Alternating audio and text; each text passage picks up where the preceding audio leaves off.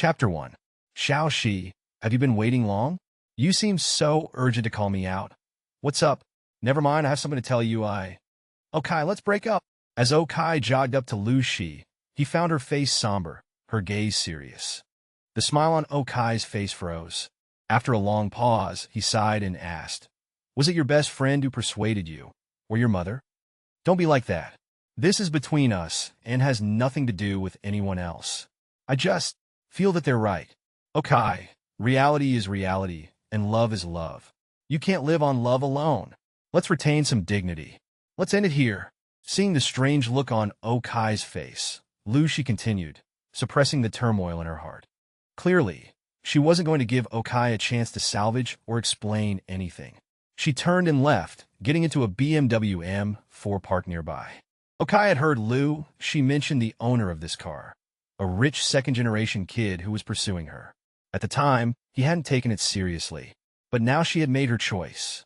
With a roar of the engine, the car sped away, and Okai recovered from his initial sadness. Sure enough, it came to this. But why don't I feel that heartbroken, he muttered to himself, looking at his phone. His phone screen displayed the Longxing Network Bank app. A transaction notification was clearly displayed. Transaction time, August 17th, 20XX 00:00:55. Transaction type, income, savings card ending in XXXX.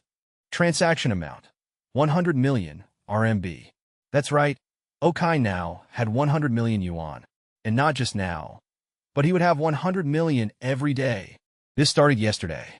Yesterday was probably the most depressing day Okai had experienced in recent years.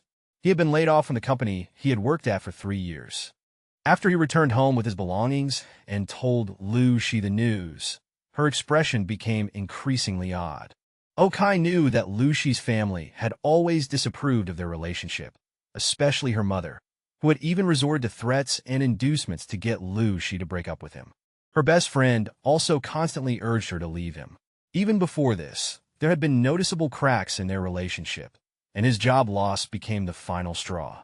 But he hadn't paid much attention to those things at the time.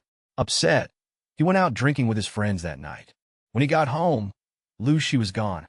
Drunk and confused, he assumed she had gone back to her parents' house, so he didn't think much of it and just went to sleep.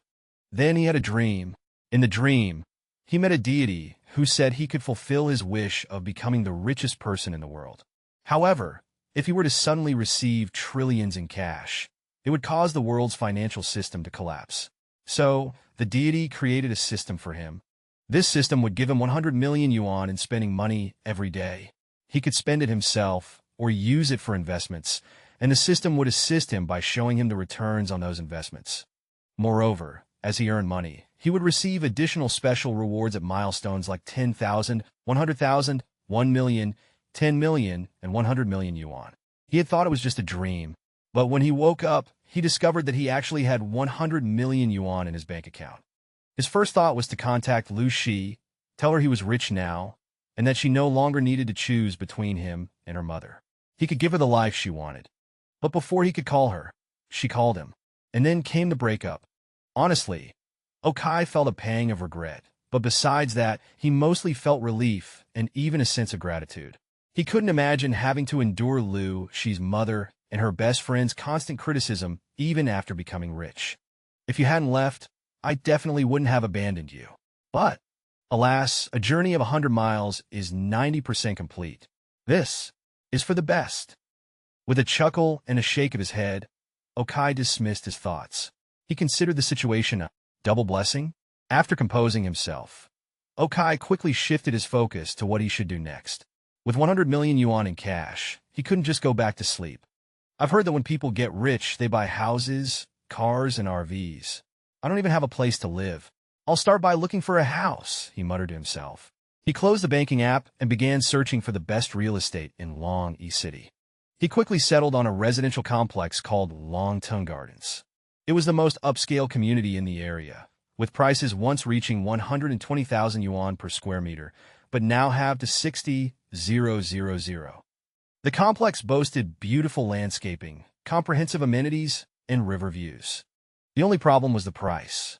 But for Okai now, price was the least of his concerns. He hailed a cab and headed straight for the complex. Meanwhile, in the M4, She dabbed the tears from the corners of her eyes with a tissue, murmuring softly, "I'm sorry. I'm sorry." In the rearview mirror, she had seen Okai standing there dumbfounded, staring at his phone, and her heart ached. She had thought they would always be together. But not long ago, when her mother had threatened her with pesticide, forcing her to choose between her and Okai, she had completely broken down.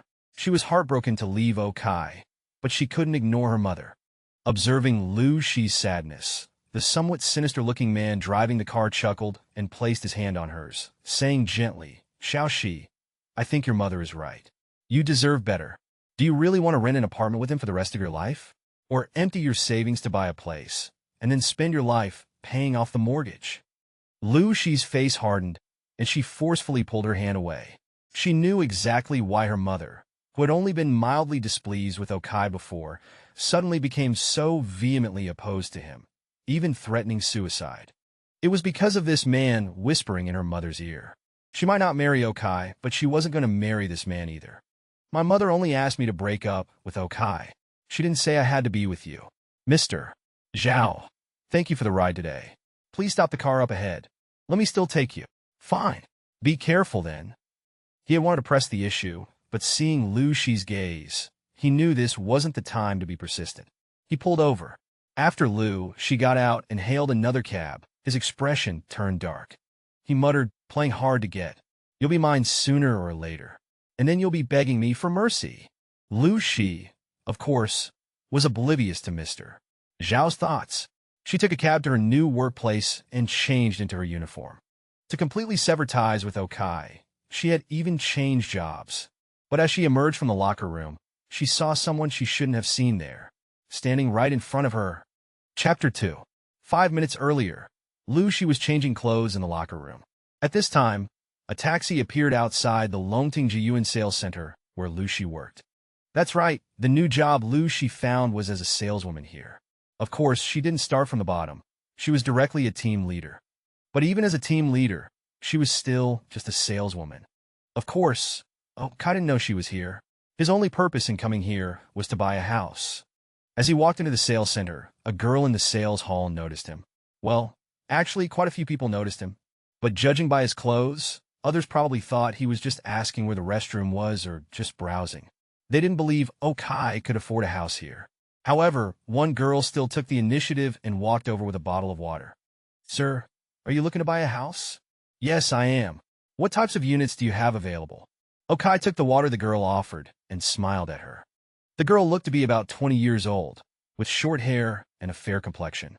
Her looks were comparable to Shi's. She had large, bright, and lively eyes. Her figure was a bit slender, but she gave off a girl-next-door vibe. Hearing that Kai was indeed looking to buy a house, the girl breathed a sigh of relief. "Sir, please have some water. Whether you buy or not, I'll give you an introduction." As she spoke, the girl led Kai to the model of the development. Salespeople generally earn a base salary plus commission. Although commissions are the main source of income for getting rich, the real estate market wasn't doing well. For many newcomers without established clients, forget about commission, even earning the base salary was good. And the base salary wasn't just for showing up and sitting around. They needed to complete certain tasks, such as explaining to clients and collecting phone numbers. This girl hadn't even had many of those this month. If this continued, she probably wouldn't even earn her base salary this month. Now that she had finally encountered Kai, it was an opportunity she couldn't miss. So even though she didn't think Kai could afford a house here, she was still very enthusiastic. However, Kai wasn't paying much attention to the girl, because the moment he arrived at the model, an upward arrow suddenly appeared on the otherwise ordinary display. And as his consciousness focused on the arrow, a message appeared. Longting Jiyuan. Housing prices will increase by 62% in 3 years. Oh! Seeing this line of text, Kai's eyes instantly lit up. It seemed this was the assistance system the deity in his dream had mentioned. Although the system didn't tell him why the prices would increase, whether it was because a new subway line was being built or if it was becoming a school district for a prestigious school, he undoubtedly believed the system. So, he immediately interrupted the girl who was about to introduce the smaller units and asked, Which is your most expensive, best unit? The most expensive, the best? That would definitely be Building 7.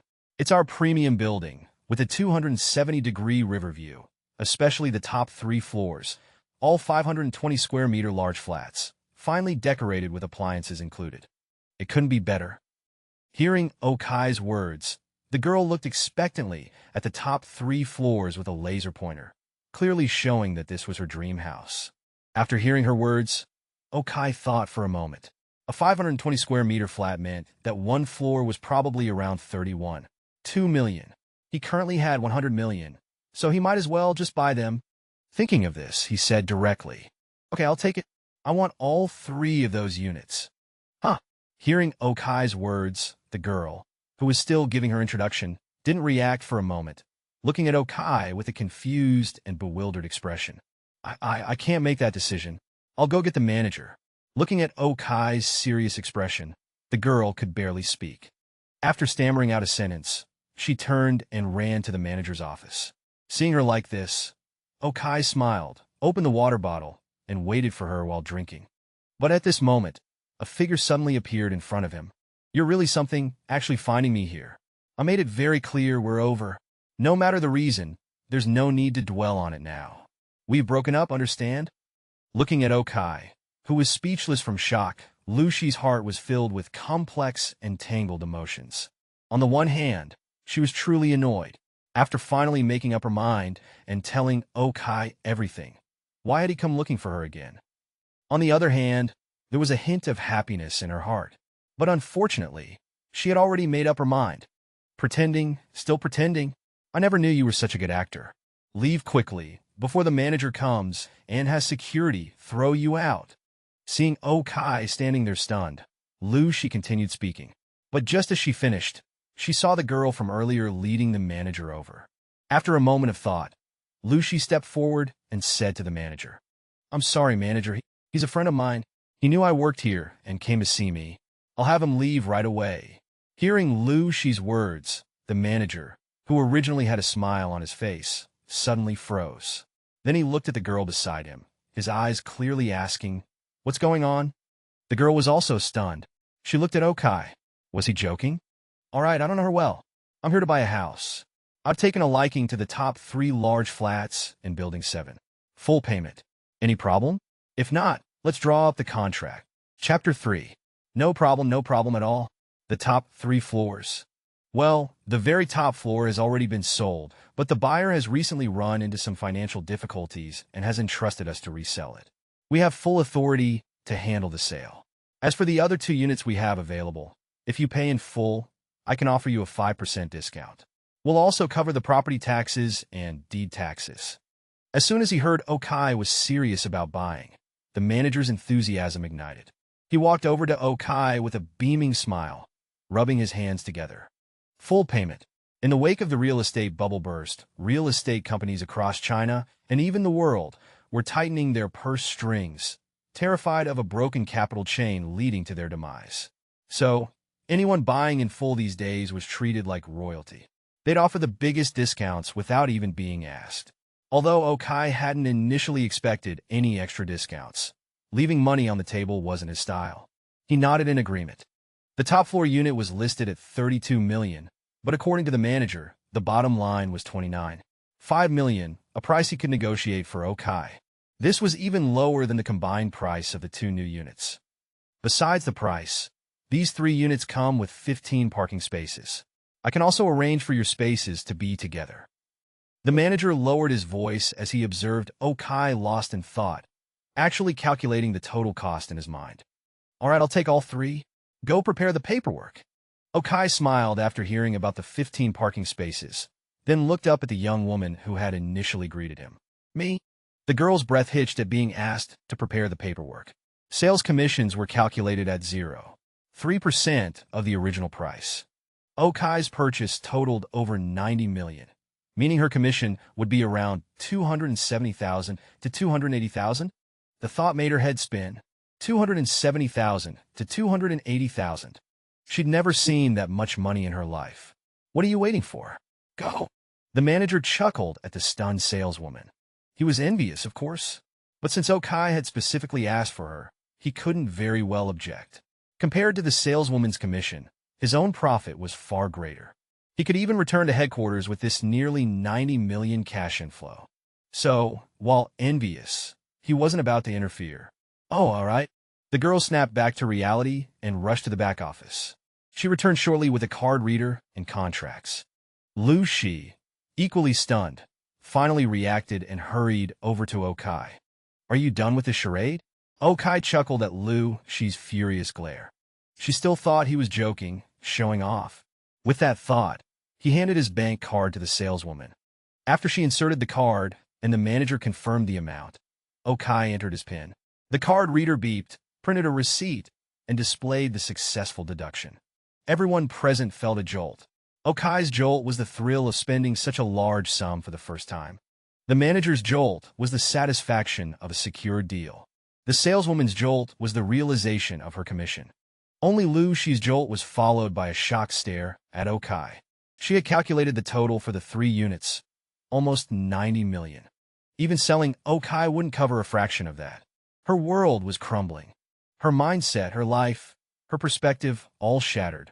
She couldn't help but blurt out, "No, impossible. Where did you get this money? Did you rob a bank?" Okai looked at her as if she were an idiot. What nonsense! Do you know how much physical space 100 million occupies? Could someone carry that on their back? Besides, we've known each other for 6 years, right? When did I ever say I didn't have money?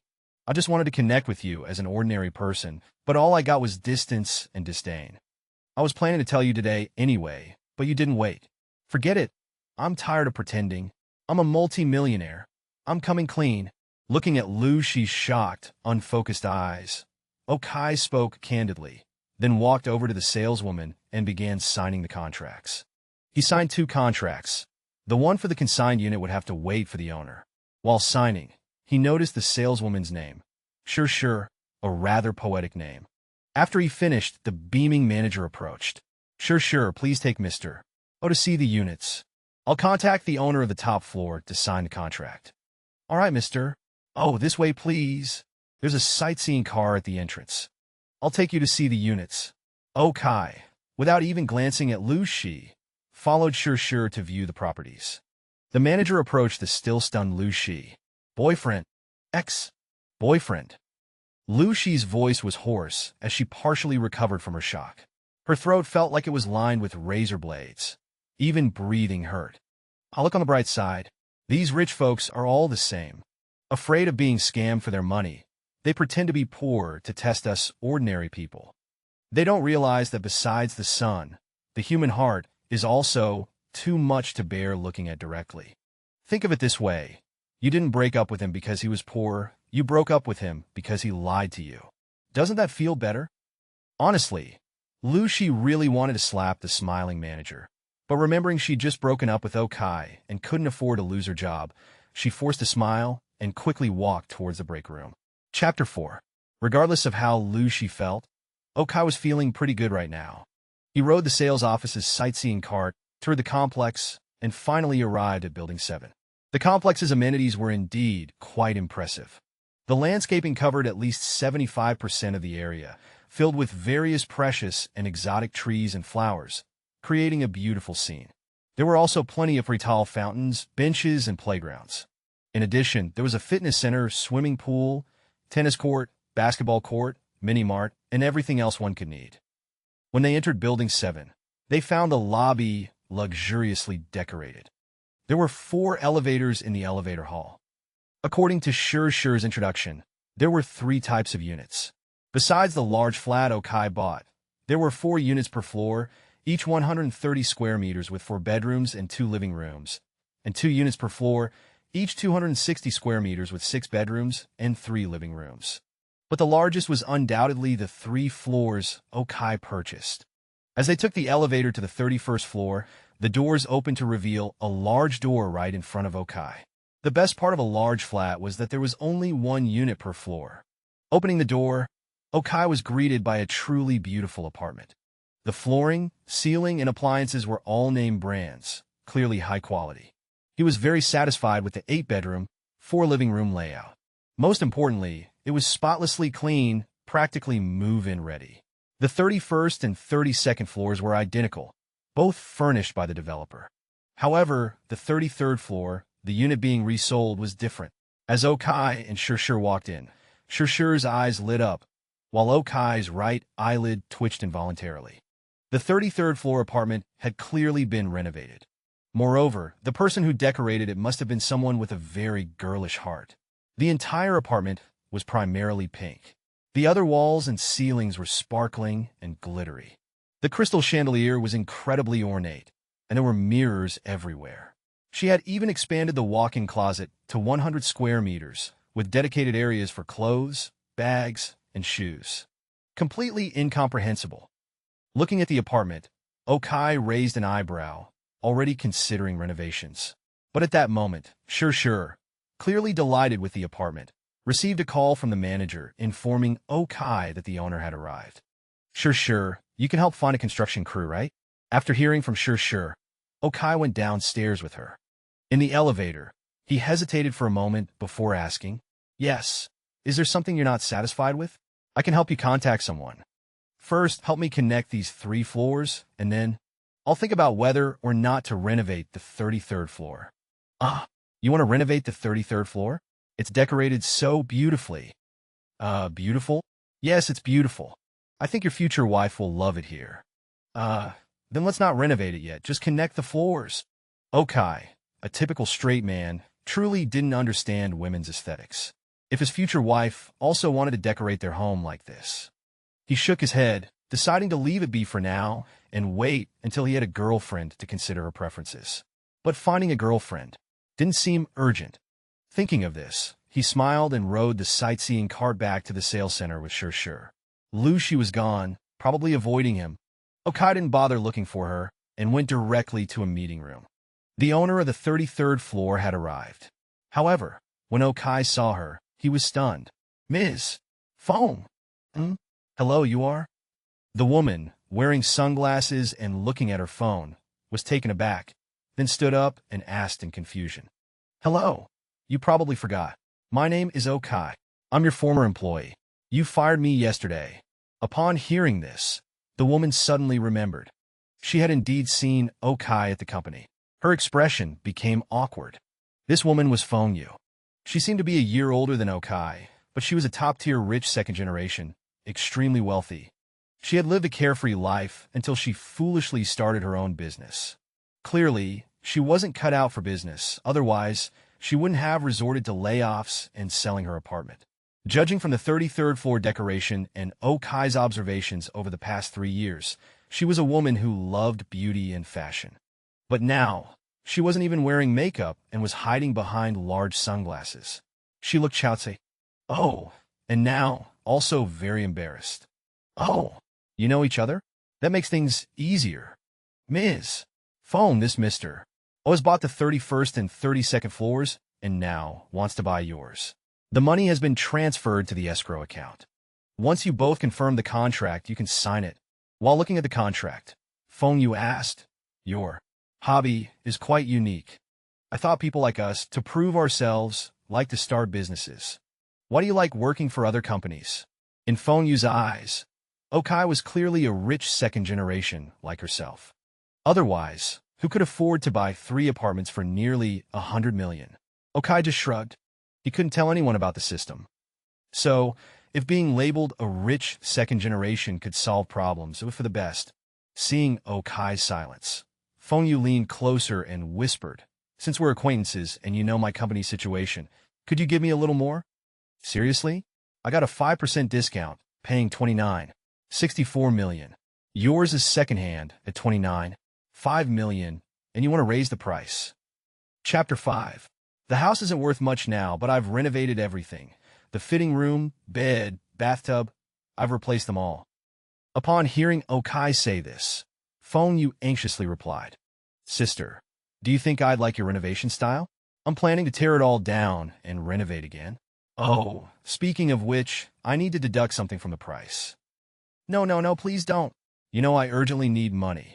After paying compensation to you all, the company can barely pay salaries. Let's make it 29.5 million. Hearing that Okai wanted to deduct money, Feng Yu quickly responded. Of course. Okai was just scaring her. The contract was already signed. How could he make any deductions? After she took out the property deed and they both signed the contract, the sales center staff would take the documents to process the property transfer for Okai. Then Okai and Feng Yu could leave. Feng Yu needed to return to her company, while Okai naturally had to go home to pack. Joking aside, now that he had such a nice new house, how could he continue living in his old rented place? As they left the sales hall, Feng Yu gently bumped into Okai and said quietly, Hey, since you have so much cash, want to invest in my company? You know me well. I can sell you more shares. Looking at Okai, Feng Yu took off her sunglasses and raised her eyebrows at him. To be honest, Feng Yu was very beautiful. Even now, with no makeup and looking tired, she was naturally gorgeous. Standing over 170 meters tall with a perfect figure, she was indeed stunning. But if she thought she could trap this white wolf empty-handed, she was thinking too much. Perhaps afraid that Okai might impulsively agree. A dark green, downward arrow appeared above her head in the system. With a mental scan, information appeared before his eyes. Rain Cloud Technology, Feng Yu's company. Current negative assets, 247 million. Without capital injection, will file for bankruptcy in 3 months. If capital is injected, conservative estimate shows 37% annual loss rate. Investment not recommended. Goodness, 37% every year. This was clearly a bottomless pit. Okai, who had no intention of investing anyway, smiled lightly. Never mind, I know too well how the company is doing. After all, my money didn't fall from the sky. You have no vision. If you don't want to invest, fine, but no need for sarcastic remarks. Just wait until I get through this crisis and make the company bigger and stronger until we go public. You'll regret it then. Seeing how Okai looked down on her and her company, Feng Yu snorted, then walked to a nearby Porsche Panamera, got in, and sped away from the sales center. Watching Feng Yu leave, Okai couldn't help but smile. Still wealthy enough to drive so aggressively. Now that I've bought a house, should I buy a car too? Well, no rush, I'll think about it tomorrow. First, I need to move. Then he took a taxi directly home. Shortly after Okai left, after filing away the contracts, a woman approached Sure with an envious and jealous expression. Well done, Sure, you've caught yourself a rich man. Huh? Hearing the woman's words, Sure looked confused. What are you hiding about? Playing dumb? Don't tell me you didn't try to establish a relationship with him while showing him the house. Seeing Sure's expression, another sales lady walked over, bumped her gently, and gave her suggestive looks. What relationship? You mean? Well, the commission of 270 to 280,000 is indeed quite a lot, but if I had to trade myself for it, Sure might be inexperienced, but she wasn't stupid. She immediately understood what they meant and started speaking. My silly sister, is this about the 270 to 280,000? He gave you this deal because he's clearly interested in you. The 270 to 280,000 is just a greeting gift. Why don't you take this chance and get into his bed? Once you become his woman, forget about being his wife, just being his mistress. Forget about 300,000. Even 3 million or 30 million might be possible. Exactly. You know how much these houses are worth, right? Who knows? Maybe one of those 3 houses might end up with your name on it. Seeing Sure's confused expression, the 2 sales ladies spoke with exasperation. Hearing their words, indeed, 270 to 280,000 might not be worth trading herself for. But what about 3 million? 30 million? For a moment, Sure, who had always strongly rejected such things, seemed unsure how to refuse. Besides, Okai was 88 meters tall and handsome, so if he really wanted to keep her as a mistress, it would be hard to refuse. Nothing to do? If you have nothing to do, go out and bring in customers to view houses. Why are you gossiping here? Just then, their new team leader Lu Shi approached them with a stern face and spoke harshly. Hearing Lu Shi's words, the 3 of them ducked their heads and quickly left. This new team leader didn't seem easy to get along with. However, the 2 women's words had made Sure's thoughts waver. Regardless of what happened at the sales center, Okai had returned home and started packing his things. He hadn't noticed during normal times, but why did he have so many things at home? Moreover, many of these things were daily necessities like his clothes, bedding, etc., all of which he needed, and packing them produced several large bags. Looking at these things, he definitely couldn't carry them all, but calling his buddies to help move wasn't appropriate during work hours. So, Okai could only call a moving company. While he was waiting for the moving company, suddenly a figure appeared at his door. "Oh, are you planning to move?" Seeing the person in front of him, Okai's brows furrowed slightly, because this person was none other than his landlady, Aunt Lu. Actually, Okai's original landlady was an old lady surnamed Lee, who was very nice and used to cook for Okai during festivals and make dumplings. But last year, the old lady got sick and didn't make it. This Aunt Lu was her daughter-in-law, and she was far worse than Grandma Lee. Who knows what she's here for today? Chapter 6. "Oh, Mrs. Lu, I'm planning to move." When Mrs. Lu heard this, Okai spoke up. "What? Moving? Where to? I heard you just lost your job. Are you going back to your hometown?" Upon hearing Okai's words, Mrs. Lu's shrewd eyes began to dart around. She had come here specifically to see if Okai had really lost both his job and girlfriend. If true, she planned to bring up the matter of rent. Although Okai still had 20 days until rent was due, plus a month's deposit, middle-aged women like her didn't care about such details. They particularly enjoyed feeling superior to others. Even without cause, they would gladly gossip behind others' backs, especially when there was actually something to talk about. She had come just to show off and warn Okai about not falling behind on rent. But now that Okai was moving out, she felt somewhat anxious. After all, Okai was an excellent tenant who had rented for 3 years, never missed a payment, kept the place clean, and never brought questionable friends over. Just him and his girlfriend. Landlords love stable tenants like this. Just as she was preparing to lecture him, he announces he's moving. This wouldn't do. So she couldn't help but say, "Lil Kai, let me tell you something. Young people need to be ambitious. If you lost one job, just find another. Your girlfriend probably left because you lack ambition. If you go back home defeated, what will you do? Farm." Mrs. Lu spoke condescendingly while looking at Okai. Hearing her words, Okai's brows furrowed. Setting aside what he planned to do, her attitude alone made him uncomfortable. Since when did renting an apartment give someone such a superiority complex? So he replied directly. "First, I'm a local from Longyi. Second, I don't see anything wrong with going home to farm. Third, I'm moving back to my own home." "Oh, you're local? Then before. Oh, moving back in with your parents?" Hearing Okai's words, Mrs. Lu was taken aback and asked confusedly. "No, to my own house." Okai's parents had passed away in an accident when he was in high school, and they had sold their house then. Otherwise, he wouldn't have needed to rent in recent years. But there was no need to tell her this. "Your own house? Then why were you renting?" Hearing this, Mrs. Lu became even more confused. "Because my girlfriend preferred it here. It was close to her workplace. Now that we've broken up, there's no reason for me to stay. Since you're here, you can inspect the apartment and return my deposit." Okai explained while looking at Mrs. Lu's expression. Hearing this reason, Mrs. Lu was dumbfounded. What kind of reason was that? But since Okai had made his position clear and wouldn't continue renting from her, she walked in to inspect the apartment.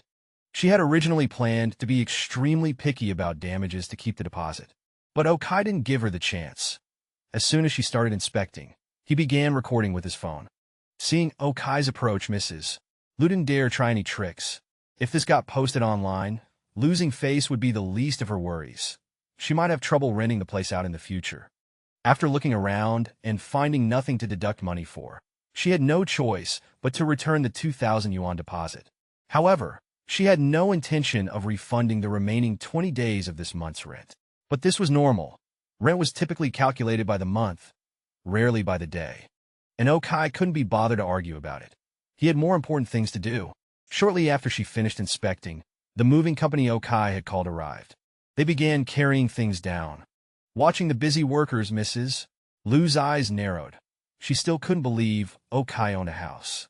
In her mind, he probably couldn't afford rent anymore and was moving somewhere cheaper on the outskirts. So while Okai was helping with the move, she approached one of the movers and asked, "Hello, brother. I'm the landlord here. Could you tell me where he's moving to? He might have left some things behind that I'll need to mail, so I'd like to know the address."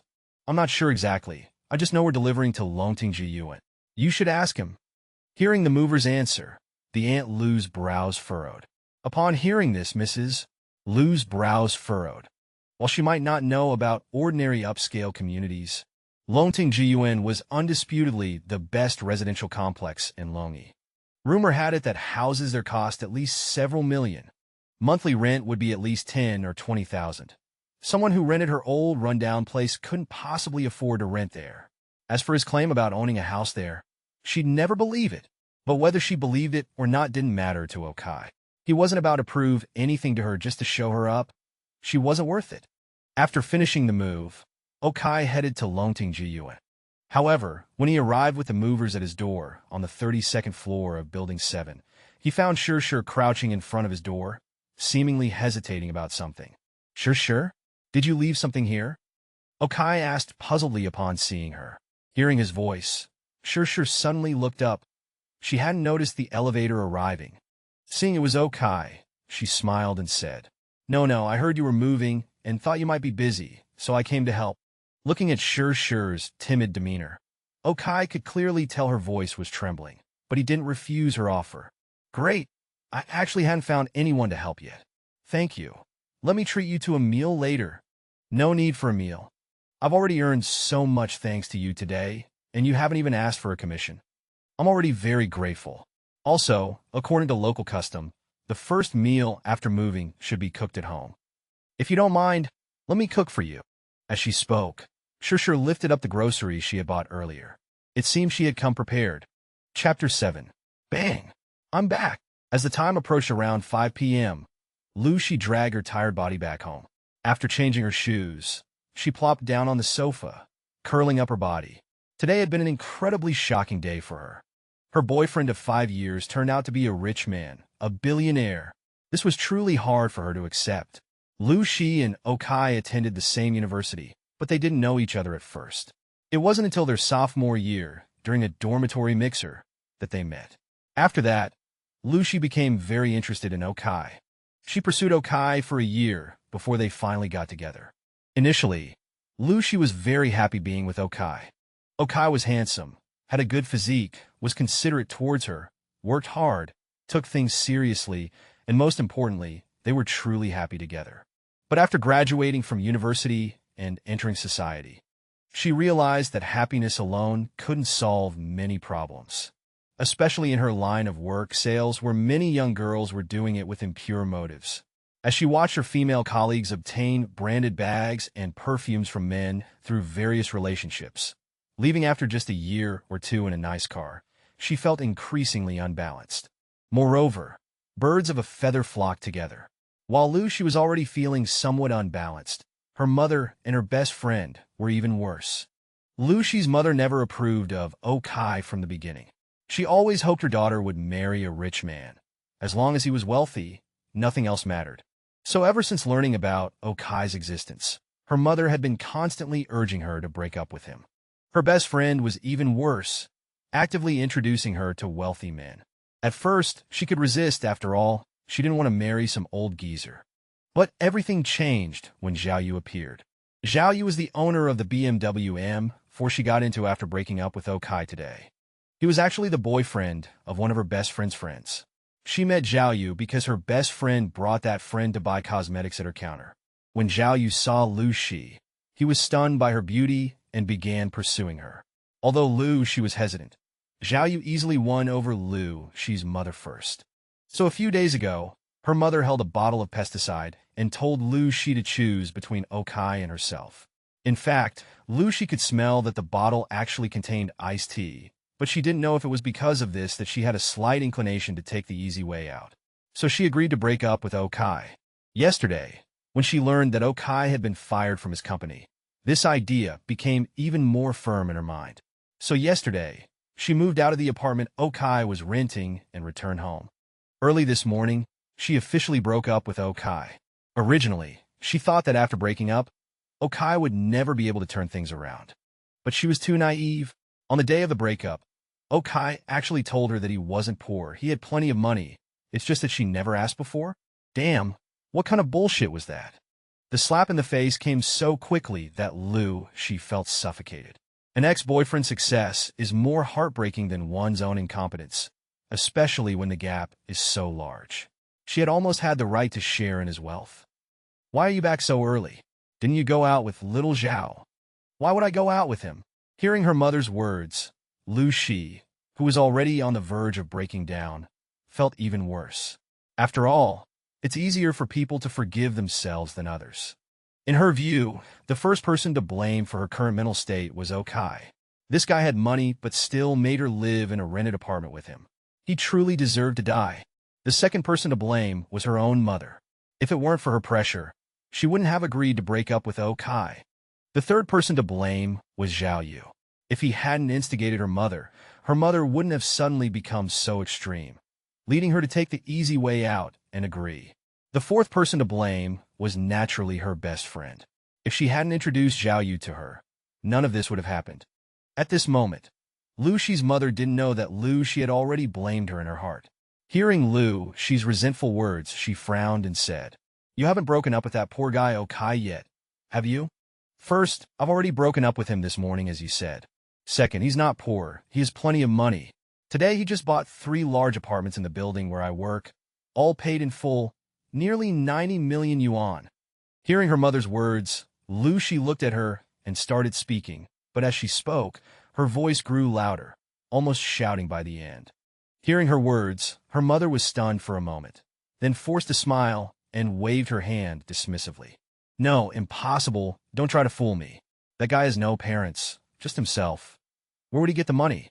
If he had money, would I have asked you to break up with him? Doesn't Dad know someone in our group?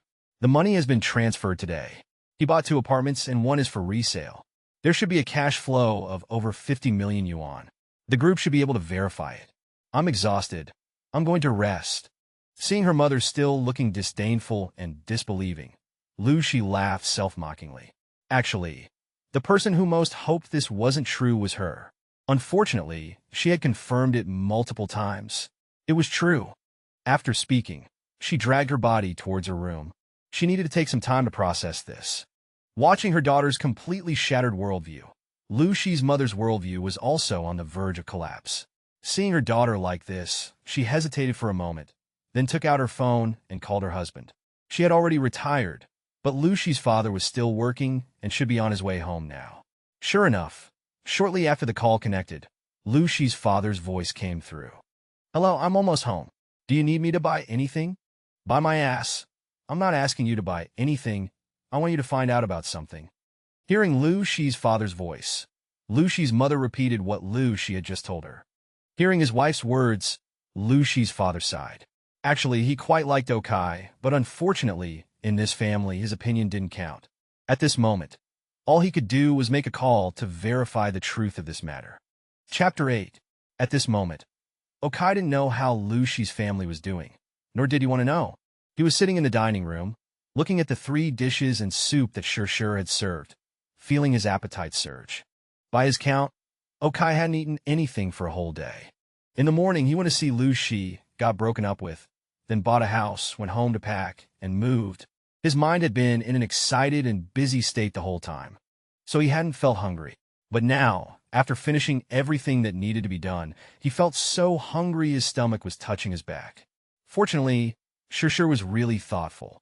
She probably knew Okai would be hungry, so after seeing him finish most of his tasks, she started preparing dinner. "Mister, oh, dinner's ready. It's just some home cooking. I'm not sure if it suits your taste." As she placed the last dish of stir-fried peppers with meat on the table, Shur sat down beside Okai with an expectant look. Okai was already stunned. Without a doubt, Shur must be a cooking genius. She had made 4 dishes for dinner: mapo tofu, stir-fried peppers with meat, garlic lettuce, and seaweed egg drop soup. Though he hadn't tasted them yet, just from the colors and aromas, Okai could tell her cooking must be excellent. Hearing Shur's words, he immediately picked up his chopsticks and started eating. With the first bite of tofu, he gave a thumbs up. Spicy, numbing, savory, fragrant, with a tender texture. It's really delicious. Absolutely delicious. If you like it, eat more. No need to tell me twice. I won't leave any leftovers. I'm starving. By the way, don't call me mister. Ooh. I should be older than you. Just call me Brother Kai. Seeing Shurshu's smiling face, Okai acknowledged and continued eating earnestly. Seeing Okai enjoying her cooking, Shurshu gently pursed her lips. In her mind, she recalled what the two seniors had said earlier today. To be honest, when she looked at Okai objectively, he was indeed a man worth taking risks for. Handsome, fit, nice personality, and most importantly, rich, extremely rich. If she could be with him, even if she couldn't be his wife, being a mistress or the other woman, she wouldn't completely reject the idea. But she had never even had a boyfriend before, and some things she couldn't possibly initiate. Thinking about this, her face turned bright red, even her ears becoming flushed. Okai, who was eating, habitually glanced at Shurshu. What's wrong? Why is your face so red? Are you tired? Or is the air conditioning too cold? No, it's nothing. Maybe it's from cooking earlier. I'll be fine in a moment. Hearing Okai's words, Shurshu immediately started fanning her face to cool down. Hearing her explanation, Okai nodded and continued eating. Soon, he had finished 3 large bowls of rice. By the time he was full, Shurshu had also finished eating. After they cleaned up the dishes together, Shurshu pondered what to say next. Finally, after everything was cleaned up, she said to Okai, "Well, everything's cleaned up, so I'll head back now." As she said this, Shurshu looked at Okai. At this moment, her feelings were quite complicated. On one hand, she hoped Okai would say something like, "It's so late, you shouldn't go back." Or more subtly, "I just moved in and don't know how to use many of the appliances. Could you teach me?" If he said that, maybe she would. But unfortunately, being a completely oblivious man, Okai said, "Oh, okay, it's only 7, not that late. Be safe on your way back." Seeing Okai's warm smile as he said this, Shurshu internally complained, but then she took out her phone. "Mr. Oh no, Brother Kai, should we add each other on WeChat? I'll need to contact you when I find the construction team." "All right." Hearing Shurshu's words, Okai just realized they hadn't exchanged WeChat contacts. So he took out his phone, and they added each other. Then Shurshu took the garbage and went downstairs. After Shurshu left, Okai went to the bathroom, filled the tub, and soaked in the massage bathtub. As the warm water and jets hit his body, Okai let out a long sigh. Today, he felt like he had experienced so many things, but that feeling of fatigue had now completely disappeared. Although his body was enjoying the massage tub's jets, his mind wasn't empty. Instead, he was thinking about how to make money. Today, although he bought the house according to the system's prompt, the system clearly hadn't prompted him about making money. This meant that only when he actually earned the money would the system judge and reward him. That's a bit troublesome. To trigger rewards, I can't buy things that will only make money in the future. I need things that can make money right now. Of course, future moneymakers shouldn't be ignored either. But what can make money immediately in reality? Stocks. To be honest, Okai had always kept his distance from stocks and funds.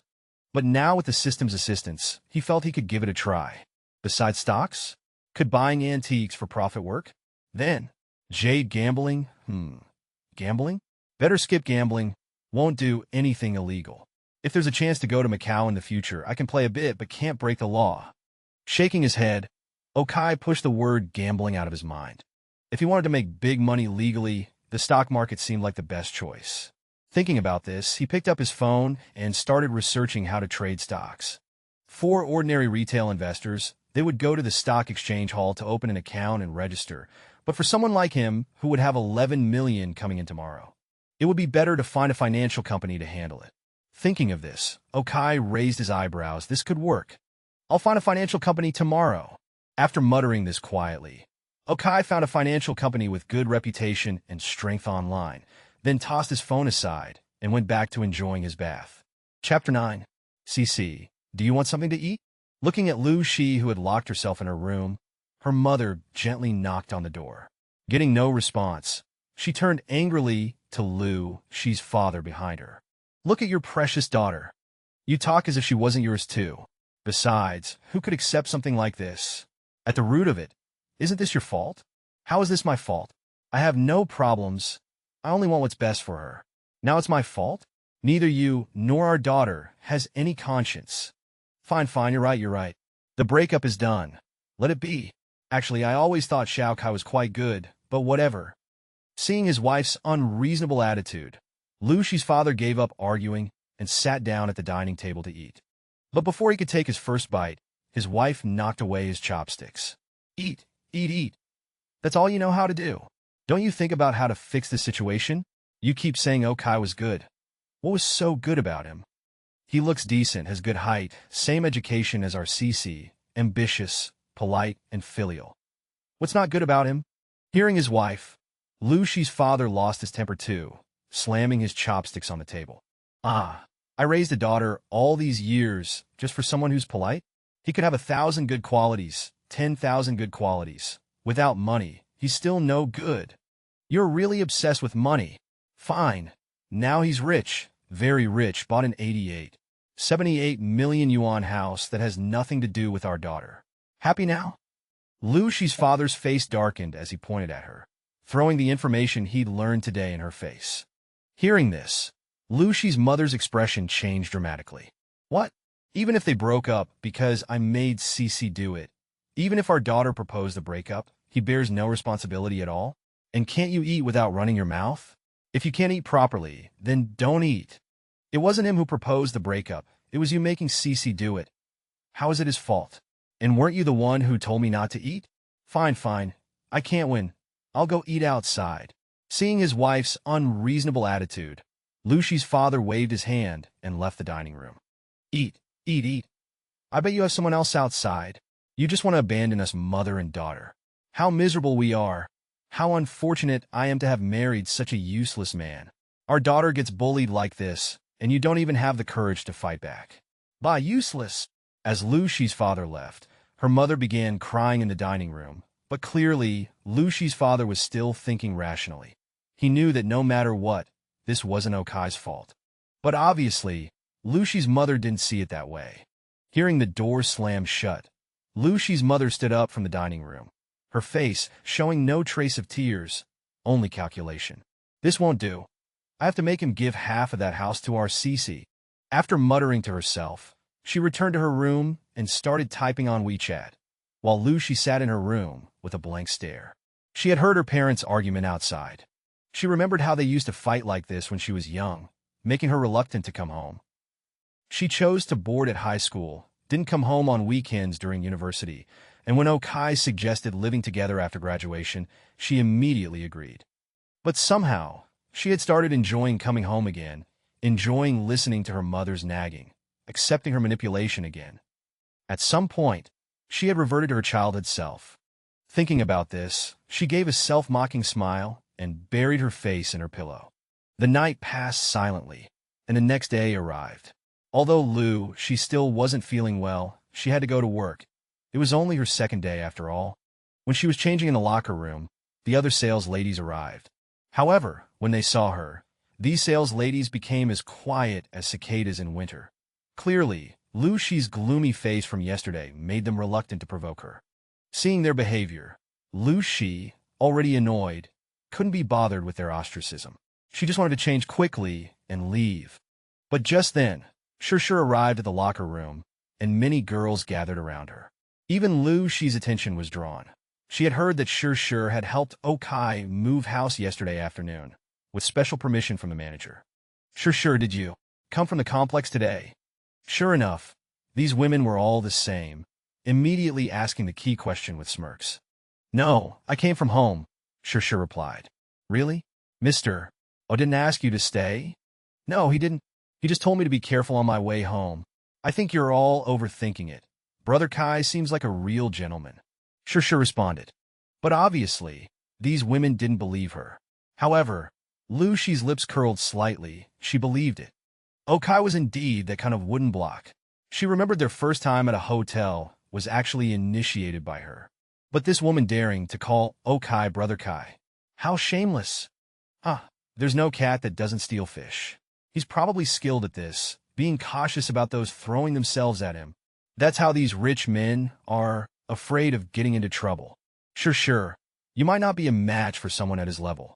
Why don't you? Give me his WeChat. Give it to me instead. I just got breast surgery.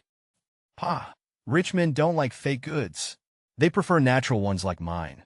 Yours might be natural, but your face isn't good enough. Regardless of what Lucy thought, the other women continued their discussion. Hearing their conversation, Lucy quickly finished changing and left the locker room, afraid that if she listened any longer, she might end up physically attacking them. However, as she left the locker room, she saw Zhao Yu standing in the lobby, holding a bouquet of roses. Although Lucy knew he was there for her, he was currently flirting with a sales lady, their gazes suggesting they might have jumped into bed if no one else was around. Looking at Zhao Yu, Lucy closed her eyes. Compared to Okai, Zhao Yu's only advantage in the past was his money. He fell short in every other aspect. But now, he fell short in everything. Unfortunately, she had already thrown away the person who excelled in everything. Chapter 10. Achoo. Did I set the air conditioning too cold last night? Gently rubbing his nose, Okai muttered in confusion, then shook his head. Now wasn't the time to think about such things, as he had already arrived at his destination for today. Tianyi Securities. Tianyi Securities was the largest securities trading market in Longyi City, and even in Linjiang State. It had a good reputation, high trading volume, and was quite established in the local financial industry. Most importantly, it was backed by several top-tier private banks apart from the Big Four, so it wouldn't fail. This was why Okai chose it. As Okai got out of the car, he walked into the lobby. However, whether it was because it was too early or because of the current economic downturn, the ground floor lobby was practically deserted. Only a few citizens were at the counters filling out forms. While Okai was observing the place, a young woman approached him. "Good morning, sir. Are you here to open an account?" Hearing the girl's voice, Okai turned to look at her. The girl was in her 20s, with shoulder-length hair, looking very professional. But judging by her age, similar to his own, he knew she couldn't be that experienced. Otherwise, she wouldn't be soliciting customers in the lobby. The top-notch, skilled traders all had their own offices and teams. However, the girl was quite pretty, and with her frameless glasses, she gave off a pure and capable impression. "Oh no, I'm here to find traders. I need a group of obedient traders to manage some money for me." Okai didn't need any professional analysis or anything. He had his system. He was just here to make money. Hearing Okai's words, the girl's eyes lit up. This could be much more profitable than just opening an account. "Hello, my name is Su Nuo. May I ask for your surname, sir?" "It's Mr. Oh, hello. May I ask how much capital you're looking to invest?" Hearing Okai's response, Su Nuo cautiously inquired. Okai then held up one finger. 1 million. Seeing Okai's gesture, Su Nuo asked uncertainly, but Okai shook his head. 10 million. Seeing Okai shake his head again, Su Nuo's breathing became a bit tense, but Okai still shook his head, indicating it wasn't 10 million either. If it's 100,000 or 10,000, you could open an account and operate through the app. Seeing Okai continuously shaking his head, Su Nuo laughed awkwardly. At this point, Okai decided to stop teasing her. For now, it's 110 million, with the possibility of adding more at any time. This morning, when Okai woke up, he found another 100 million in his bank account. Including what was left from yesterday and before, he currently had a balance of 111, 295, 867, 47 yuan. Of this, 100 million was just given 11, 28 million was left from yesterday's 100 million, and the 15, 867, 47 was all the money he had after working for 3 years and receiving 3 months compensation. It's worth noting that without the system, his situation would indeed be quite miserable. 100 million? For Okai, who had become somewhat accustomed to such figures, the number seemed to have too great an impact on Su Nuo. She felt her heart almost jump to her throat, her vision blurred, and her head felt dizzy. She felt she might not be able to handle such a big client. Yes, 100 million. Too much to handle. We can definitely handle it, but honestly, I might not be qualified. Please wait a moment. I'll call the manager over. After an internal struggle, for the sake of the company's reputation and her own future, Su Nuo gritted her teeth and decided to give up. She only hoped that when the manager got to eat the meat, she might get to drink some of the soup. As she spoke, she led Okai towards the elevator, rushing ahead to press the button while quickly taking out her phone to secretly send a message to her manager, giving him some mental preparation. Soon, Su Nuo led Okai up to the 3rd floor in the elevator. At the elevator exit on the 3rd floor, a middle-aged man was already waiting. As soon as he saw Su Nuo leading Okai up, he actively approached, grasping Okai's hand to shake it. You must be Mr. Oh. Hello. My surname is Sun Tao. I'm the manager of the business department here. You can just call me Xiao Sun. No joke, with the current downturn in the financial industry, he naturally wouldn't dare to slight someone who could bring over 100 million. Even though Okai was at least a dozen years younger than him, he still referred to himself as Xiao Sun. However, Okai naturally wouldn't agree to that. Oh no. Let's stick with Manager Sun. That's fine too. Come. This way, please. Suno, you can go back downstairs. Yes, Manager Sun. Hearing Sun Tao tell her to go back down, Sunuo sighed. Well, it seemed her efforts were in vain. But at this moment, Okai spoke up. Don't go. Join us for the discussion. Although Okai didn't fully understand the intricacies of the financial circle, he could tell that if Su Nuo went down, she would likely have nothing to do with today's deal. Perhaps there's a chivalrous DNA in men that was at work.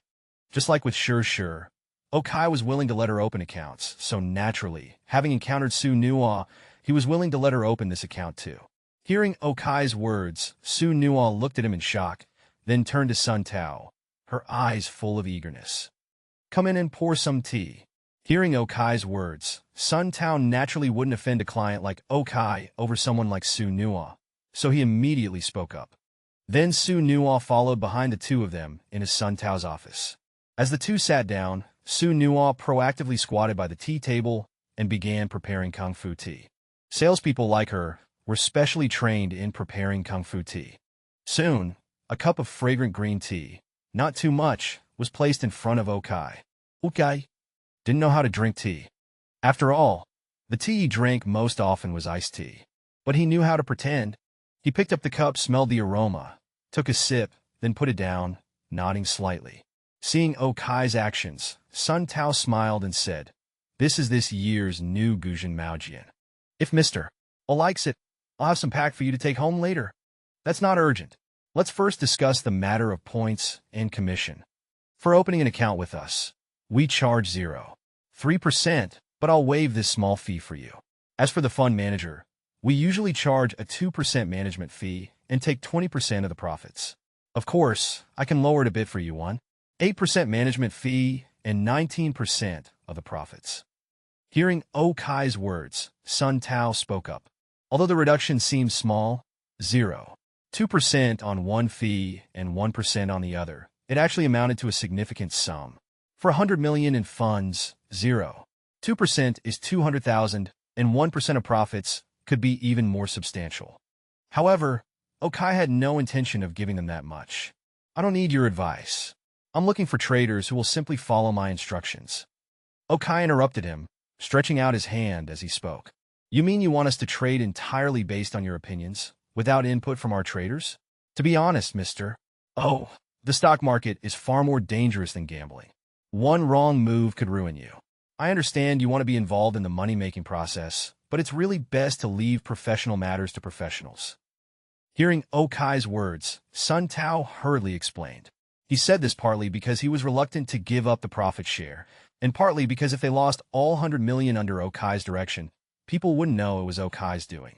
They would only know that the money was lost at Tianyi Securities, which would be a blow to their reputation.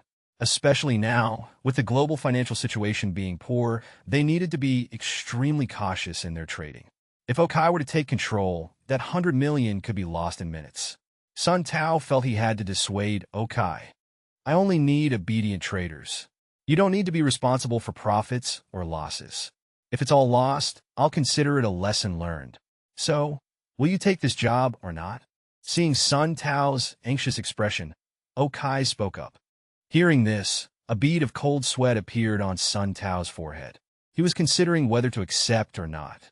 If he accepted now, he could indeed increase the management fee and make money from Okai, but compared to their reputation in this era, he wasn't sure it was worth it. After pondering for about 3 minutes, Sun Tao shook his head helplessly. I'm sorry, mister. Oh, if you insist on operating yourself, we probably can't accept such a large order. In the end, Sun Tao decided to err on the side of caution and turn down Okai's offer. If that's the case, let's part as friends. I'll check with a few other firms. Hearing Sun Tao's response, Okai smiled and prepared to leave. Sun Tao sighed as he heard Okai's words. 100 million. He was indeed reluctant to let it go, but as the largest securities trading company in all of Longi City, they could afford to lose 100 million. So he shook hands with Okai and escorted him to the elevator. After leaving Tianyi Securities, Okai stood on the street, waiting for a taxi while searching online for other securities companies. But just as he was about to leave, a voice suddenly came from behind. Mr. Who? Hearing this voice, Okai turned around to see that Su Nua had somehow run out of Tianyi Securities. This surprised Okai. Had Tianyi Securities changed their mind? Seeing Okai's puzzled look, Su Nua hesitated, then gritted her teeth and spoke. Mr. Oh, from what I heard earlier, it seems you don't need investment advisors, just obedient traders. Is that right? Looking at Su Nua, Okai understood her intention. This girl was planning to do private work? Yes, are you interested? But you alone are not enough. 110 million in cash needs to be split into over 100 accounts to operate, requiring at least a dozen people. Moreover, I might later venture into Hong Kong or US stocks, which requires coordination with banks. That's why I was looking for a proper securities company. But most importantly, I'm not sure I can trust your professional skills. Hearing Okai's words, Su Nua lightly pushed up her glasses, her eyes gleaming as she spoke. Mr. Oh, I understand all of this. Besides myself, I can bring over a dozen people. As for professional skills, you can sign a contract with us and try it out. If it doesn't work, you can dismiss us anytime. Regarding bank coordination, I know people at Jinya, Yinxin, and Minzhong banks who can handle external connections. Hearing her words, Okai frowned slightly. He was assessing the risks. Although these people could do what he wanted, there was always the possibility that they might pull some tricks, and he could lose out. But then again, losing 100 million wasn't a big deal. He'd have it back tomorrow. So after some thought, he felt it was a risk worth taking. How long do you need to prepare? For domestic A shares, we can start immediately. For Hong Kong stocks, we might need a few days. But I assume you wouldn't dare to send us straight to Hong Kong stocks. All right, I'll give you 10 minutes. I can arrange the office space, but you'll need to prepare your own computers. In 10 minutes, gather your people and meet me here. Yes. Hearing Okai's words, Su Nua responded excitedly. She hadn't imagined she'd actually seize this opportunity. She immediately took out her phone and started making calls. As for Okai, he also took out his phone, pondering who to call. If he were working with a securities company, they would naturally be responsible for the network, rest areas, meal ordering, and such. But now that he was working with Su Nua and her team, he, as the boss, should provide these things. But who could he ask to do this? Call his brothers? They probably wouldn't trust him now. If someone's friend suddenly called and asked them to quit their current job and come work for them, even Okai wouldn't believe it. So he needed to find someone who understood his capabilities. But such a person, after some thought, Okai suddenly remembered Sure, whom he had just added yesterday. She might be a good choice. Chapter 12. Mr. Oh, everyone's here. 10 minutes. Not long, but not short either. After Okai called Sure and arranged everything at Longton Garden, 14 people had gathered around Su Nua. Among these 14 people were both men and women, all quite young. It was clear they were the type who couldn't secure investments at Tianyi Securities, but they all had several years of financial experience and knew how to trade. This was evident from the laptops they each carried. Good, those with cars can drive themselves. If there's not enough space, take a taxi to Longton Garden. I'll reimburse all expenses. Okai said with a smile as he looked at the people around him. Hearing this, these people were actually somewhat uneasy. Whoever heard of taking on private work where the boss doesn't even have cars? However, they recalled what Su Nua had said, that this boss hadn't originally planned to take on private work, and this was something Su Nua had secured, so they temporarily suppressed their nervousness. Then several people went to the parking lot to get their cars. Okai hitched a ride with them to Longton Garden. As they arrived, these people grew increasingly anxious. How did trading end up happening in a residential area? However, when Okai led them up the elevator to his place on the 31st floor, their doubts instantly vanished. Having a nice apartment certainly helped. At least it was a symbol of capability. By now, the 31st floor had been completely transformed. The largest hall had been cleared out, with only a 100-inch TV in the center. The rest of the space was filled with office desks and chairs. Next to each desk was a gigabit Ethernet cable. While it couldn't compare to a securities firm's setup, it was workable. When Sure, who had been directing some security guards to help arrange things, saw Okai's group arrive, she immediately ran over. "Brother Kai, the tables and chairs are set up, and the manager has enhanced the network here. It should be fine. I haven't had time to buy a coffee machine yet, so I've ordered from the cafe downstairs for now. They're making it. I'll go buy fruit in a bit. Is there anything else that needs to be arranged?" Sure asked Okai somewhat nervously. When she received Okai's call earlier asking if she was interested in being his assistant, her mind went blank. Fortunately, she reacted quickly and agreed immediately. Okai then asked for her bank card details and transferred her 100,000 yuan. He then asked her to coordinate with property management to borrow people and furniture, enhance the network, and set up rest areas. So far, Sure had done well. "Fine, proceed at your own pace. When you go buy fruit later, order lunch too. Get the highest standard. Top-tier private kitchen or 5-star hotel food is fine. Everything must be the best. Other things like water and supporting items need to keep up too. Also, after this, no one except you is allowed to enter this room." Hearing Sure's words, Okai gave his instructions. Hearing this, Sure immediately nodded and began busy with what Okai had ordered. Meanwhile, Sunua had led people to test all the computers and networks, synchronizing them with the 100-inch TV. After all this was done, Okai stood in front of the large screen, looking at the market trends displayed. However, in his view, besides these market and stock trends, there were many up or down arrows above the stock codes. As his gaze swept across, he could clearly see when each stock would fall or rise. Besides the timing of rises and falls, it also clearly described how much could be invested at maximum. Because if stock manipulators felt they were losing, they might force liquidation and flip the table. This needed attention. Taking profits was fine, but they couldn't be too aggressive and make the other party desperate. This was just the domestic stock market. If it were Hong Kong or U.S. stocks where leverage could be used, the operations would need to be even more careful. As he was looking at these stocks and selecting what to buy later, Sunua came to his side with 14 accounts. "These accounts are our corporate accounts. We'll operate with these accounts later. How should we allocate the funds?" 7. 5 million for each account, divided up. Also, everyone must listen carefully. Buy only what I say to buy. If anyone buys randomly, I'll not only kick them out, but also hold them responsible. Understood? Hearing Sunua's words, Okai took out his phone to operate while speaking to the other 13 people. Hearing Okai's words, everyone loudly responded that they understood.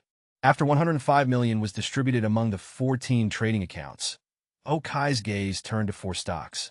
Allocate 3 accounts, full amount to Tianyuan Information, 3001XX. SE, 2 accounts to buy Longyan Environment, 4 accounts to buy Blue Sky Medical, 5 accounts to buy Yinxia Technology.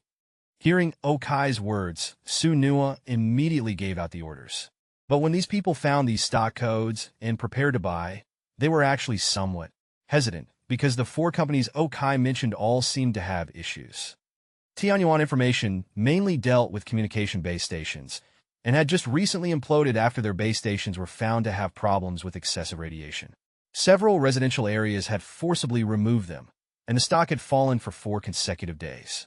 Was buying it now really wise? Longyan Environment had always been a mediocre stock, neither losing nor gaining much. Nothing interesting. Blue Sky Medical was last year's disaster. Rumor had it their CEO was caught bribing a director at a tertiary hospital, and both were arrested. Blue Sky Medical had declined since then. The only one worth buying was Yinxia Technology, but according to industry experts, its maximum growth potential was only 37%. What was the point in buying it? Seeing everyone's confused looks, Sunua nodded at this point, indicating they should just follow instructions. These people then began reluctantly sweeping up the scattered shares in the market with their full amount. Soon the 105 million in funds was all spent. Then they all looked toward Okai, who had walked to the side to drink tea. Was that it? Chapter 13. Mr. Oh, what should we do next? Nothing needs to be done. Take a rest.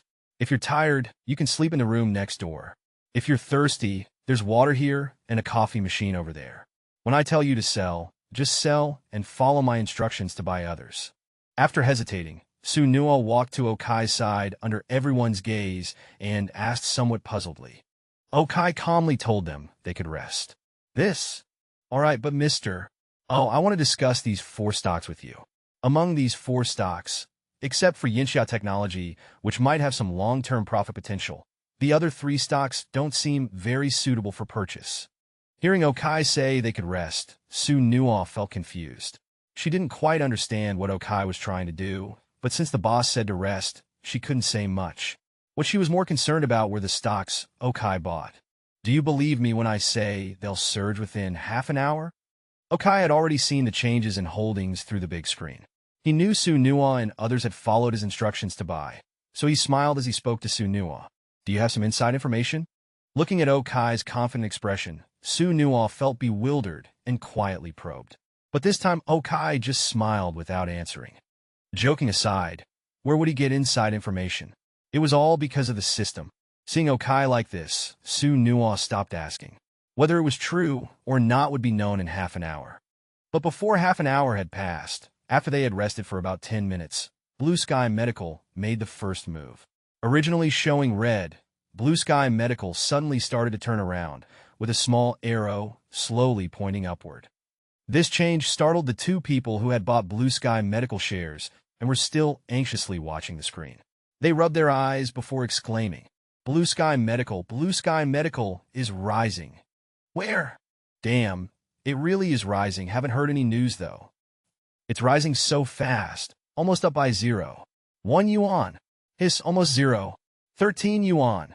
Hearing these 2 people's words, those who were wandering nearby instantly became energized and returned to their chairs to watch Blue Sky Medical's stock price. Seeing everyone's excitement, Okai smiled slightly. This was just the beginning. It would soon hit the daily limit, and it would hit the limit for several days.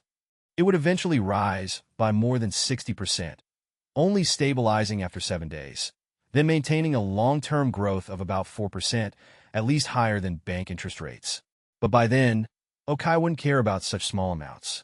Although he didn't know why, this was what he had seen. It was just that Blue Sky Medical's volume was too small. If he invested over 100 million, it would collapse.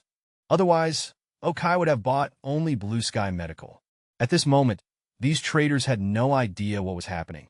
Watching Blue Sky Medical stock price rise with each refresh, they were going crazy. 1%. It's up over 1%. Damn, almost 2% now. At this rate, won't it break 3% before noon? This is too extreme. Phew, I feel like even 5% might not be the limit. Looking at the data that was almost becoming a straight line, these people were quietly discussing. But just then, suddenly someone shouted, Tianyuan information is also rising. Tianyuan information is up too. Hearing this, everyone turned to look at Tianyuan information's interface, and sure enough, it was also rising. At this moment, another group of people started shouting, Longyan environment is starting to rise too. Indeed, 3 of the 4 stocks Okai had originally purchased were changing, and apparently progressing extremely quickly. Now, only Yinxia Technology is still rising slowly. Looking at the Yinxia Technology chart on her screen, Sunua swallowed and looked at Okai in surprise.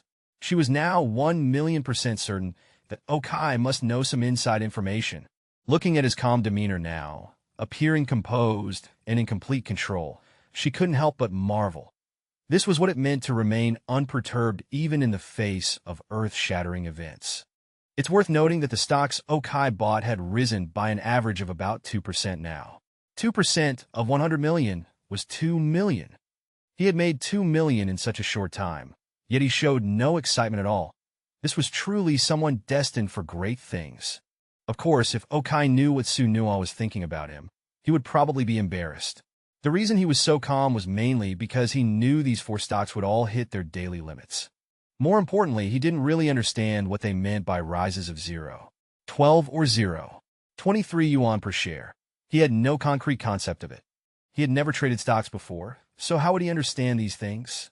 Even his financial knowledge came from what he had looked up online last night.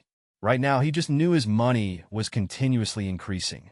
However, since he hadn't withdrawn it yet, the system didn't count it as his profit. Amid their exclamations, after about an hour, Blue Sky Medical, which had started rising first, had now increased by 6%.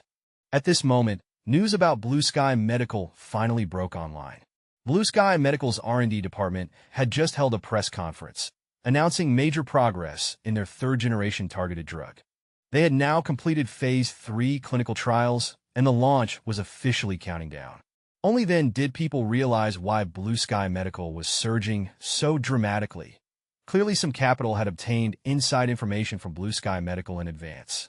So these capital groups had entered the market early and started positioning themselves.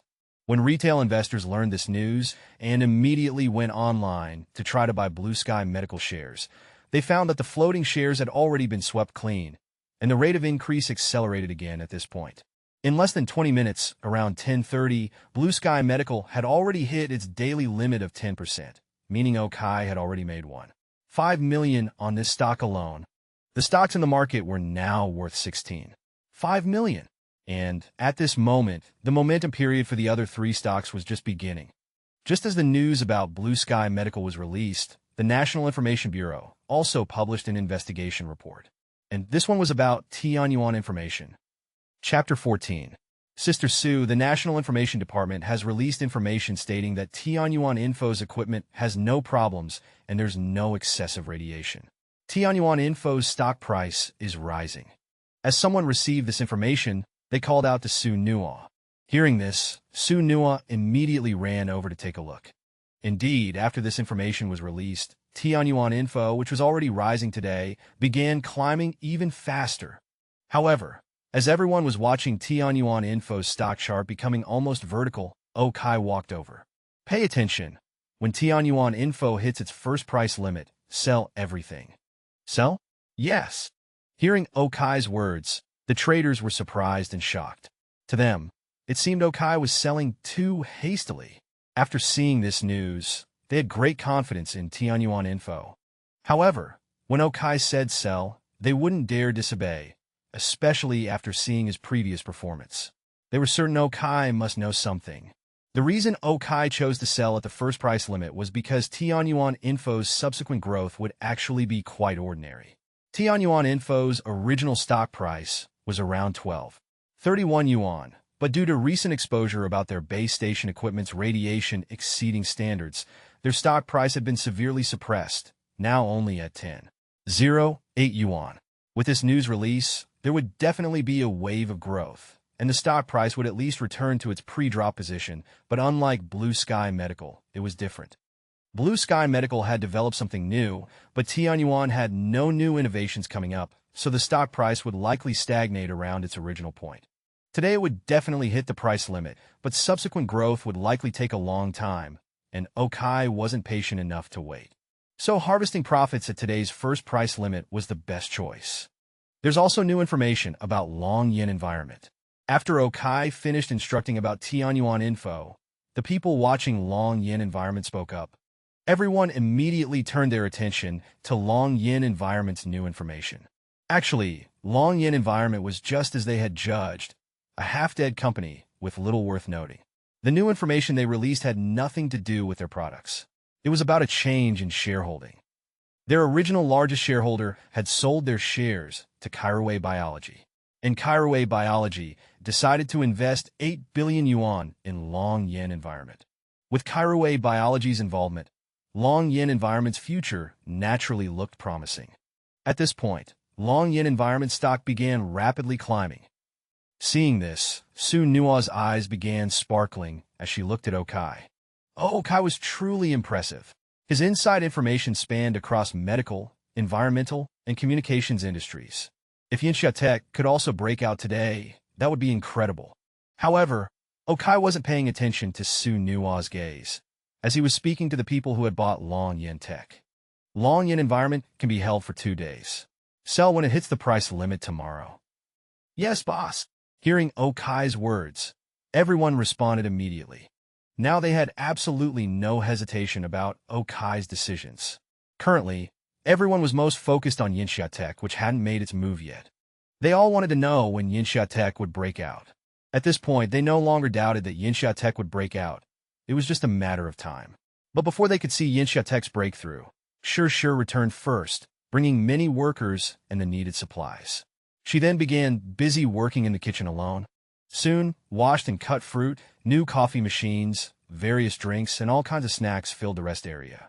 At 11:30, when the stock market temporarily closed, the lunch she ordered had arrived.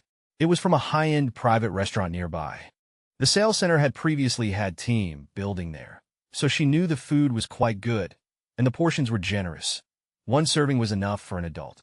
All 16 people ate lunch together in the dining room. Okai was quite satisfied with everything Sure had prepared. The delivered lunch boxes tasted excellent, and the fruit, snacks, and drinks were also very good. Most importantly, she knew how to save money. She had bought these things at prices much lower than retail, basically at wholesale prices. Having such a beautiful, efficient assistant who could save him money naturally made Okai very satisfied. So during lunch, Okai chatted with Sure. "Well done, you seem very suitable as an assistant. Have you quit your job yet?" "Not yet," Sure replied timidly upon hearing Okai's question. "Go quit this afternoon, then find a law firm and get 14 blank confidentiality agreements and 15 employment contracts drawn up. Your contract will have a base salary of 50,000 yuan per month, plus commission," Okai said while eating his lunchbox. "His 50,000? Hearing Okai's words, not just Sure, but even Su Nuo and the others looked at Okai in shock. A monthly base salary of 50,000 meant 600,000 per year. And with commission, the annual salary could approach or even exceed 1 million. They all looked at Sure enviously, but then they realized that Okai wouldn't just play the stock market for a few days. If they performed well, they might also be able to work for Okai in the future, and their income would be even higher. Thinking of this, they all exchanged glances, seeing excitement in each other's eyes. Only Sure seemed dazed. Monthly, 50,000. Just as base salary. Thinking about this, she couldn't help but swallow. This salary was something she had never dared to imagine before. It left her at a loss for words. The only thought in her mind right now was Okai sure he didn't want to sleep with her? Now she didn't even need Okai to suggest it. Just one look from him would be enough for her to willingly climb into his bed, as this salary was something she could hardly refuse. Chapter 15. Manager, I'm here to submit my resignation. Resignation? Why? After having lunch at Okai's house, Sure returned to the sales center somewhat dazed. She went straight to the office, printed out a resignation letter, and approached the sales department manager. At that moment, Lu Shi and the other sales ladies were also there resting, preparing for their afternoon shift. Hearing Sure's words, everyone was puzzled, except Lu Shi, whose heart skipped a beat. Her sixth sense told her that Sure's resignation might have something to do with Okai. Sure enough, after hearing the manager's question, Sure smiled and said, "Yes, I'm planning to work as an assistant for Mr. Well done, you little minx, you succeeded? An assistant for Mr. Today's running around wasn't for nothing. How much is Mr. paying you? Must be over 10,000. Hearing Sure's words, many of the sales ladies spoke enviously, trying to learn more about her new job. People are naturally vain, and since Okai hadn't forbidden her from discussing her salary, Sure smiled and shared. The salary is quite good, with a base pay of 50,000 per month. Few 50,000. Is it really just an assistant position? Not the sleeping kind? Even if it involved sleeping, it'd be worth it. These days, keeping a college student costs only 20 to 30,000 a month. 50,000 a month is base pay. That's several hundred thousand a year. Hearing Sure's words, all the women drew in sharp breaths, especially Lu Shi, whose face turned particularly ugly. She had known Okai for 6 years and been together for 5, yet he had never given her even 10,000, let alone 50,000. Now, right after their breakup, he offers a girl 50,000 a month. What was he thinking? Good, congratulations, Mr. O's house commission will be paid to you at the end of the month, the manager said, somewhat moved after hearing about Sure's base salary, regardless of Lu Shi's expression. One must say, fate is predetermined, and you really need to meet the right person. Though he was envious inside, he understood that Okai wasn't someone he could mess with, so he calmly accepted the resignation letter and approved it. Sure politely bowed to the manager and prepared to leave. However, as she was about to leave, the manager suddenly called out to her. "All right, I heard from the security guard you called that mister. Oh, has over a dozen people busy with something at his home. Can you tell us what that's about?" "Of course, if it's inconvenient, never mind." "I'm not too sure. I just know they're all traders. Seems like Kaiji put 100 million into the stock market, and they're handling the operations." While Sure wouldn't reveal specifics even if she knew them, she could share this publicly available information, since these people needed security clearance to enter the complex. When everyone heard that Okai was trading stocks with 100 million from home, they once again drew sharp breaths. Indeed, rich people played the game differently. Everything they did involved 100 million. As for Lu Shi, her gaze grew even darker, thinking about Okai, and then about Zhao Yu, whom she had dismissed this morning. She increasingly felt that her mother must have had a grudge against her in their previous life. Definitely. It should have been her standing beside Okai right now. What could this Sure do that she couldn't? What right did she have to get 50,000 a month? What right? She felt like she was about to grind her back teeth to dust. She desperately wanted to rush to Okai's home, demand to know why he was treating her this way, and then beg for his forgiveness, ask to come back. But her pride, which she had maintained in front of Okai, clearly wouldn't allow it. Apologize? Admit she was wrong? Impossible. If Okai came to beg her now, she might consider it and wouldn't be as resolute as yesterday. But her begging him? Impossible. Of course, whether she would or wouldn't, what she thought had nothing to do with Okai or even Sure. Sure just mentioned this briefly before leaving the sales department. She then went to a law firm where, following Okai's instructions, she obtained 14 confidentiality agreements and 15 employment contracts. Then she took a taxi back to Okai's home. When she returned, Okai had received 2 pieces of news. First, Yinsha technology had finally risen, and it had surged dramatically. During lunch, America had suddenly announced they would lift import restrictions on Yanhuang drones. Although Yanhuang later issued an order limiting drone exports, Yinsha Technology, as a drone research company, had caught everyone's attention. By the time Sure returned, Yinsha Technology had hit its daily limit. As soon as it did, Okai sold both it and Tianyuan Information stocks.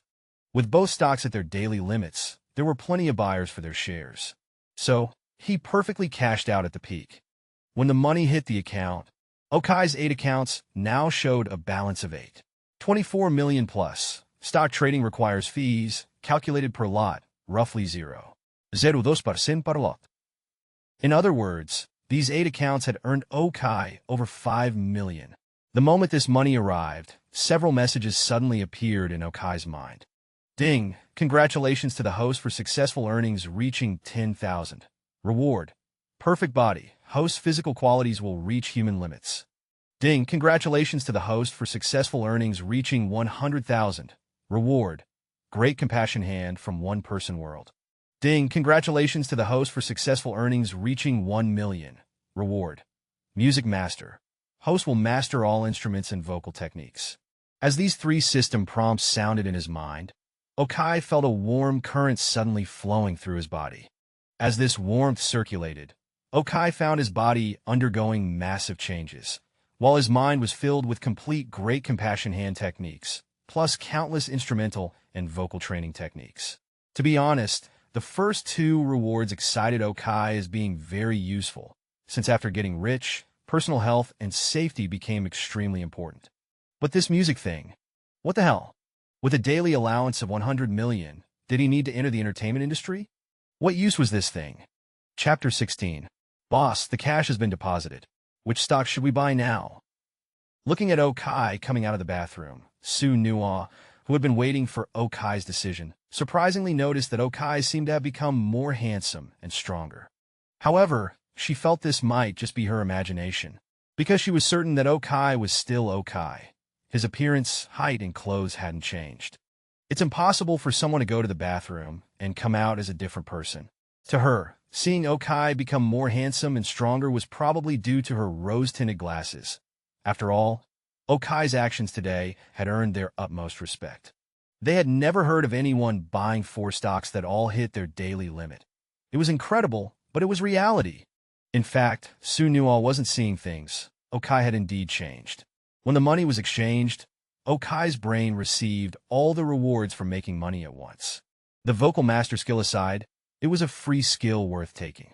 But the perfect physique and great compassion palm were truly top-tier skills. The great compassion palm was a martial art, specializing in making lamb spine hot pot. Perfect physique gave Okai the peak physical qualities of humans, and most importantly, his body seemed to have undergone some secondary development. He had gone to the bathroom earlier because his originally loose pants had suddenly become tight, so he went to adjust them. Legend has it that during the pre-Qin period, there was a powerful figure called Lao Ai who had a special ability called turning the wheel. With this ability, he not only had 2 children with Qin Shi Huang's mother, but almost overthrew Qin Shi Huang, nearly changing the Great Qin's surname from Zhao. During the spring and autumn period, surnames were separate. Qin Shi Huang's surname was Ying. Zhao was the clan name. The surname actually came from the maternal line, while the clan name came from the paternal line. When they combined to form the full name, the clan name took precedence. And now, Okai felt like he had acquired this special ability too. Of course, this was just a manner of speaking. After adjusting his pants and washing his hands, he left the bathroom and immediately heard Su Nua's question. Looking at the time, it was almost 2 o'clock. Okai quickly went to the screen to check. He had already decided what to buy after selling Yinxia technology and Tianyuan information. Now he just needed to confirm. After checking that the arrows and information hadn't changed, he told Su Nua, "For these 8 empty accounts, 4 will buy life support at full amount, and 4 will buy Tiangong education." Pointing at these 2 stocks on the screen, Su Nua immediately acknowledged and quickly returned to the group to make arrangements. While Su Nua was buying stocks, Shi returned. She was holding a stack of contracts.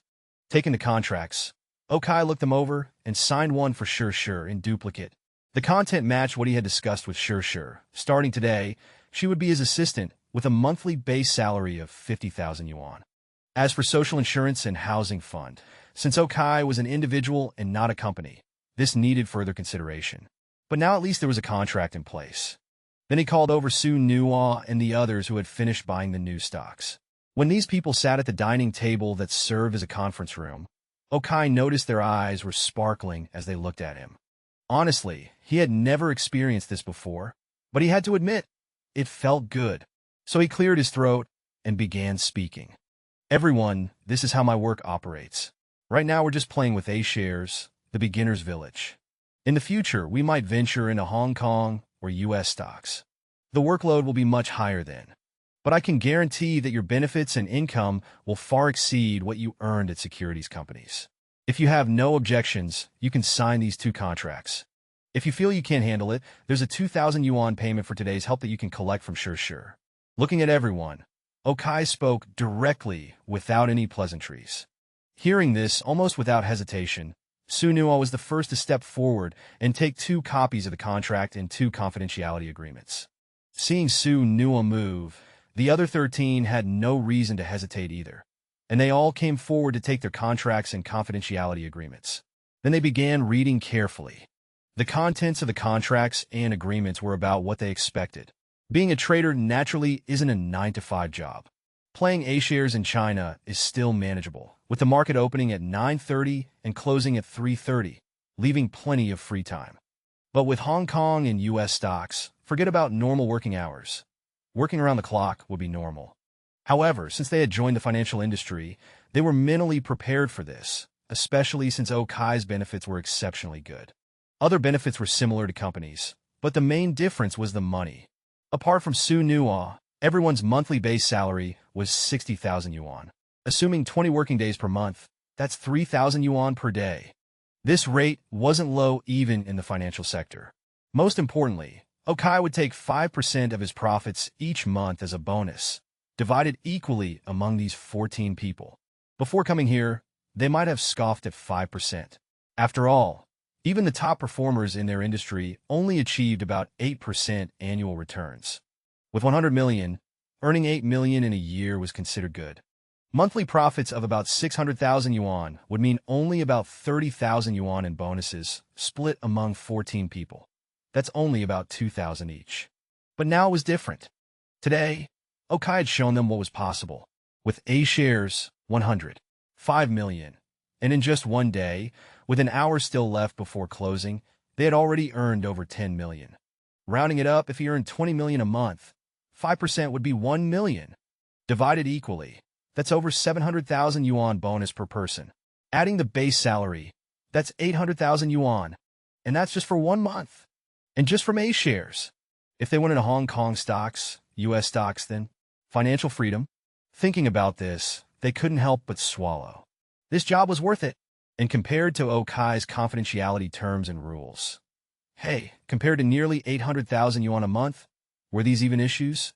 Rules like no leave during work periods, centralized phone management during work hours, no Apple phones allowed, no smartwatches, daily checks for bugs and cameras, etc. To them, these were all reasonable. Hesitating for even a second would be disrespecting money. Led by Su Nuo, everyone quickly began signing their names. Chapter 17. Wow, they can rise nearly 4% in just an hour of life-draining trading? Is there any new stock-pumping news? Nothing online now, but that doesn't mean there won't be any later or tomorrow. Right. Our boss wouldn't tell us to buy without knowing inside information. But seriously, do you know what our boss's family does? Don't ask what you shouldn't. Hey, Tiangong Education is closed up to 77%. Tomorrow it'll probably soar. After everyone signed their contracts, 1 copy for Okai and 1 for them. They returned to their computers to watch the final closing situation. An hour passed quickly. When the market closed, Okai's final earnings today reached 11,879,936.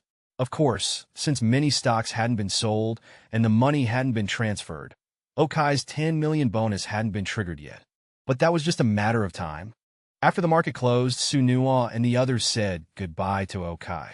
After they left, only Okai and Shur, who was cleaning up, remained. After all, with more than a dozen people staying here all day, there was quite a bit of garbage. Shur felt she didn't deserve a monthly salary of 50,000, so she made herself more diligent, cleaning up the place properly. As for Okai, he was scratching his head lightly. He now felt truly overwhelmed.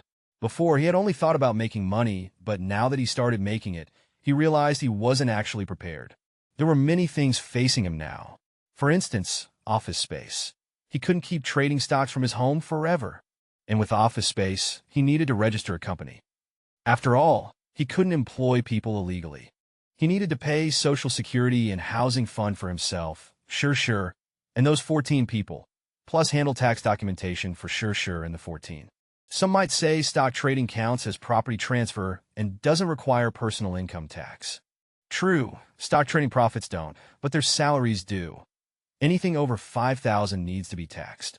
Okai definitely wouldn't make such a mistake and get himself in trouble later. It wasn't worth it. Just thinking about all this made his scalp tingle.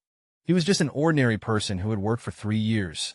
He really didn't know how to set up a company, and most importantly, he wasn't entirely comfortable with Su Nuo's traders. He definitely couldn't control them remotely, at least not now. This morning he had planned to teach Su Nuo and the others to buy stocks and then go look at cars, but now, forget about cars. He hadn't even left this room all day. So now he needed to stay here and watch them, which meant finding someone reliable to handle setting up the company, renting office space, and setting up the office. But even to have someone else handle it, he needed to find someone trustworthy. Right now, there weren't many people he could trust. Just as Okai was tapping the table lightly and thinking, suddenly his phone rang. Looking at it, he saw the message wasn't from anyone else, but one of his very good brothers, Luo Guogang. He was Okai's middle school and high school classmate. Although they didn't attend the same university, they had maintained their relationship.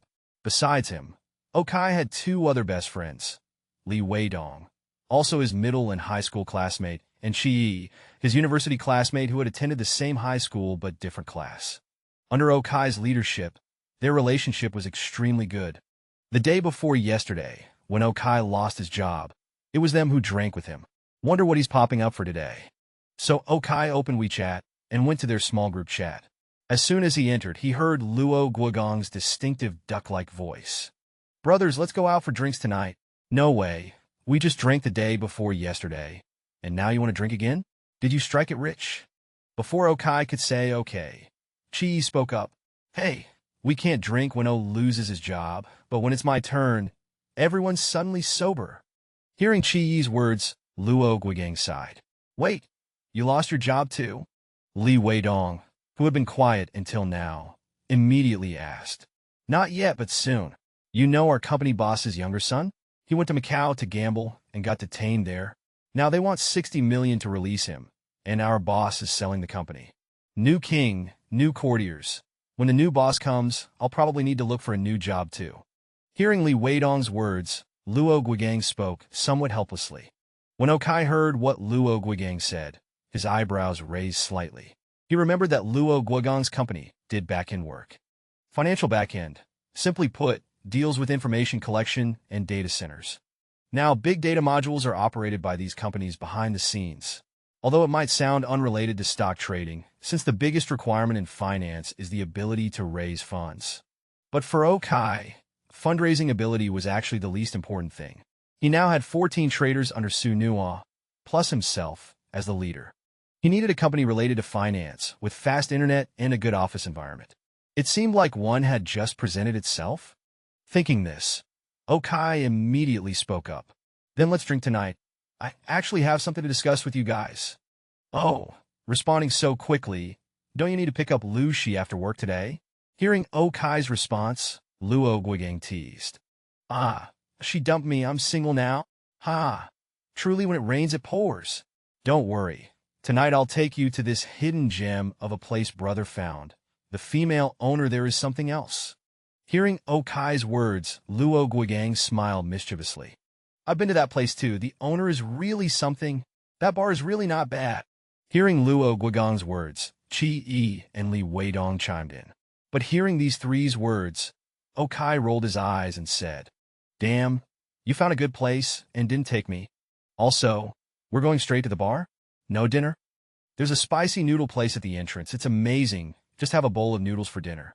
As for not taking you, shouldn't you look for the reason yourself? As soon as Okai finished speaking, 3 contemptuous expressions were sent over simultaneously, and Chi Yi spoke disdainfully. Well, seems like he couldn't really blame others for this. Chapter 18. Well, Kai, I'm heading out. Go ahead. Tomorrow I'll get a couple cleaners to help tidy up. Don't wear yourself out. Hey, this bit of work won't tire me out. As it was getting late, Okai and Sure left his place. At the entrance of the residential complex, Sure headed back to her rented apartment, while Okai hailed a taxi at the gate, preparing to go to their agreed meeting place. Although he could have taken the subway, Okai insisted on taking a taxi. His system had been awakened for 2 days, giving him 200 million, and he had earned over 10 million himself. Yet he felt his life hadn't changed much. He still ate box lunch at noon, and was about to have spicy noodles for dinner. Spicy noodles? Was that something a billionaire should be eating? Though he did quite enjoy them. So his final act of defiance was taking a taxi. However, just as he was about to hail a cab, Lu Shi from the sales center was getting off work. She immediately spotted Okai standing at the community entrance preparing to get a taxi. Seeing his silhouette, Lu Shi froze, her hand hovering over the message from her mother asking her to have dinner with Zhao Yu. When she saw Okai get into a taxi, almost instinctively, she hailed another cab and got in. Where to, miss? Please follow that car ahead. As soon as she got in, the taxi driver asked, and she quickly responded. That's my husband in front. He snuck out secretly, and I want to see what he's up to, Lu Shi explained confidently, meeting the driver's gaze. Seeing Lu Shi's self-assured manner, the driver nodded and stepped on the gas to follow the car ahead. As for the messages from her mother and Zhao Yu asking if she was off work, she ignored them both. Right now, her mind couldn't accommodate these 2 people. Her eyes were fixed solely on the car ahead. The taxi ride lasted only about 10 minutes before stopping. When Okai got out, Lu Shi also alighted at a distance, hiding behind a tree as she watched him standing in front of a shop called Big Sister's Spicy Noodles, waiting for someone. This made her furrow her brows. Who was he meeting for spicy noodles? Those good-for-nothing friends of his? While Lu Shi was hesitating, sure enough, several figures appeared, Okai's 3 best friends, Luo Guigang, Chi Yi, and Li Weidong. The 4 of them then walked into the shop together, arms around each other's shoulders. Seeing this, Lu Shi pursed her lips. She knew that even with money, Okai and his friends wouldn't change their style, but why did she suddenly imagine herself walking into that shop with Okai instead? Breathe. You've broken up? I'm here because I'm hungry too. Looking around, she spotted a wonton shop nearby. She went in, sat by the window, ordered a bowl of wontons, and kept watching Okai and his friends in the noodle shop. These four guys, especially Okai, didn't have any awareness of being billionaires at all, eating their noodles just like they used to. Soon after finishing their meal, the four left together, and she settled her bill, following them down the street until they arrived at a bar called Night Charm. She watched as they walked in without hesitation. Seeing how they entered without any reluctance, Lucy's frown deepened. She remembered clearly that Okai used to hate nightclubs. Their first argument had been about her going to a nightclub with her girlfriends for a couple of drinks. They nearly broke up over it, but Lucy loved Okai then, so she never went to nightclubs after that. But now, look at this. The day after their breakup, he's going to a bar with his good-for-nothing friends? Indeed, he wasn't worth it. I want to see what you're up to here. Gritting her teeth, Lucy clutched her bag and quietly followed Okai and his group into the bar, deliberately choosing a corner where they wouldn't notice her. The four of them sat directly at the bar, and Chi-E, whom Lucy knew, stood up with a grin and went to the counter, speaking to a flirtatious woman behind it. Sister Zhou, 2 cases of Harbin beer. Harbin again? Want to try something different? Corona's on sale today. You shameless thing, look how old you are. Have you no dignity? Looking at Chi-E, who was called back by Okai, and the landlady who started preparing, Lucy's eyes were blazing with anger. Fortunately, a waitress noticed her at this moment and actively walked over, drawing her attention. Miss, what would you like to order? Give me a Corona too, with ice and lemon. After hearing the waitress, Lucy responded instinctively, then smacked her lips, remembering the first time she drank this beer with Okai. It was after they had watched a racing movie, and they found the same brand of beer from the movie being sold outside. They bought some to drink at home. Both of them stuck out their tongues at the bitterness. They didn't want to drink it, but it was too expensive to waste. After experimenting for a while, they discovered it tasted sweet rather than bitter when paired with lemon. In the years since, they hadn't drunk it again. Unexpectedly, Okai still remembered. Certainly. Seeing Lucy's hesitant expression, the waitress didn't pry and went to prepare the beer after acknowledging the order. Meanwhile, after drawing his 3 buddies' attention back, Okai began to explain his main purpose for coming today. I have something to tell you 3. Go ahead, besides unemployment and breakup, what other unhappy things do you want to share? Let us be happy for you. True friends are like this. They won't wallow in sadness with you, but instead use humor to pull you out of that gloomy atmosphere. When these 3 were down, Okai did this for them. And now when Okai was feeling low, they were doing the same for him. No, it's good news. I'm actually a billionaire. Looking at the 3 people in front of him, Okai shook his head and said seriously, Damn, you lovesick fool. I know you're crazy about Lucy, but this is too much. Has her dumping you made you lose your mind? As soon as Okai finished, Luo Guigang spoke up. Stop joking around. I'm serious. I really am a billionaire. I'm planning to establish a stock trading financial company. By the way, old Luo, you said your boss wants to sell the company. Is that true? After swatting away Luo Guigang's hand, Okai asked him. Huh? Well, yes, that's true. But wait. We've been classmates since middle school. We know everything about your family. What do you mean you're a billionaire? Hearing Okai's words, Luo Guigang asked with a puzzled expression. Just think of it as my father left me a piece of land, and now it's been demolished. The government compensated me with several $100 million. I want to start a company. Don't mess around. I'm telling the truth.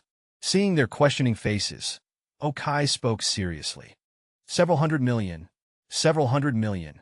Godfather, why don't you stop fooling around? If you really had that much money, just put it in the bank. I can negotiate for you 5% annual interest rate. 100 million would earn 5 million a year. 200 million would earn 7 million. Doing nothing and making tens of thousands a day. Isn't that nice? Seeing Okai's serious expression, Li Weidong spoke earnestly. Interesting how he went from calling Okai a lovesick fool to calling him Godfather. Yeah, Godfather, I know the financial sector too well. With stocks, 10 out of 10 people lose money. Why don't you consider lending me some first? I could buy a car, so after losing my job, I can drive for Didi. After hearing Li Weidong's words, Luo Guigang said with a smile, Godfather, I'm not that greedy. Just paying for tonight's drinks would be enough, Chi said calmly from the side. Come on, I'm not joking. I've already found the traders, I just need a company and location. Is your company really for sale? If it is, I'll come tomorrow to acquire your company. Rolling his eyes, Okai gave each of them the middle finger, then spoke seriously.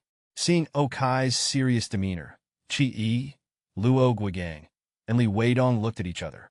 Could Okai be telling the truth? Could this nobody really have turned his life around? What are you looking to acquire? My little bar? Business isn't great these days, but if you want to buy it, I might offer a good price. Just then, a teasing voice came from beside them. They looked over to see the landlady carrying 2 bottles of beer and some snacks, with a waitress behind her carrying 2 cases of beer. They came to Okai's table and set down the drinks and snacks. At this moment, Okai got his first look at the landlady's lower half.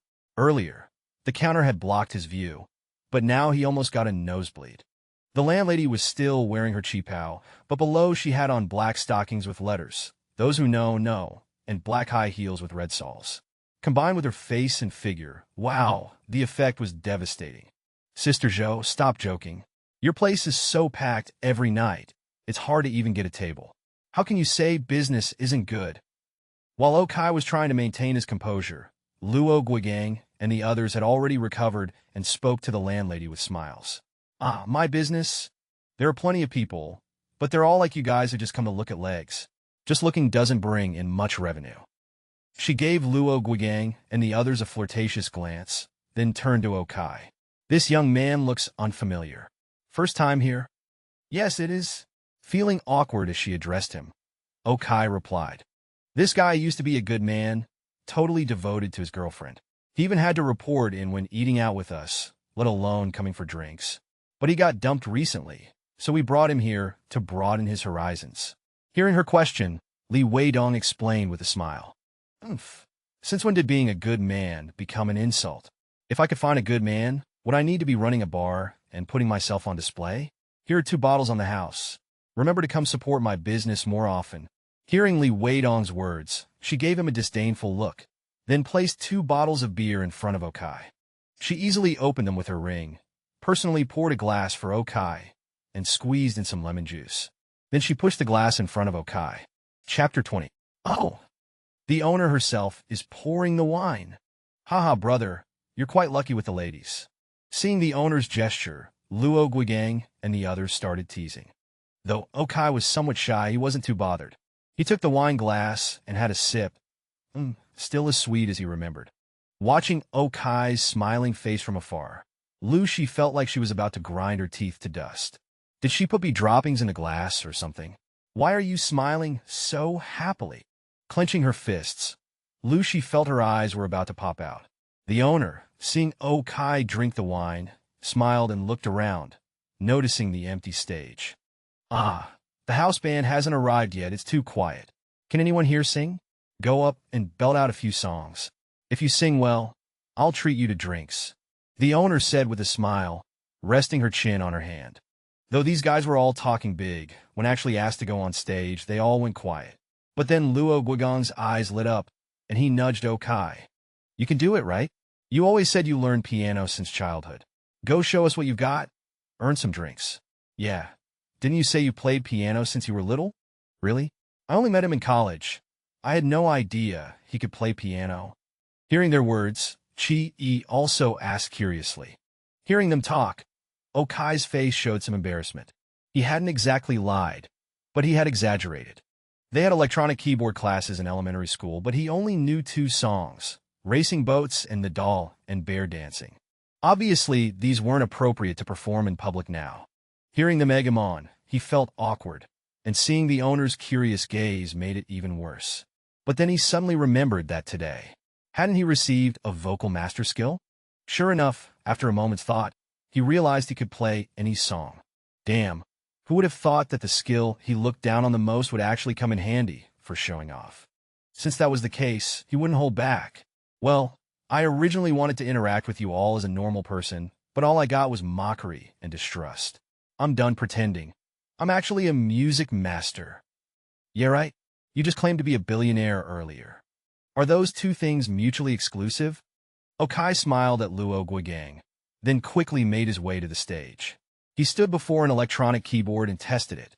After confirming it worked, suddenly music began to play, immediately drawing many people's attention, especially Lu Shi in the distance. When she heard the intro, her whole body suddenly trembled, and her pupils unconsciously dilated. She suddenly remembered one of her favorite songs. Like other girls back then, she used to like those romantic songs, though Okai would call them simp songs. And this one was her favorite, one she often shared with Okai.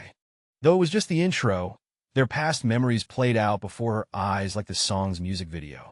Except now, they were the leading characters. The day they broke up, when she got into Zhao Yu's car. In the rearview mirror, Okai staring at his phone. Lu, she suddenly felt a pain in her chest. Her breathing seemed to stop for a moment. Female, I'm back. Male, you're back. It's so late. I'll go run your bath. Female, Jerry. Male? Female, I need to tell you something. Male, wow, what's this national emergency? Female, lately someone's been driving me home every day. Male, I know, I've seen him. The one with the black Mercedes, right? Not bad. Female, he's pursuing me. Male, is that so? Have you fallen for him? Female, he's really good to me, thinks of everything for me, plans everything for me. He even gave up his chance to study abroad for me, so I... Male, don't say more. Just tell me, have you fallen for him? Female, I think. Yes. Male, I see. Remember what I said? If one day you meet a good man who can give you happiness, make you happy for life, I would choose to let go, to give you happiness. That promise will always be valid. So, is that why you never tried to win me back? The male lead in her memory slowly merged with Okai's face. The memory shattered as Okai began to sing on stage. I shut myself away, leaving just one balcony. Every time it gets dark, I open the window and stare into the night, watching our love story replay scene by scene. The moment Okai started singing, not only did tears well up in Lu Shi's eyes, but everyone drinking in the venue was shocked, then turned to look at the stage with surprised faces. They never imagined Okai could sing so well. Many servers forgot about their work and stood still in amazement, staring at Okai on stage. Especially Luo Guigang, Chi Yi, and Li Weidong. They used to go to karaoke with Okai all the time. Since when could he sing? Weren't the four of them known as the Howling Wolves? How did you secretly leave the pack? A friend's success hurts more than one's own failure. Oh wait, didn't he also claim to be a billionaire? Compared to that, being able to sing well doesn't seem so hard to accept. Damn, but is it fair for a billionaire to also be a good singer? Regardless of what they were thinking, Okai kept singing. As the second verse ended, he moved into the chorus. When tears start to fall, the pain overflows. Separation is another kind of understanding. I give you. The last act of love is letting go. I don't want an ocean between two sides of one bed. Let time slowly bleach away love stains, tucking love away in the left pocket over my heart. The last act of love is letting go. I choose not to blame rather than argue with words. Love is like a train platform. Some leave while others arrive. My heart is just a station sign. That reads, waiting. Chapter 21. Uncle. Whistle. That was amazing, brother. About 5 or 6 seconds after Okai finished his last note, the customers below finally reacted and started cheering. Hearing the whistles and cheers, Lu Shi, who had been lost in memories, finally snapped back to reality. She took a deep look at Okai, who was still on stage, and let out a long sigh. Is this why you didn't try to keep me? She downed the beer in front of her, stood up, and left the bar. Her emotions were in turmoil. She needed to go home and clear her head. But Okai had no idea what she was going through. On stage, he looked at the cheering crowd below. Though they were all saying it was good, he could see a hint of mockery in their eyes. Well, singing this well must mean he spent 10 years as a lovesick puppy. But the thing was, Okai had never been that type. When he got together with Lu Shi, she was actually the one who made the first move. Surely a man who doesn't go to bars, nightclubs, or get foot massages just because he has a girlfriend isn't necessarily whipped. That would be too pathetic. So at this moment, Okai was actually quite annoyed. Just then, he spotted an electric guitar nearby. To hell with being whipped. I'm a wolf warrior. Muttering under his breath, Okai went over to the electric guitar. With one strum, an intense burst of music filled the air. Suddenly, the atmosphere in the bar became even more charged. Compared to the previous song, Let Go, which some people might not know or have heard before, this song was basically known by everyone. Especially after Okai's wolf howl, the bar's atmosphere instantly peaked. Lu Shi, who had reached the door, heard Okai start singing in his imperfect Cantonese. She turns off the night lamp, shoulders faintly covered, sparks intertwined, imprisoned in sediment. Heart just wounded, can't move directly. She seems to guide magnetism with her fingertips. Love is like a hungry wolf with a mouth that seems sweet. If you come close to play with her, ferocity appears. Love is like a hungry wolf. How can you sleep holding it? She must leave me with fierce wounds as a memento. Hearing Okai's wild singing, Lu Shi's heart became even more chaotic, and she quickened her pace to leave. After this song, Okai showed off some guitar tricks, then bowed and left the stage with a smile as he saw several people waiting backstage. Obviously the resident band, and he couldn't take away their livelihood. However, just as he got off stage and was heading towards Luo Guogong's table, a sudden angry shout came from a table near the stage. "What's wrong with you? Don't you know you spilled the drink?" Hearing this voice, many people nearby, including Okai, looked over. They saw two middle-aged men wearing glasses, looking somewhat like educated thugs, glaring angrily at a waitress nearby. The waitress was a young girl who, though wearing the uniform, clearly had a nice figure, and most importantly, was quite pretty. She looked very young. Okai wasn't even sure if she was of legal age. Of course, Sister Zhou, the bar owner, probably wouldn't hire minors, so she was likely just 18 or 19, around 20. Now being yelled at, she looked quite flustered. "I'm sorry, you tripped me just now. I really apologize." "What? Are you blind? Or are you saying it's my fault?" Hearing the girl's words, the customer spoke arrogantly. "No, that's not what I meant." Seeing the customer's attitude, the waitress said anxiously, "Listen, little girl, when you work, you need to know how to be flexible. I see you walking back and forth looking tired. Why don't you have a drink with us brothers, and we'll forget about this?" Seeing the girl intimidated, the other guy revealed his true intentions, though his advances were rather crude. "Hey, two grown men bullying a young girl. Have you no shame?" Seeing the girl looking helpless and the two sleazy guys about to get handsy, Okai spoke up. Seeing Okai intervene, the two men looked at him.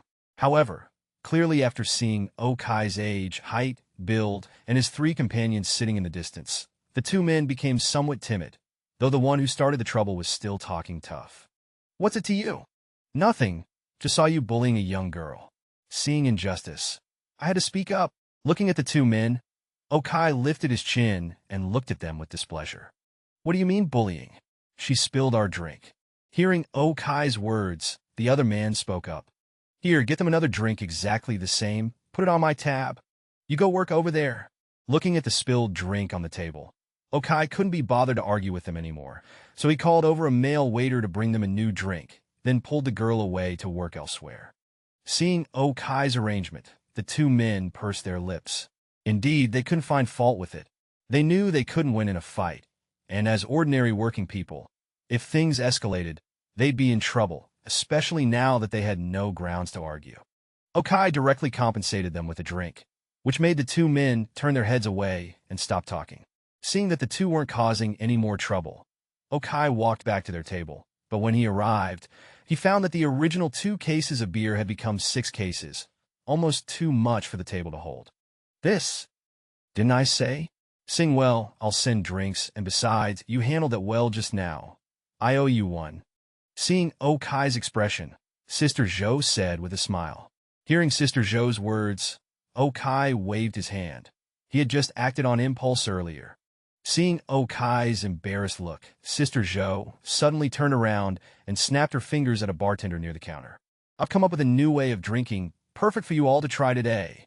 As she spoke, the bartender brought over a large bucket filled with fruit and ice.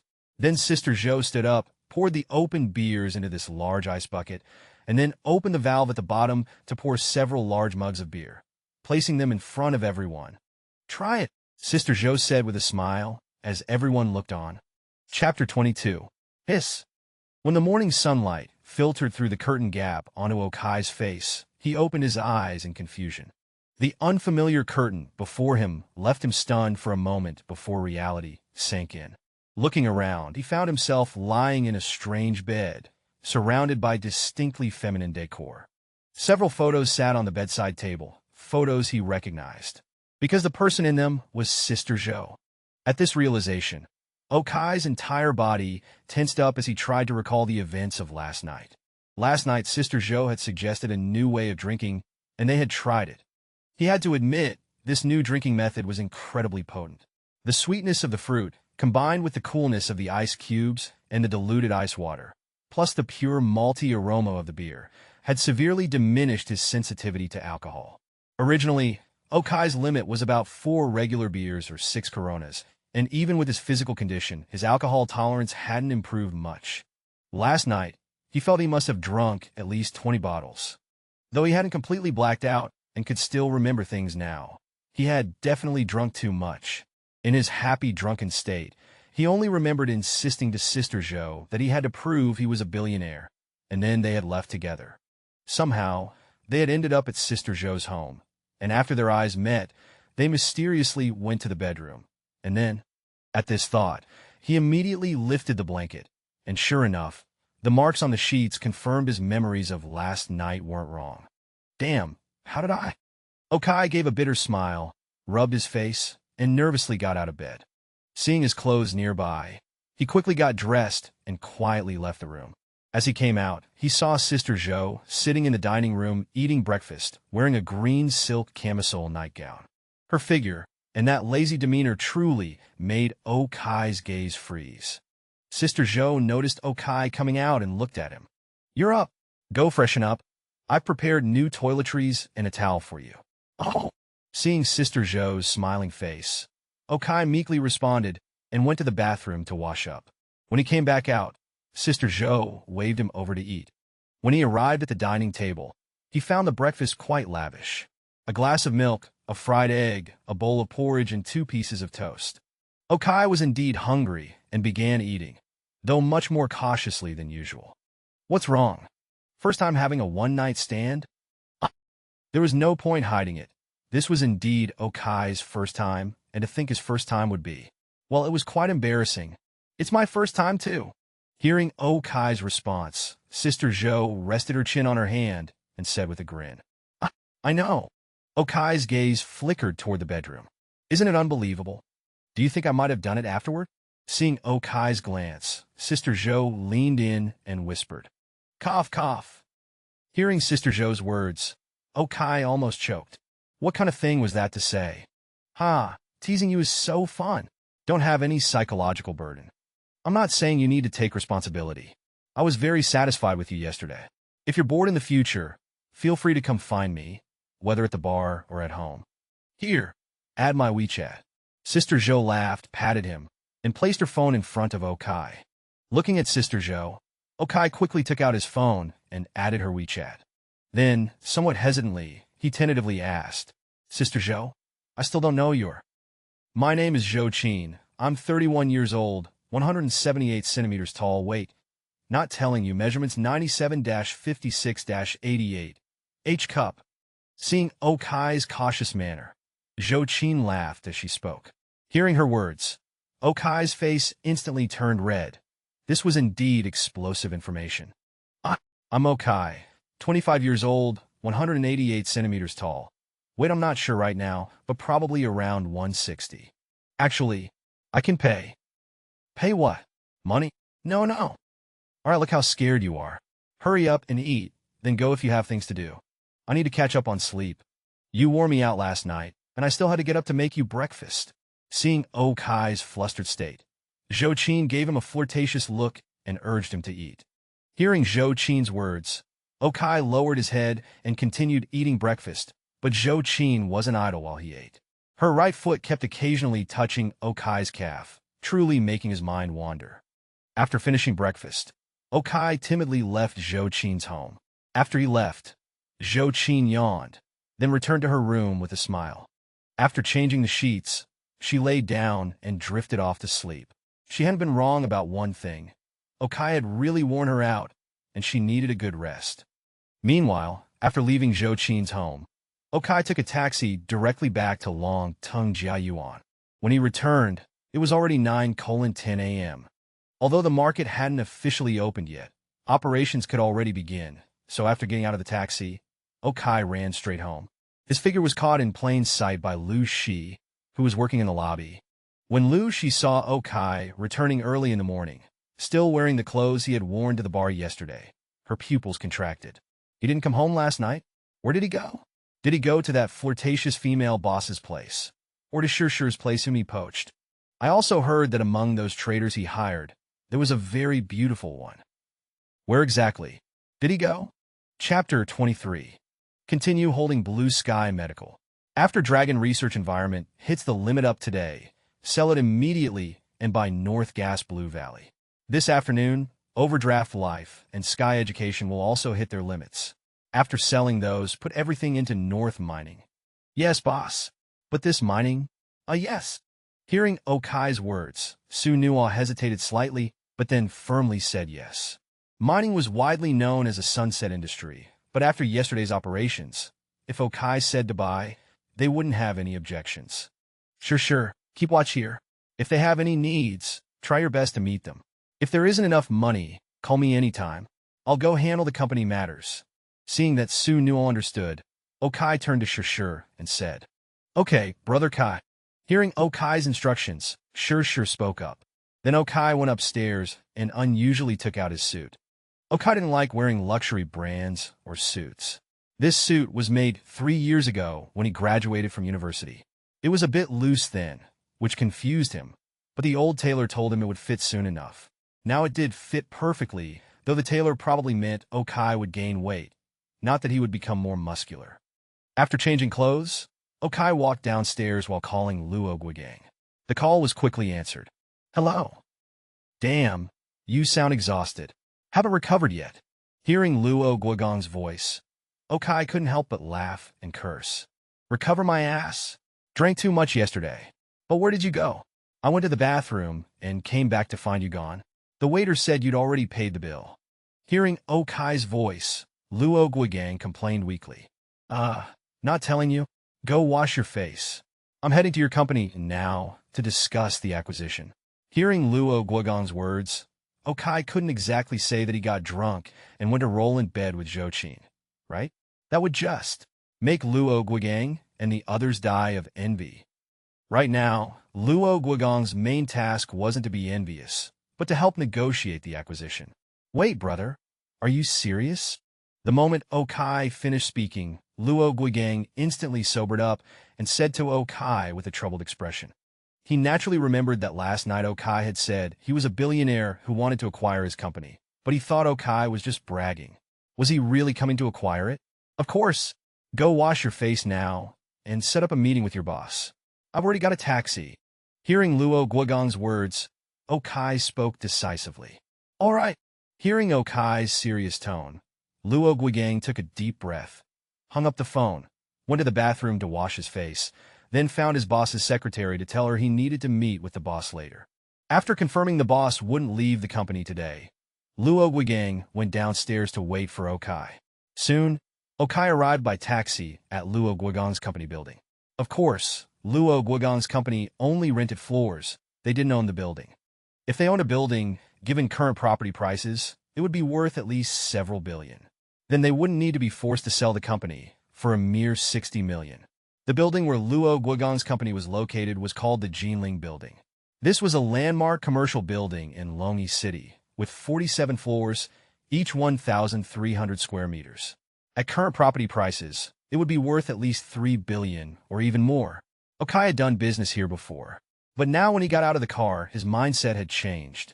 Originally, he was just a small employee coming here on business, but now he was about to become a tenant in this building. Of course, it wouldn't be bad if he could buy this building.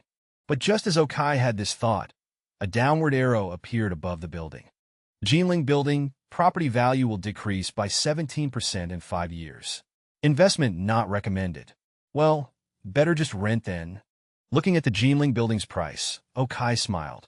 Although he had money, he had no intention of making a loss-making investment, so he decided to forget about it. Although, are you serious? I can still go tell my boss I was joking. Otherwise, if you make me look bad later and I get fired, I could at least get a 3+N severance package.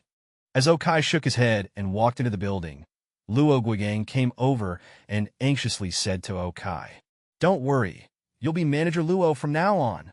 Patting his chest, Okai spoke up, then followed Luo Guigang into the elevator to the 27th floor where their company rented space. According to Luo Guigang, their company used to be quite powerful. They rented the entire 27th floor, 1,300 square meters in total, at a daily rent of 8.5 yuan per square meter, which came to 4.03 million per year. At this rate, the building could generate around 180 million in annual rent. Floors 1 and 2 were lobby, no companies. A 3 billion building generating 180 million in annual rent, 6% return, not bad. If not for that 17% property value drop, it would be worth buying, but now better forget it. As the two arrived at the 27th floor, Luo Guigang led Okai to the boss's office. Since they had already notified the secretary, they went straight to the door, where they heard a man's voice from inside. "Old Jiang, if I wasn't really out of options, I wouldn't sell this company. This company's profits are quite good. 50 million really isn't too much. All right, let's think about it some more." Hearing this voice, Luo Guigang and Okai exchanged glances, though clearly with different expressions. Luo Guigang looked guilty. No joke, this company was asking for 50 million. 50 million. He couldn't earn that much in his entire lifetime. But when Okai looked at Luo Guigang, he thought this price was quite cheap. Originally, he had been prepared to spend 60 or even 70 million to buy it, because when he wanted to purchase this company, the system's prompt was, "On Thai Financial, current total assets, 68 million, annual profit around 4.2 million, investment recommended." Unexpectedly, this boss's target price was only 50 million. It seems his son must be putting considerable pressure on him. Chapter 24. Asterisk knock knock knock. Asterisk, come in. "Mr. Son, this is my friend Okai. This is our company's boss, Mr. Son." After hearing the person inside hang up the phone, Okai nodded to Luo Guigang. Luo Guigang then knocked on the door, and after receiving permission, led Okai inside. Mr. Son smiled and walked towards Okai. After shaking hands, they sat down on the nearby sofa. "Mr. Oh, you're so young. Would you like something to drink?" "No need. I believe Luo Guigang has told you my purpose here. I'm not a businessman and I'm not good at bargaining. My goal is to acquire the company. Name your price," Okai said with a smile, looking at Mr. Son's expression. Hearing Okai's directness, Mr. Son glanced between him and Luo Guigang. After years in the business world, this was the first time he'd encountered something like this. After a moment's thought, he spoke. "I've run this company for over a decade. It's my life's work, and the annual returns are quite considerable. I'm reluctant to sell it, but if Mr. O is interested, 75 million. Mr. Son, this isn't interesting." Seeing Mr. Son's effort to name such a high price, Okai smiled. If he hadn't overheard that phone call earlier, he might have considered it, but now it was impossible. "To be honest, I'm here looking for a bargain. I could register my own company and recruit people, but that's too much trouble. I happened to hear about your predicament, and I saw an opportunity. That's why I'm here. I'm offering cash. No need to wait for bank approval. As soon as the equity transfer is complete, the money will be in your account. Now, quote me another price." Looking at Mr. Son, Okai waved his hand. He didn't know any negotiation techniques. He was simply laying all his cards on the table. Either it works or it doesn't. There's nothing to agonize over. Hearing Okai's words, Mr. Son smiled. Indeed, he couldn't keep up with young people's pace anymore. This negotiation style was something he'd never seen before. He glanced at Luo Guigang, knowing without asking that he must have told Okai about his situation, and by now the whole company probably knew. Taking a deep breath, he spoke. "Final offer, 60 million. Looking at Okai, Mr. Son said seriously, "I'm sorry, I didn't mean to, but I overheard your bottom line at the door. I won't push you lower, I'll even raise it a bit, 52 million. If you agree, we can complete the transfer today," Okai said seriously, looking at Mr. Son. Hearing this, Mr. Son closed his eyes in despair. This price was just barely above his psychological bottom line. His bottom line was 50 million, and at 52 million, he could save his son and still have some capital left to start over. Although he was reluctant to sell, as this price meant losing at least 10 million. What could he do when his living father was at stake? If he couldn't gather the money, they might send him to Southeast Asia, and he only had this one son. He had to save him. So after hesitating for a while, Mr. Son nodded slightly. All right, 52 million. When can we make the deal? As I said, any time. I assume your company has legal counsel? Call them over and we'll sign. Okai replied calmly. Hearing this, Mr. Son immediately left the room to have his secretary call the company's legal counsel. The company was changing hands. He then returned to the office and had tea with Okai and Luo Guigang. After about half an hour, several people in suits entered. These were the lawyers from the firm that worked with the company. What followed was simple, as this was Mr. Son's wholly owned company. His wife and children had no shares. They just needed to check for any external debts or loans. After confirming there were no issues, Okai and Mr. Son signed the complete transfer contract in triplicate, and Okai transferred the 52 million to Mr. Son's card. In just one morning, Ontai Finance had completely become Okai's. Thinking back to 3 days ago, he had been unemployed, heartbroken, living in a run-down apartment, a complete failure. But in just 3 days, he was living in a 3-story luxury apartment, had nearly 200 million in cash, plus a finance company worth 68 million. Indeed, without a system, such a leap in life would be nearly impossible. I leave this to you then. My secretary knows the contact information for our various partners. Looking at the successful transfer notification on his phone, Mr. Son sighed, then shook Okai's hand and said earnestly. Then Mr. Son called some people to help him pack his things. He cleared out the general manager's office. After Mr. Son left, the lawyers approached, and their leader asked Okai, Chairman O, regarding our law firm's cooperation with your company. New king, new rules. They received an annual consulting fee of 200,000 from Ontai Finance. They didn't want to lose this income, but since Okai didn't know any major law firms and he was satisfied with their efficiency, he smiled and said, Everything stays the same. That's good. You must be busy taking over the company, Chairman O, so we won't disturb you further. Our firm is having an event in a few days. If you have time, please do attend. Hearing Okai's response, the lead lawyer politely handed him an invitation, which Okai accepted with a smile and a nod. After the lawyers left, only Okai and a very confused Luo Guigang remained in the office. What are you staring at? Okai asked with a smile, looking at Luo Guigang. Pinch me, I feel like I'm dreaming. Hearing Okai's words, Luo Guigang turned his head dazedly and spoke woodenly. Before he finished speaking, Okai kicked him in the behind, and the pain instantly woke him up. This wasn't a dream. This was real. His friend was actually a billionaire, and he'd bought the company where he worked. All right, before lunch, call all department heads up here for a meeting. General Manager Luo.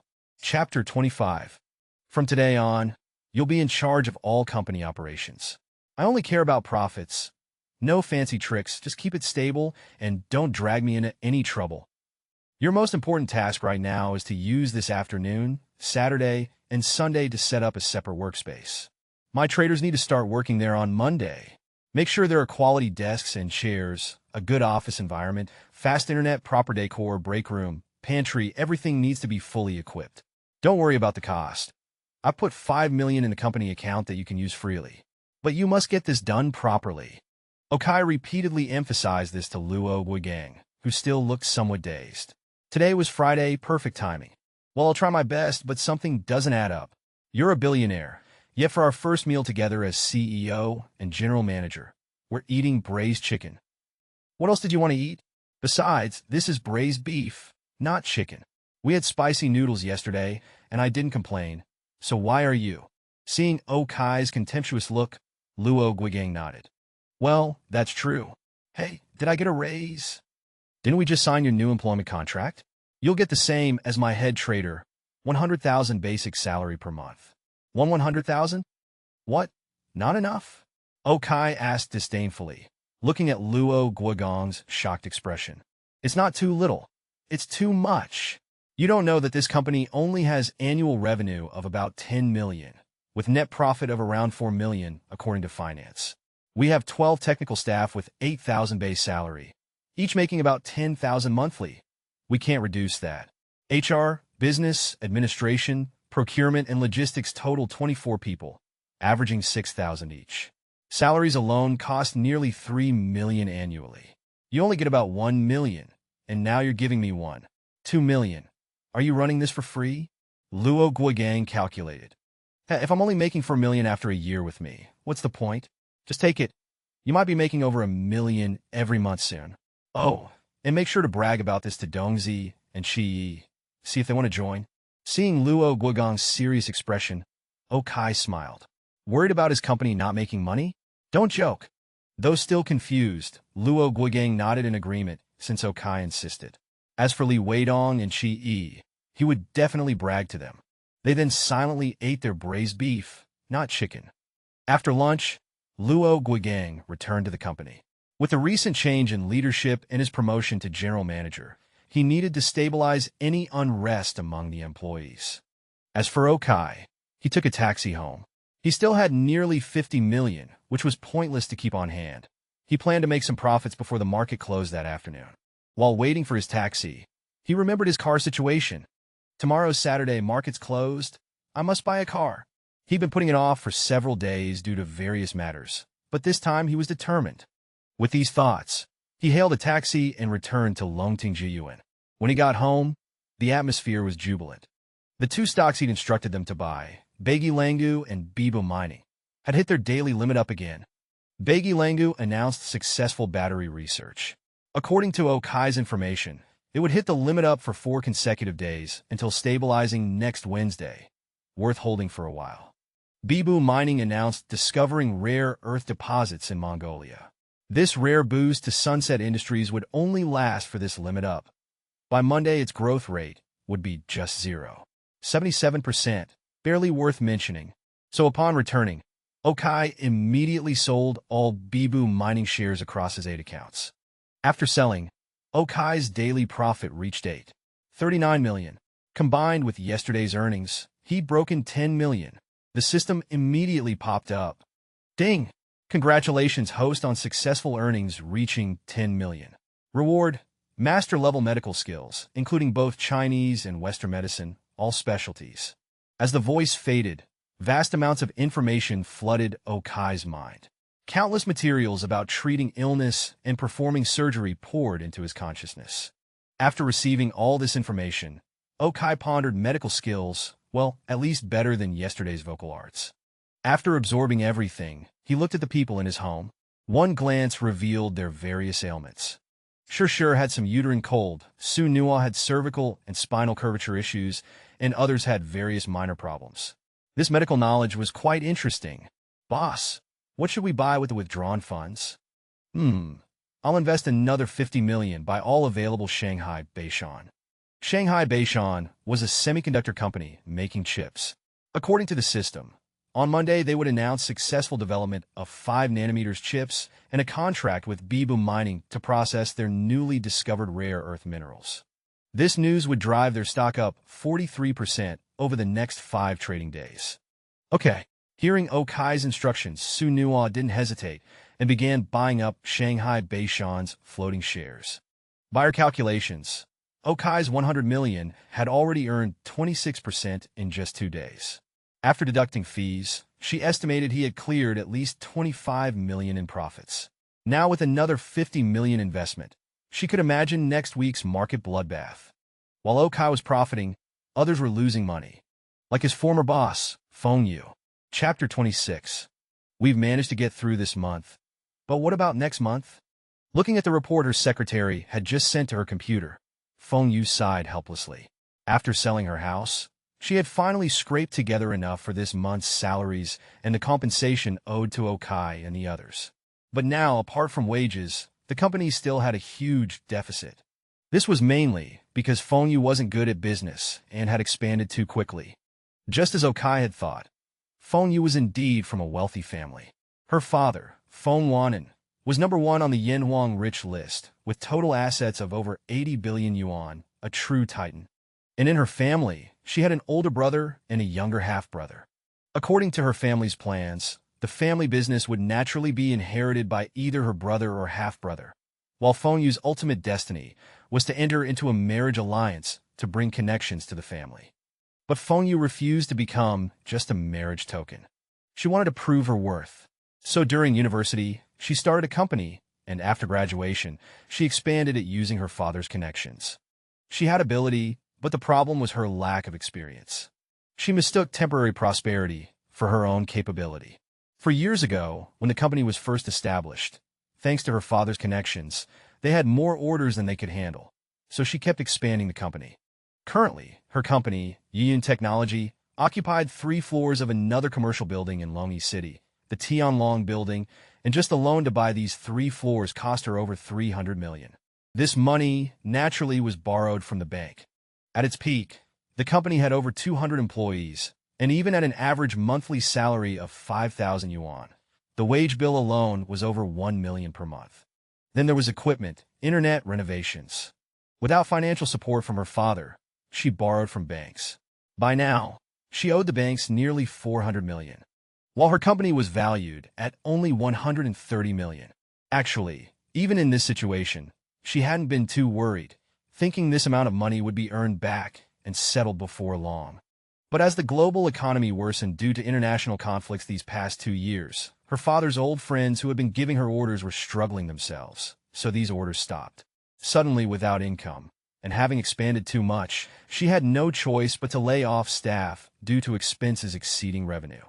But even with layoffs and reduced expenses, the bank loans couldn't be delayed, and if this continued, she might have to sell the building. Thinking of this, she took a deep breath.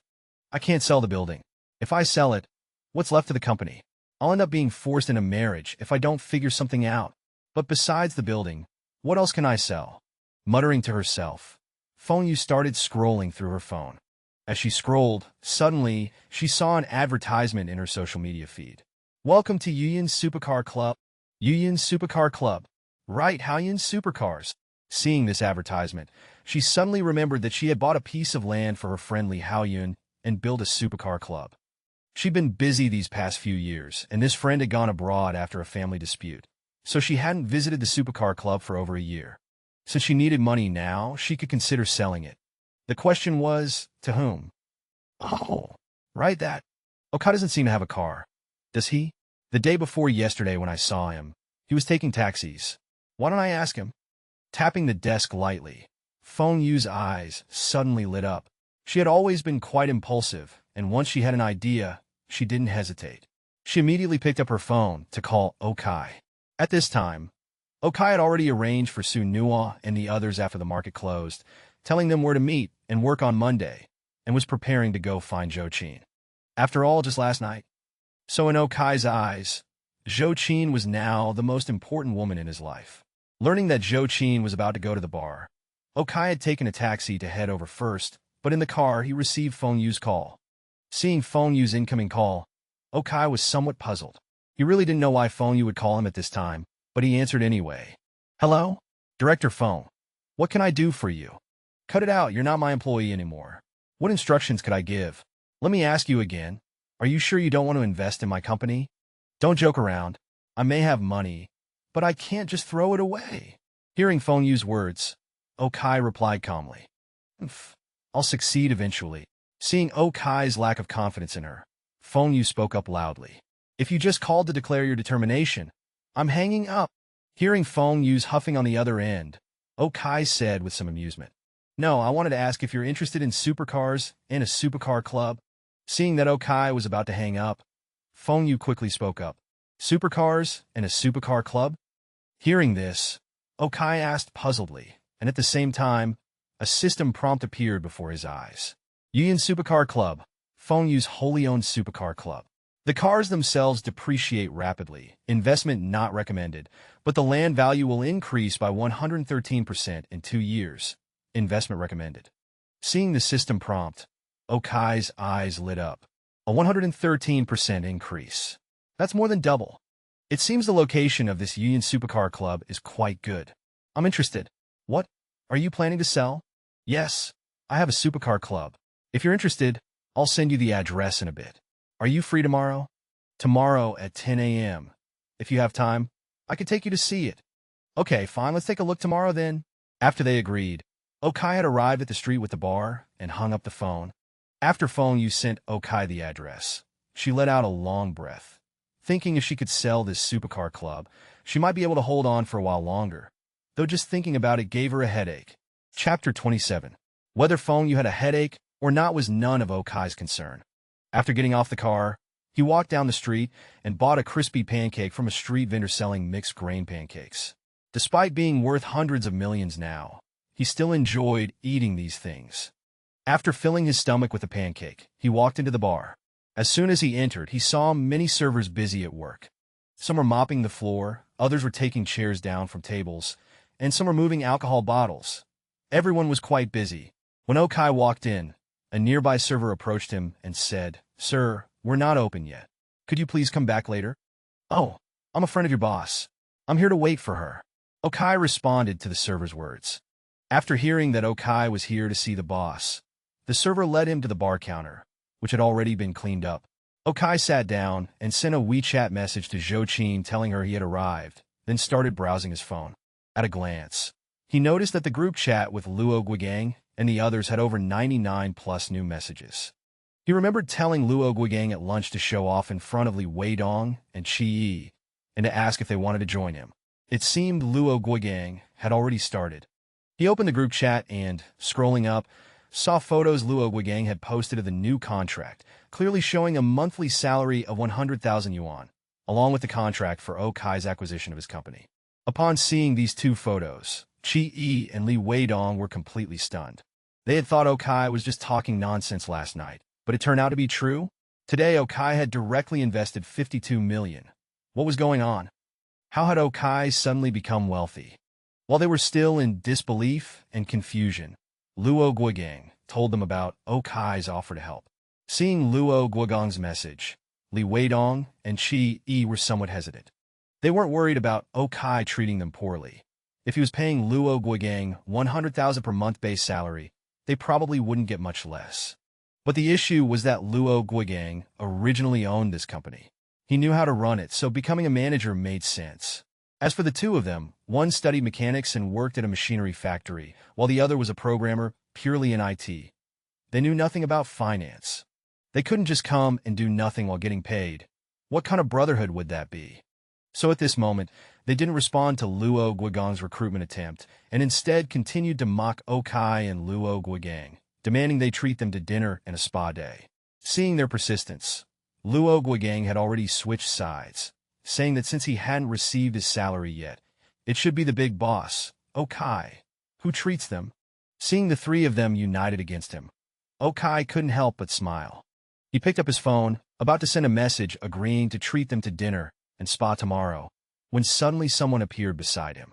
At first, Okai thought it was Zhou, but looking up, he discovered it was the girl he had helped last night. Having only caught a glimpse of her last night, now looking more carefully, he found that this girl was indeed pretty. She was probably around 175 centimeters tall, very slim, with a small round face that might have been smaller than Okai's hand, large lion-like eyes, a small nose, and small mouth. At first glance, she looked almost underage. Although she was wearing a server's uniform, it still showed off her nice figure.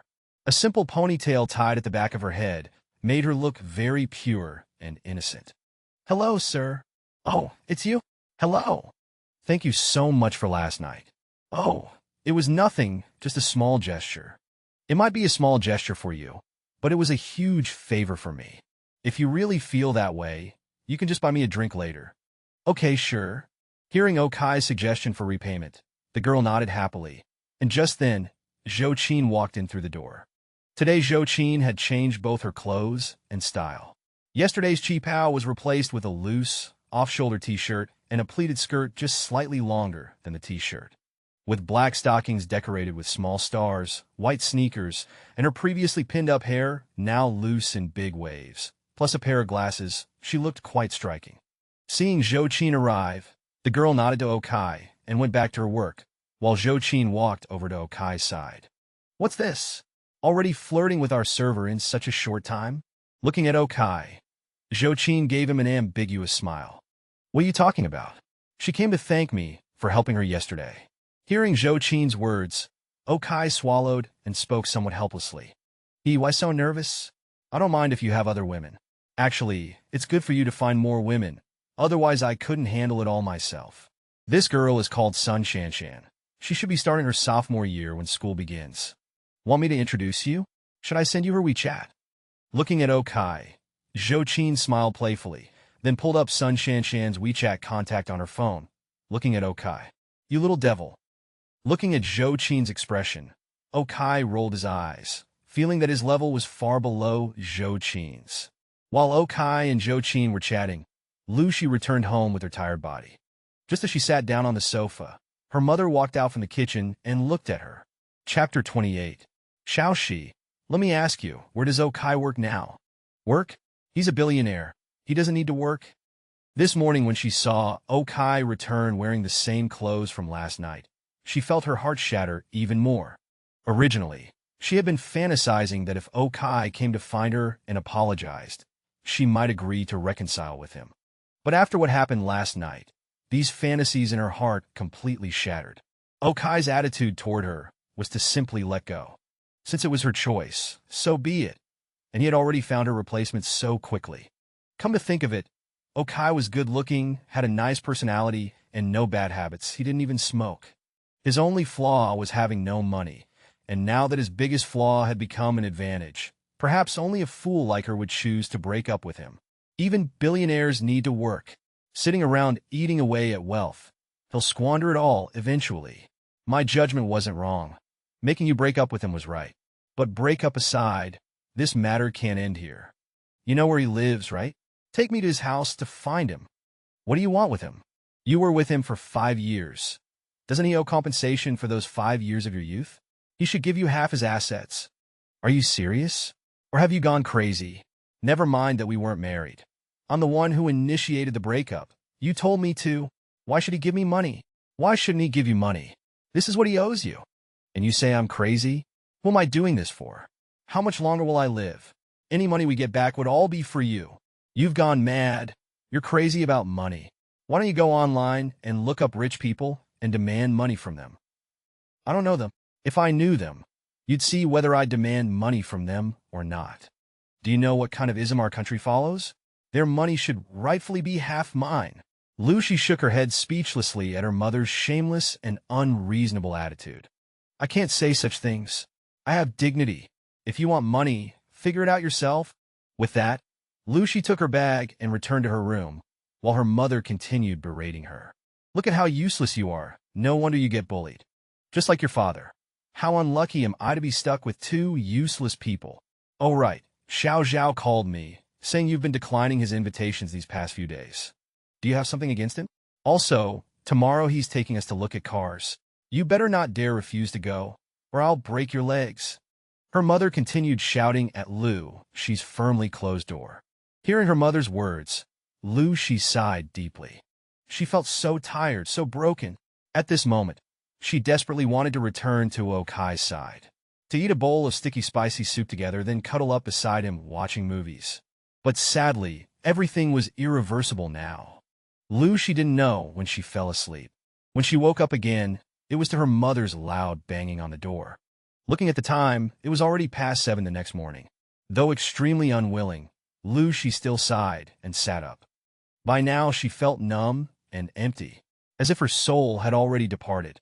As for Okai, he was also awakened, though by a WeChat message from Shur. Brother Kai, I've found a construction team. Would you like to come take a look? No need, it's just installing stairs. You can oversee it. Thank you for your help these 2 days. Money is not an issue. Just ensure quality and aesthetics. After seeing Shur's okay response, Okai put his phone aside. So busy even on a weekend. Just as Okai put down his phone, Zhou Qin moved closer, resting her head on his chest while speaking lazily. They hadn't stayed long at the bar last night. First they had hot pot together, then watched a movie. Was this their first date? Afterwards, they naturally came to Zhou Qin's home. Compared to their alcohol-fueled impulse 2 nights ago, they were much more clear-headed last night. They were busy from around 10 p.m. until about 1 a.m., then freshened up before Okai held her as they drifted off to sleep. But after just 6 hours of sleep, they were awakened. It's just a small matter. I bought 3 flats and plan to connect them to live in. Would you like to come live with me? No, I'm picky about beds, but you can come stay at my place anytime. Is that all? If so, I'm going back to sleep. Hearing Okai's words, Zhou shook her head and said with a smile. Just then, Okai's phone rang again. It was a message from Fengyu, reminding Okai not to forget their appointment today. Why is everyone messaging this morning? Seeing Fengyu's message, Okai muttered helplessly, then replied, no problem, before putting down his phone, only to find Zhou looking at him with an ambiguous smile. Seeing her gaze, Okai shrugged. Go back to sleep. Nobody else should be looking for me now. Never mind. Let's not sleep. I'll catch up on sleep during the day after you leave. As for now, would you like to get up for breakfast first, or eat me first? Looking at Okai's gaze, Zhou sat up. Through the gap in the curtains, sunlight fell on her body as the towel slipped down. Seeing this scene, Okai couldn't help but swallow. Joking aside, young people skipping breakfast is an attitude. And he had just such an attitude. Chapter 29. I've arrived. Oh, I see you over here. After Okai took a taxi to the Union Supercar Club, he got out and saw Fengyu in the distance, leaning against her Panamera and waving at him in the parking lot. Is this yours too? As Okai walked over, he asked Fengyu with some surprise. In his eyes, this Union Supercar Club was enormous. The building occupied nearly 1 square kilometer, roughly 2 kilometers long and half a kilometer wide. It was surrounded by 2-story buildings, and from the roaring sounds of engines inside, it wasn't hard to guess there was a racetrack inside. Indeed, rich people really do play differently from ordinary folks. Yes, I originally built this for a very good friend of mine, but she's been abroad these past few years, and I don't know if she'll return. Given the company's situation, as you know, I'm planning to sell it. Seeing Okai's shocked expression, Fengyu explained with a smile. She then led Okai into the massive building, and upon entering, the first thing he saw was a row of cars. Most were sports cars, but there were also some SUVs and sedans. The sports car brands were familiar to Okai. Lamborghini, Ferrari, Porsche, Maserati, Aston Martin, and Bentley, while Mercedes, BMW, and Audi took a back seat. Among the SUVs, there were 3. A black Rolls-Royce Cullinan, nicknamed something like Dark Knight, a popular Hongqi U8, and a Mercedes G770, which seemed less impressive despite being more expensive than the Hongqi. Next to the SUVs were several sedans. A Bentley Flying Spur, a Maybach S-Class, a BMW M8, an Audi S8, and a Mercedes S-Class, presumably for regular reception use. However, in Okai's eyes, all these cars showed downward green arrows. It made sense. Domestic cars had really shaken up the market, and buying these would mean immediate depreciation. So Okai only glanced at them before looking away. Seeing Okai's brief look, Fengyu was puzzled. As in her experience, men usually love cars. Why did Okai only take a quick glance? Being straightforward, she curiously asked, "What's wrong? None of these cars interest you." "I just don't like cars." Okai smiled calmly at Fengyu. Then why do you want to buy my supercar club?" Fengyu asked confusedly, remembering he had expressed interest in the place yesterday. "I'm interested in the land. Tell me, how much are you selling this land for?" Looking at Fengyu, Okai smiled and asked directly about the land price. "The land alone isn't for sale. You have to buy everything." Fengyu frowned, having considered all possibilities except Okai only wanting the land, not the cars. "But what would I do with these cars? I only need one to drive. They're useless to me, and I don't know how this supercar club makes money. What would I do with it?" Okai spread his hands, looking at her helplessly. "There are 2 main revenue streams. First is membership fees. This is a supercar club, so we have many members who come to use the track. If they want to try different cars like mine, they pay a fee. Profit? Well, there isn't much, but we break even." Fengyu explained how the club operated. 70% of people buy supercars to show off. But some buy for performance, for that thrill of speed. On public roads, even highways, you can only go up to 144 kilometers per hour before losing your license. But here it's different. There's a circuit track where you can safely reach over 200 kilometers per hour. So many people are willing to pay to experience their supercar's full potential. When they get bored with their own cars or want to try others before buying, direct purchase isn't practical. so they can rent the cars here, including the SUVs and sedans. According to Fengyu, annual membership alone costs 88,000 yuan, with 39 current members bringing in 3.4 million yuan yearly. Car rentals generate about 200,000 yuan monthly, plus sales of lubricants, oil, tires, and such. Conservatively, the place makes 5 to 6 million yuan annually, though little remains as profit. The earnings are high, but so are the expenses: security, staff, cleaners, mechanics, and so on. Most importantly, the track maintenance is the biggest expense. Their track is built to highway standards. With just a 4-lane one-way track, construction costs 12 million yuan per kilometer, totaling 60 million yuan for 5 kilometers. Current maintenance costs about 600,000 yuan per kilometer, meaning 3 million yuan annually just for the track, leaving Fengyu with basically nothing. The initial investment would never be recovered, with no ongoing profits either. Hearing this, Kai frowned. This wasn't a good deal. He was here to invest for profit, not for racing. So after hesitating, he asked, "So, how much do you want for it?" Initially, the land, construction, track cost 23 million yuan, plus these cars. I'll sell it all for 30 million. That's fair, right? Goodbye. Hearing Fengyu's price, Kai saw the investment prospect arrow pointing downward, showing a 7% loss. Meaning in 2 years, it would only be worth 27.9 million yuan. Kai wasn't here for charity, so he immediately turned to leave. But Fengyu quickly grabbed his arm. "Don't go. We can negotiate.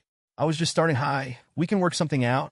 Looking at Kai, Fengyu smiled awkwardly. Chapter 30. 120 million. After looking around the land, and mainly through the system's assessment, Kai knew that this land would be worth 279 million in 2 years. So, he offered a price. "Are you kidding? These cars alone are worth more than 60 million. Fengyu immediately retorted after hearing Kai's offer. "Then take the cars away. I only want the land for 120 million. Glancing at the cars, most of which he didn't recognize, he replied, "Don't be like that, so stubborn. You may not like cars, but other guys definitely do. You could sell these cars in..." Okay, 250 million. Fengyu gritted her teeth and lowered the price by 50 million, looking at Kai. "These cars are really no use to me. Take them away. I'll even raise my offer by 10 million, 130 million, to buy this land and building. You can take everything inside." Seeing Fengyu's expression, Kai offered his final price. According to the system, the profit margin on this land was 113%, meaning the land's current value was only 131 million. His offer of 130 million was already the highest he would go. If Fengyu didn't sell, then so be it. After hearing Kai's words, Fengyu looked at him with a slightly resentful gaze. She knew that since he came here wanting to buy the land, he must have known its price. She knew the land's value very well, as she was selling it along with the cars. Currently, if auctioned, the land was worth about 94 million. As for the supercar club she built, although it cost 60 million, the racetrack wouldn't be worth anything if the land were developed or sold. Only the building itself could be appraised at around 30 million. In other words, if she auctioned or sold to the government, she'd get at most 124 million for the building and land. Kai's offer of 130 million was already very reasonable. Although she was still a little reluctant, she knew this was the market price. She just wasn't quite reconciled to it. "I have nowhere to put all these cars either. There are almost 40 cars here. Look at this Lamborghini Aventador, last year's model, driven less than 200 kilometers. The original price was 6,294,994. With insurance, it cost me 6,997,040.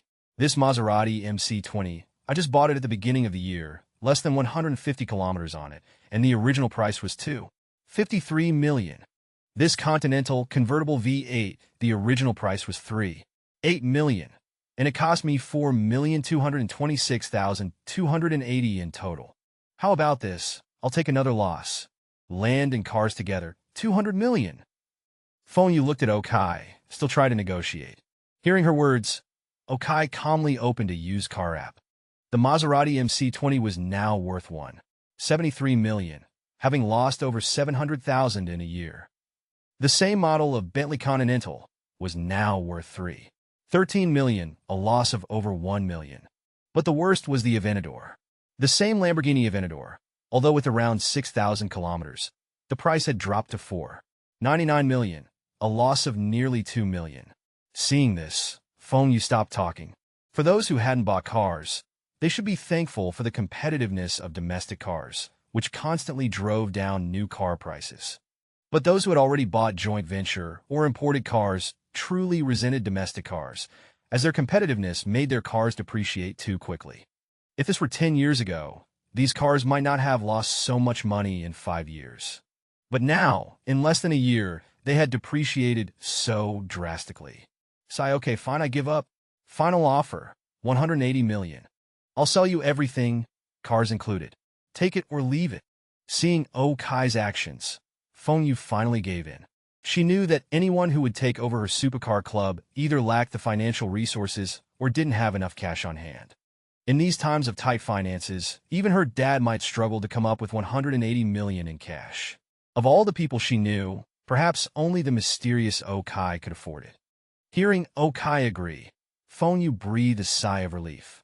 Thankfully, he decided to buy. She then smiled and said to Oh Kai, "It's settled then. I'll call the manager over for you to meet, and we'll sign the contract on Monday." "No problem." Oh Kai nodded in agreement. The matter was settled.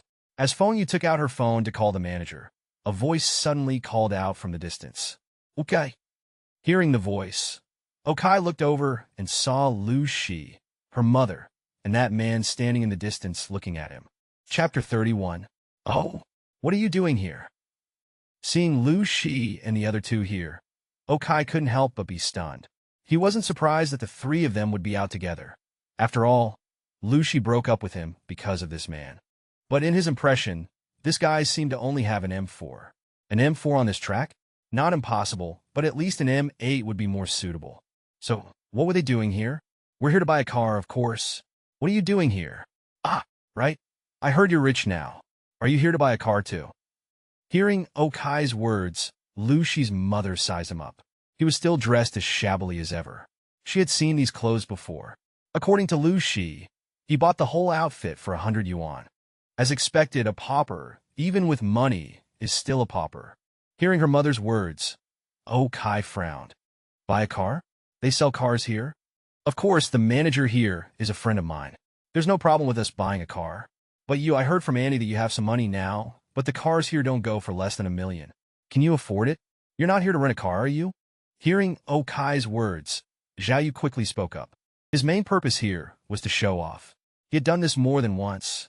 He'd bring a girl to look at cars, show off with a few million yuan car, and then say he'd ordered one, but it would take a while to arrive.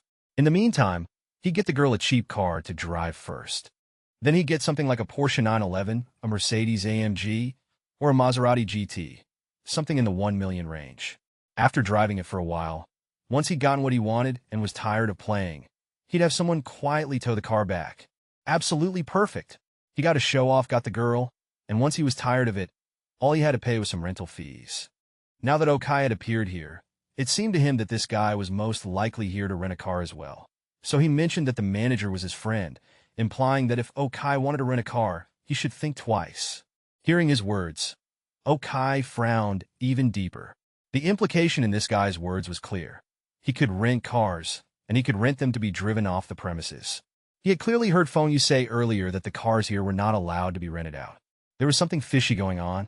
Just as Oh Kai looked at the three of them with amusement, Lu Shi's mother walked directly up to him. "Hand it over." "Hand over what?" Looking at the woman's actions, Oh Kai looked at her in confusion. He didn't remember owing her anything. "Stop pretending. The money. My daughter was with you for so many years. Even if there's no credit, there's still hardship, right? You should give half of your fortune to my daughter." Seeing Oh Kai's bewildered expression, Lu Shi's mother spoke as if it were the most natural thing in the world. Hearing her mother's words, everyone present was stunned. How could she say such shameless words so matter-of-factly? Zhao Yu, who was still pursuing Lu Shi, was especially shocked. Fortunately, he hadn't planned on being with Lu Shi for long. Once he was tired of playing, he would naturally find a way to get out.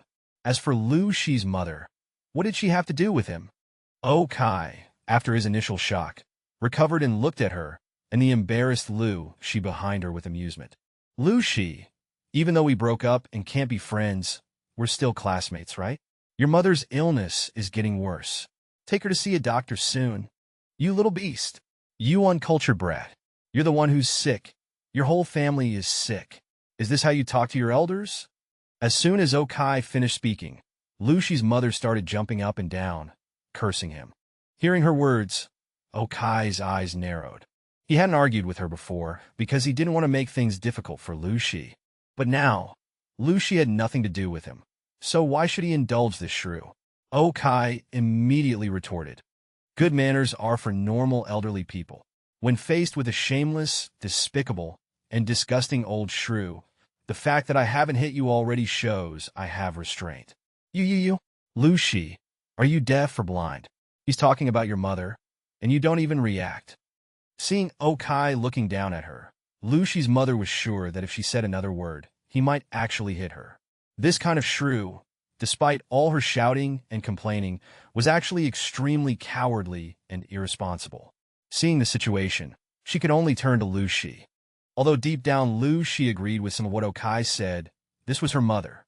So, she had to step forward and look at Okai, saying, Okai, we were friends. Isn't it a bit much to talk to my mother like that? Is it too much? I don't think so. You were the one who broke up with me, and now your mother is asking me for money? I can't imagine any decent person saying such a thing. How do you expect me to not be too much? Give you money? Or support your whole family? Although I have money, it didn't grow on trees. If I throw it in the water, I can at least hear a splash. What do I get for giving it to you? Insults. Okai said with a laugh, listening to Lu Shi. You. Hearing Okai's merciless mockery, Lu Shi started to speak, but she didn't know how to refute him. Seeing the frustrated expressions of Lu Shi and her mother, Zhao Yu felt it was time for him to step in. He took a step forward and stood in front of Okai. He originally wanted to grab Okai's collar, but he found that Okai was taller and stronger than him, so his intention to use force turned into verbal abuse. Are you even a man? Treating the woman you once loved like this? Shouldn't you sincerely wish her well for finding a man more worthy of her than you? Trash like you. Your presence disgusts me. Zhao Yu squinted at Okai. Just then, he saw Feng Yu walking over with a man in the distance, and he couldn't help but sneer. Kid, trying to rent a car to show off, huh? Too bad. You don't have the chance. Wu Zhong, throw him out. Huh? Is there some kind of misunderstanding? Wu Zhong, who was standing next to Feng Yu, and Feng Yu, who had just arrived, were both stunned. How did Okai get into a conflict in such a short time? And why did it seem like this guy knew the manager here, Wu Zhong? Chapter 32. What misunderstanding? I brought my girlfriend here today to pick out a car and ran into this poor trash. Throw him out. Upon hearing Wu Zhong's words, Zhao Yu spoke up. Hearing this, Wu Zhong's expression instantly changed, and Feng Yu's gaze also sharpened. Pick out a car? This wasn't a 4S dealership. These were her cars, and they weren't for sale. So, what were these people here to pick out? Thinking this, she looked questioningly at Wu Zhong beside her. Don't talk nonsense, this is my friend, he's just joking with me. Seeing Feng Yu's gaze, Wu Zhong forced a smile, then glared at Zhao Yu and said seriously. But this Zhao Yu was perhaps a bit dense. Seeing Wu Zhong's look, he didn't catch on and continued speaking. What are you afraid of? Besides your boss who hasn't been here for years, aren't you in charge? Who dares to gossip? Call security and throw him out. Shut up. You're the one who's going to get thrown out. Seeing Zhao Yu saying more and more inappropriate things, Wu Zhong started to panic and quickly spoke up. Hearing Wu Zhong's disrespectful words, Lu Shi's mother felt even more displeased, so she turned to Zhao Yu and said, Little Zhao, what's with your friend? Do we buy cars with just anyone? Is he worthy? Annie, please wait a moment, I'll talk to him. Hearing Lu Shi's mother's words, Zhao Yu smiled apologetically before going to Wu Zhong. Did you take the wrong medicine? You're making me lose face today. I think you're the one who took the wrong medicine. This is my boss. Hearing Wu Zhong's words, Zhao Yu finally looked with surprise at the woman beside Wu Zhong. He had noticed Feng Yu earlier. To be honest, Feng Yu was extremely beautiful, no less attractive than Lu Shi, especially with her noble air and branded clothing. One look, and you could tell she was either rich or noble. He had originally thought she was Wu Zhong's client. He never expected she was his boss. He had heard Wu Zhong say that besides this supercar club, his boss also had a large company with assets possibly exceeding 1 billion. 1 billion! It might not sound like much to some, but to ordinary people, it was an astronomical figure. He had always thought Wu Zhong's boss was a middle-aged man, but unexpectedly, it was such a beautiful young woman. One look, and you could tell she was also from a wealthy family. If he could win her over, wouldn't that mean instant success? Your name is Wu Zhong? How fitting. While Zhao Yu was eyeing Feng Yu lecherously, Okai looked at Wu Zhong and asked with a meaningful smile. You must be the distinguished Mr. Oh, your friend knows him? Lu Shi's mother pulled Zhao Yu and asked. Oh, well. Hearing Lu Shi's mother's question, Zhao Yu didn't know how to answer and could only look at Wu Zhong, whose face became even more embarrassed. Fortunately, Feng Yu stepped forward and said, Let me make the introductions. This is Mr.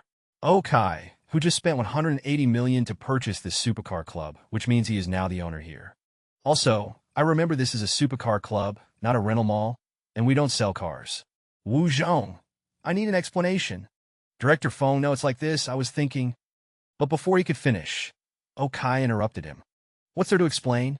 He's been secretly renting cars to these worthless second-generation rich kids to pick up girls behind your back. TSK, I should really thank you. If it weren't for you, I might have kept him on. But now, Wu Zhong, you're fired. You have 2 days to pay back the money from your private car rentals. Otherwise, this will be considered misappropriation of company property. I have a very powerful legal team, and I think they would be very willing to take this case. Patting Wu Zhong's shoulder, Okai said with a smile. When Wu Zhong heard Okai's words, his legs went weak and he collapsed to the ground. It was over, just as he had thought. Everything was over. Then Okai turned to look at Lu Shi and the others, who were standing there completely stunned after hearing Feng Yu say that Okai had spent 180 million to buy this place. Okai had bought 3 large apartments for nearly 90 million, and today he spent another 180 million to buy such a large supercar club. Originally, when Lu Shi mentioned it, her mother didn't have much concept of it. But now hearing it firsthand, she was momentarily dazed. If she hadn't urged her daughter to break up with Okai, wouldn't all these cars have belonged to their family? Suddenly, she felt that Zhao Yu beside her didn't seem so appealing anymore. Meanwhile, Zhao Yu was feeling quite awkward. Had he just called someone who could produce 180 million in cash trash and dirty? His memory wasn't very good. He had already forgotten. As for Lu Shi, her gaze remained very complicated. She actually wanted to beg Okai for forgiveness, but her pride wouldn't allow her to take back her words after saying they should break up. Okai couldn't be bothered with their mental state and said, Security, please escort these 3 out, then follow your manager to pack up. Mr. Oh, Director O, please give me another chance. Please give me another chance. If you don't pay back the money, save those words for the judge. Misappropriating others' property for profit carried a sentence of up to 3 years for minor cases and 3 to 7 years for serious cases. Looking at this guy, 7 years seemed likely, but Okai had no intention of giving him another chance. He waved his hand, and the security guards who had already gathered split into 2 groups. One to escort Lu Shi's group out, and one to take Wu Zhong away. Lu Shi glanced at Okai before turning and leaving. Seeing Lu Shi leave, her mother, who had wanted to linger, had no choice but to hurry after her. As for Zhao Yu, he wished Okai wouldn't notice him, because he felt he might have brought a formidable presence upon his family. I have no objection to how you dealt with Wu Zhong, but shouldn't the money he returned belong to me? After all, that was my loss. As everyone here had been dealt with, Feng Yu smiled and approached, whispering to Okai, Is your Panamera also registered under this supercar club? Hearing that Feng Yu wanted to claim even this money, Okai rolled his eyes and said, That won't work. That was a graduation gift I bought for myself. Fine, you miser. You're so wealthy, but won't spare anything for a poor person like me. Feng Yu glared at Okai and spoke. First, you're not poor. Second, I've already left that car to you. What more do you want? Okai spread his hands and muttered helplessly at Feng Yu. I want you to invest in my company. Hearing Okai's words, Feng Yu put her hands behind her back, tilted her head towards Okai, and said with a smile, Sister, with this 180 million, You're just short of 100 million. If you can't turn things around with 100 million, you might as well quit and go home to be a young lady. Okai said helplessly, looking at Feng Yu. Hey, how do you know I'm short 100 million? Have you been investigating me? Are you secretly in love with me? As soon as Okai finished speaking, Feng Yu spoke up, but this only earned her an even more helpless expression from Okai. Sister, is it possible that 4 days ago, I was still your employee? Oh, right. Haha, okay, let's not talk about the company anymore. Now that you've fired Wu Zhong, you'll need someone you trust as manager. Want me to recommend someone? Although she hadn't met Okai many times, in her heart, she felt their relationship had progressed rapidly. She had basically been treating Okai as an equal when communicating. It was completely impossible to tell that Okai had worked at her company for 3 years. Seriously, if you know a suitable manager, you should hand the company over to them. What does a manager mainly do here? Seeing Okai underestimate her operational abilities like this, Feng Yu puffed up her cheeks in anger. But despite her dissatisfaction with Okai's words, she still explained what a manager needs to do here. There are basically 3 things a manager needs to do here. First is managing the staff, second is maintaining good relationships with members, and third is taking care of the cars here, making sure they're in the best condition whenever someone needs to use them. Counting on her fingers, Feng Yu explained what the cars here need. I understand. Thinking about this, Okai took out his phone and called Li Weidong directly. Hello, Kai, what's up? The phone rang several times before being answered, and Li Weidong's half-dead voice came through. No way, it's noon. Are you still sleeping? Looking at the time, Okai asked hesitantly. Hey, wasn't Black Monkey playable yesterday? I played all night when I got back. Only went to sleep after 3 a.m. What's up? Hearing Okai's words, Li Weidong said somewhat embarrassedly. This guy's favorite thing to do was playing games, of course. Okai and the others used to be like that too. I'll send you an address. After you clean up, come over quickly. I found you a good job. Hearing Okai's words, Li Weidong said somewhat embarrassedly. Brother, I'm not trying to be difficult. I appreciate the gesture, but I really don't know anything about finance. I can't just take advantage of you. It's not about finance. I just acquired a supercar club. Come be the manager. The main job is taking care of my supercars and selling things on the side. Hearing Okai's words, Li Weidong immediately agreed, then excitedly hung up the phone and got up to wash up. Supercars? That I can do. Wait for me. I'll be right there. Hearing Li Weidong speak like this, Okai smiled. After Okai hung up and sent the address to Li Weidong, he looked at Feng Yu beside him. Does CEO Feng have any other business today? No, the company feels like a mountain pressing down on me. I don't have the leisure to do anything else right now. Spreading her hands, Feng Yu indicated she had nothing else to do today.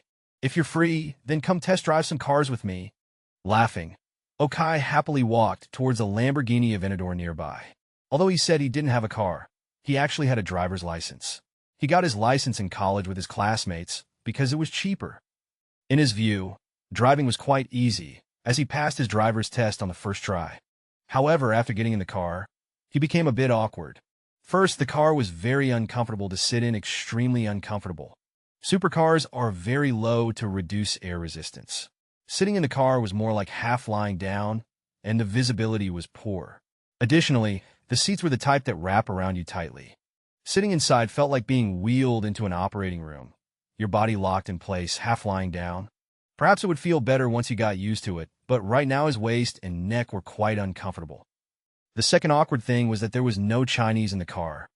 Besides being able to distinguish the brake and accelerator, he could hardly tell what anything else was. However, fortunately, Feng Yu was very knowledgeable about this.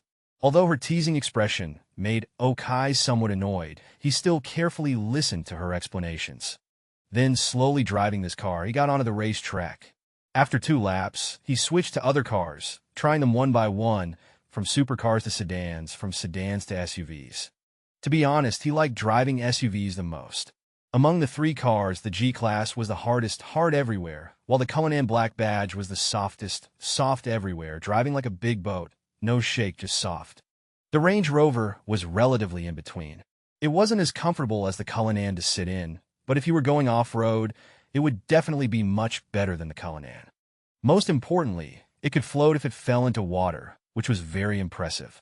So, after thinking about it, Okai decided he would drive this car back later, and it would be his vehicle from now on. And just as he and Feng Yu were getting out of the car, Li Weidong arrived. Chapter 34. I'm furious. That little beast. He must have gotten his money through illegal means. I'm going to report him. And tomorrow, I'm going to bring a banner and make a scene here every day. Enough. Haven't you embarrassed yourself enough? You want to play the elder card? Do you even have that right? If you make a scene, they'll call the police on you. After leaving the Rain Cloud Supercar Club, Lu Shi's mother maintained a dark expression the whole way home in Zhao Yu's car. The moment they got home, she dragged Lu Shi out of the car and started ranting inside. Hearing her outburst, Lu Shi's father spoke up. Arrest me? Go ahead. I want to see who dares arrest me. Let's see if I make a scene or not. Hearing her husband's words, Lu Shi's mother's eyes widened as she shouted. Who will you go to confront? The police station? What starts as detention could turn into jail time because of your behavior. Lu Shi said, seeing her mother's unreasonable state. So, what if I go to jail? You'll just watch me get sentenced? Hearing Lu Shi's words, her mother turned on her. Stop yelling at the child. You've ruined her happiness. What are we supposed to do? Break you out of jail? Why don't you ask us to start a revolution while you're at it? Seeing his wife's behavior, Lu Shi's father showed rare firmness. Why can't we revolt? So many people in history succeeded at revolution. Why can't you? The truth is you're both cowards. You see me being bullied and don't dare to fight back? You say I ruined the child's happiness. I gave her life. Everything I do is for her. This life is unbearable. Bullied by outsiders and coming home to take abuse from you too. Seeing her husband dare to talk back, Lu Shi's mother burst into tears. Hearing their mother like this, both Lu Shi and her father showed disgust in their eyes. Come on, it's lunchtime. Let's go eat. Just us two without her. For once, Lu Shi's father maintained his firmness and took Lu Shi downstairs after speaking. At a small restaurant downstairs, father and daughter ordered 2 dishes and 2 bowls of rice, eating in silence. When they were almost finished, Lu Shi's father looked at her. Little Shi, do you still have feelings for Okai? Dad, I don't want to talk about this. Lu Shi said, lowering her head. I understand. Actually, I always thought Xiao Kai was good filial, good personality, and most importantly, good to you. Though he didn't have much money before, he could earn it. If you had stayed with Xiao Kai, it would have been fine. But, with that thing at home, nobody could do anything about it. If you want to get back together but feel awkward about it, I can speak to him for you. You two could live well together, and you wouldn't need to come back home. Hearing her father's words, Lu Shi smiled bitterly. She really wanted to ask why he hadn't said this earlier. If it weren't for everyone around her opposing it back then, she wouldn't have wavered and broken up with Okai. Now, even if there was a way to turn back time, it was too late. Dad, it's too late. There's no place for me by his side anymore. He has someone new. Looking at her father with a bitter smile, Lu Shi took a deep breath and continued eating. Hearing this, her father opened his mouth, but then closed it. Yes, life isn't a game. There are no save points. Sometimes life is just like that. Once some things are gone, they're gone forever. So at this moment, Lu Shi's father also lowered his head and continued eating. Meanwhile, Okai and his group were also having lunch. However, they weren't eating out but rather in the Supercar Club's cafeteria. The Supercar Club had over 40 employees, not counting members. These 40-plus people couldn't eat out or order takeout every day, as the club was located in a suburban area outside the 4th Ring Road. Otherwise, the land wouldn't have been so cheap. So they needed a cafeteria. And to be honest, the cafeteria chef was quite skilled. According to Feng Yu, she only set 2 specific positions here. One was Wu Zhong, the manager, and the other was the head chef. While rich people might be spendthrifts, their taste isn't usually wrong, so Feng Yu was eating with them in the cafeteria today. During lunch, Li Weidong kept glancing at Okai and Feng Yu, wondering about the relationship between his friend and this girl who kept bantering with him. If it was that kind of relationship, wasn't his friend moving too fast? He had no idea that their goddess, the bar owner, had been won over by Okai on the very first day. Right now, they were still leisurely watching Okai banter with others. As they ate and bantered, suddenly Feng Yu received a phone call. She didn't try to hide anything and answered it right in front of everyone, briefly responding before hanging up. Okai curiously asked. Who was that? Calling at noon? Debt collectors? How could that be? Banks are closed on weekends, and besides, I'm not at the point where they need to chase me for money. It was the auction house. They really don't do background checks. I'm nearly broke, yet they still call me. Phone, you said, rolling her eyes as she put a piece of sweet and sour pork in her mouth. Auction house. This term was something Okai had only seen in fantasy novels. He'd never heard of or been to one in real life. Interested? Yeah, a bit, Okai admitted, rubbing his nose, as he really hadn't been to one before. Here, take this. It's my membership card. There's an auction tomorrow. If you want to check it out, go ahead. There's no money on it, though, so you can just change it to your name when you go. Phone, you said, taking out a membership card from her bag and placing it in front of Okai. You're not going? Okai asked, looking at her as he took the card. I'll pass. I need to save money now. If I go, I'm afraid I'll spend too much. You go by yourself. Oh, and better bring a date. Phone, you said with some hesitation as she looked at Okai. Chapter 35. Female Companion.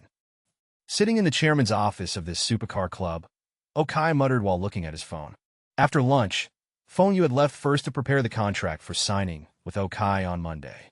Okai wasn't worried about money at all. He still had over 100 million in his bank account. Tomorrow, it would be over 200 million, and early Monday morning, it would be over 300 million. So even after deducting Phone Yu's 180 million, he'd still have 120 million to work with. As for the 200 million in the stock market, he could slowly grow that through his operations. No need to rush. That's why he wanted to check out this auction. However, according to Phone Yu, he needed a female companion for the auction, and his first choice was naturally Zhou Qin. So he made a video call to Zhou Qin. The call connected quickly, and Okai saw Zhou Qin wearing white loungewear, sitting at her dining table eating rice noodles. Her phone was positioned horizontally. Clearly, she had been watching something. Seeing Okai, she smiled and asked, Oh, missing me already? Yeah, I was just wondering if you'd eaten. If I hadn't already made plans to drink with Luo Guigang and the others tonight, I'd come over right now. Don't come over. I'm exhausted. Go sleep at your own place tonight. I need to rest, Zhou Qin said, rolling her eyes flirtatiously. Come on, I'll come over tonight, I promise. I'll just hold you, nothing else. Okai raised 3 fingers solemnly. If men's words are lies. You might be my first man, but I clearly can't trust you. Besides, if you're not going to do anything, why come over? Zhou Qin smiled teasingly at Okai, raising her eyebrows. This temptress was too devastating. Every movement was incredibly alluring. Thankfully, Okai had his perfect physique, otherwise he'd be worried about not being able to handle Zhou Qin. Even so, her every move nearly had him wrapped around her finger. He felt like he was turning into a lovesick puppy in front of Zhou Qin. Beautiful, great figure, perfect personality, not clingy and caring. Such a woman was truly the embodiment of perfection. Bah, puppy love leads to nothing in the end. He definitely wouldn't become a lovesick fool. You didn't call just to chat, did you? If you have something to say it quickly. Don't keep me from my show. Seeing Okai's wandering gaze, Zhou Qin propped her chin up and asked, Yes, actually there's something. There's an auction tomorrow, and I'd like you to come with me. Auction? No thanks, I don't like those kinds of occasions. But if you're going, you do need a female companion. If you don't have anyone, I have plenty of pretty girls at my shop I could introduce you to. Hearing about the auction, Zhou Qin shook her head, expressing her lack of interest, but offered to introduce some female companions to Okai. Never mind then. If you won't go, I'll ask my assistant. Hearing Zhou Qin didn't want to go, Okai thought he'd ask sure, or if she wasn't available, Su Nuo would do.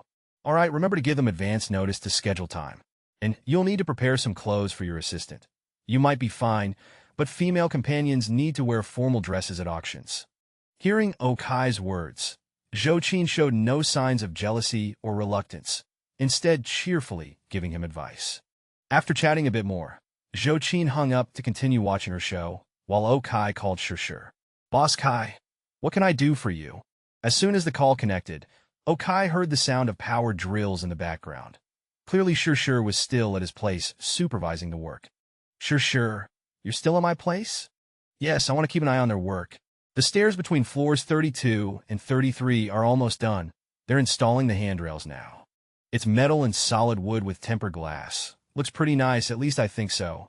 Good, I trust your judgment. You don't need to watch them constantly, though. All that dust isn't good for you. Take this chance to go buy some clothes. Buy what? Clothes? Sure asked, confused by his suggestion. Buy an evening gown. There's an auction tomorrow night, and you'll be my companion. What? Auction? Evening gown?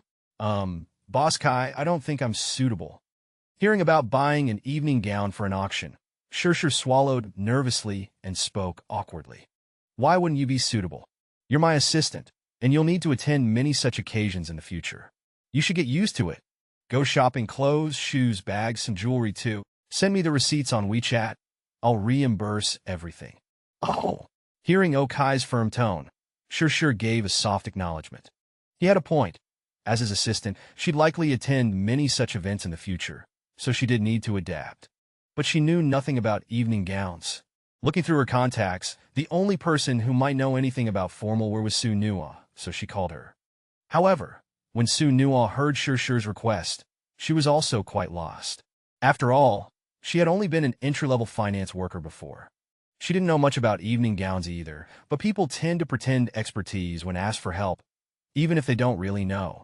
So the two agreed to go shopping together.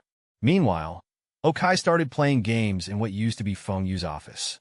Though Feng Yu didn't know computers, she had top-of-the-line equipment here. A 4090 with a 4K monitor, a setup worth over 100,000 yuan. After hearing Li Weidong mention Black Monkey earlier, Okai downloaded it and started playing. Truth be told, with his reaction speed, playing this game was like having cheats enabled.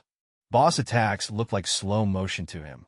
There was no such thing as quick or slow attacks or timing differences. A basic stick could interrupt everything. Whether fighting Guangji, Guangmo, Datu, Xiushi, Balajlang, or Link Suzy, he beat them all first try. By the time Li Weidong finished understanding what he needed to do and they were ready to leave, Okai had already beaten the hidden boss Jin Qi. Seeing Okai's progress really hurt Li Weidong. He had played until 3 a.m. and was still stuck at Xiushi, the Snake Man. Gaming really does come down to natural talent. Chapter 36. As Okai and the other three men laid their bare bodies on the scrubbing platform, the bath attendants began scrubbing the dirt off their bodies. The four of them closed their eyes contentedly, enjoying the pleasure of the bath. Of course, closing their eyes and mouths had another reason, to avoid getting dirt in them, which would be disgusting.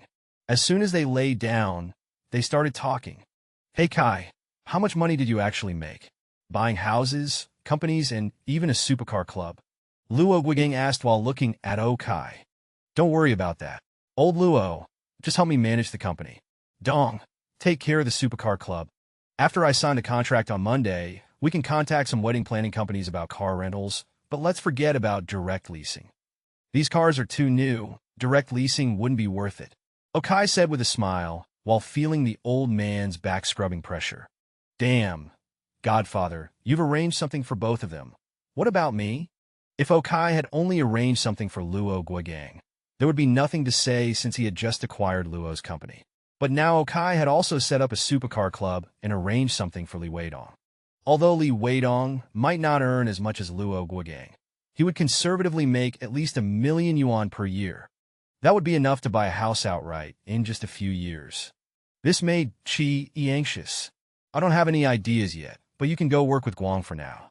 The company's tech department needs programmers anyway. We'll arrange something else for you when there are other companies. Well, alright, it's better than staying at this company and being pushed around. Qi hesitated before responding. Hee, you fool. You think you won't get pushed around under my management? You're too naive. Luo Guigang laughed. Qi responded with just a middle finger. Let's not talk about this. After the bath, should we go upstairs or go drinking? Of course we'll do both. Go upstairs and then drink. Are you up for it? Will you still have energy to drink after going upstairs? Qi teased Luo Guigang. Going upstairs is just for a normal massage. Why wouldn't I have energy to drink? Don't you know about the recent crackdown? Luo Guigang returned the middle finger to Qi.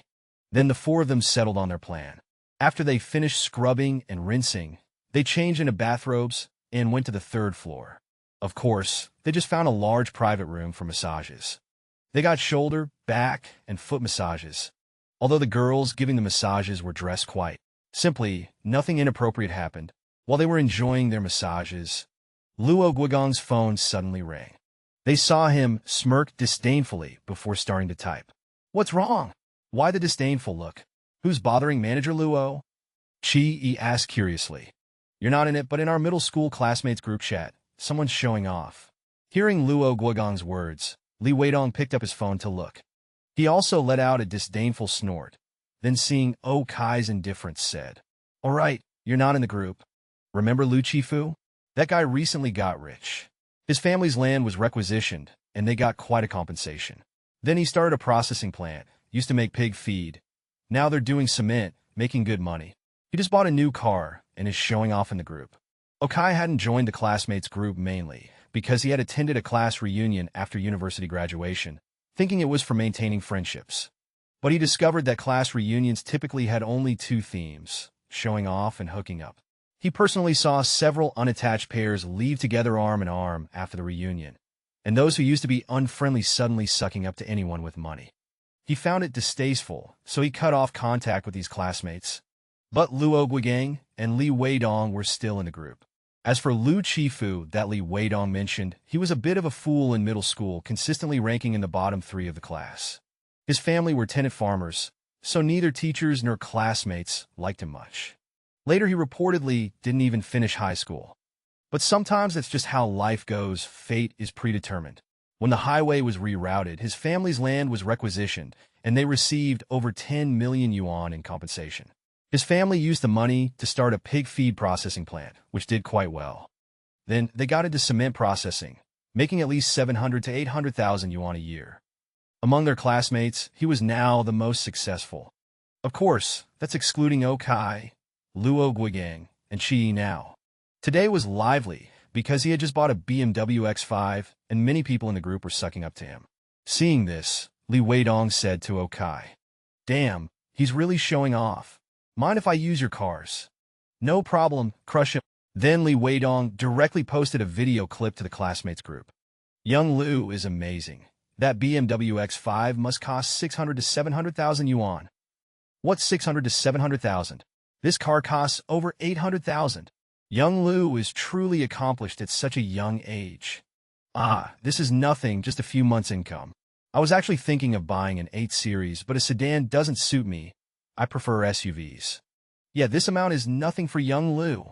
Li Weidong shared a video clip. Li Weidong? What did he share? Did his machinery factory make a new tractor? No, looks like it's also a car, a BMW. Is that a BMW 8 Series? Old Li, did you strike it rich? A BMW 8 Series? That must cost over $1 million. What BMW 8 Series? Look carefully, that's an M8. This car costs over $2 million. Luo Guigang chimed in right on cue. Chapter 37. 2 million? Halao Luo, are you crazy? I know you're good with Li Weidong, but you're blowing smoke for him now? I'm really not. I checked, this car really is over 2 million. Damn, Li Weidong, don't tell me this car is yours. Li Weidong shared a video. Seeing the questioning in the class group chat, Li Weidong posted another car video. This one caused another uproar. Damn, a Mercedes? No, it's a Mercedes AMG. What AMG? It's a Maybach. Li Weidong, are you selling cars now? Li Weidong shared a video. Holy crap, is that a Cullinan? And next to it a G-Wagon? And a Land Rover? Li Weidong, Dongji, what have you been up to? Did you go to Tianjin port to sell cars? Li Weidong shared a video. Seeing everyone's shock, Li Weidong kept posting short, 10-second videos of cars he'd filmed that afternoon. Each video showed him and the cars, leaving everyone stunned. These luxury cars were rarely seen in person, let alone all together, even on TV. The entire class group chat was buzzing, trying to figure out what Li Weidong was doing. After a while, Li Weidong finally spoke up. Stop guessing. These cars aren't mine, they're Okai's. He bought a supercar club, and these are his toys. I'm the manager there now. If any classmates want to experience a luxury car, come find me. As Li Weidong spoke, he glanced at Okai, who waved his hand. Having Li Weidong showing off for him felt pretty good. Okay, he's not in this group, is he? What's he doing now? In a supercar club? Buying all these cars just for fun. Damn, can you guys stop bragging? Yeah, a supercar club has to be worth tens of millions at least. Even if you three sold yourselves, you wouldn't be worth a fraction of that. As soon as Li Weidong finished, some people in the group who didn't like them popped up, ready to expose their lies. Li Weidong shared a video. Hey, you guys are thinking too small. Think bigger. This supercar club is worth 180 million. Just confirmed today. Luo Guigang shared a video. That's nothing. He's my boss now too.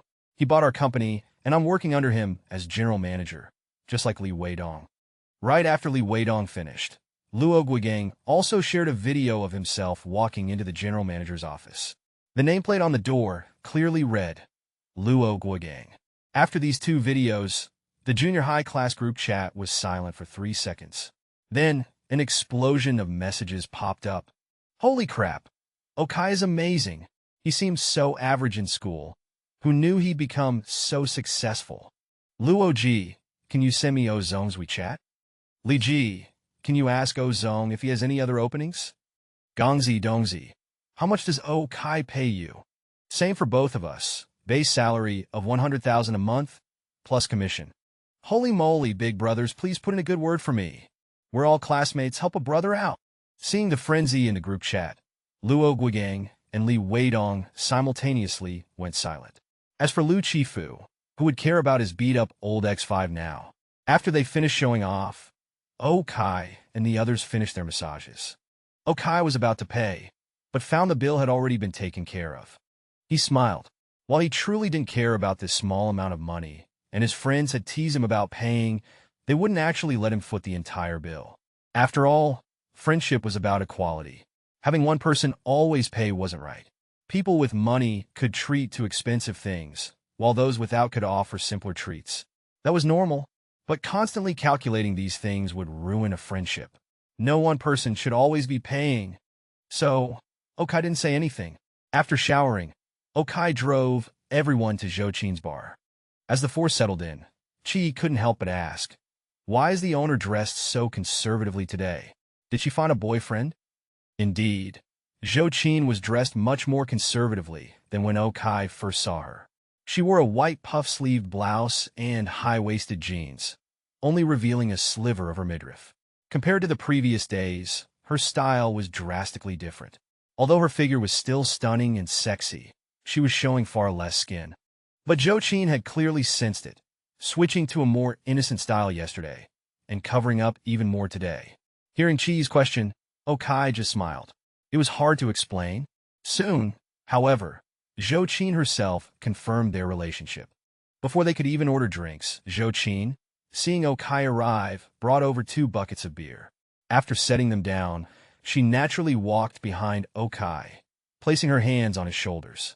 Okai's head rested perfectly against the spot that attracted so much attention. Zhoujie, you too, are you? Zhou Qin is my girlfriend now. Okai smiled at their surprised expressions. What girlfriend?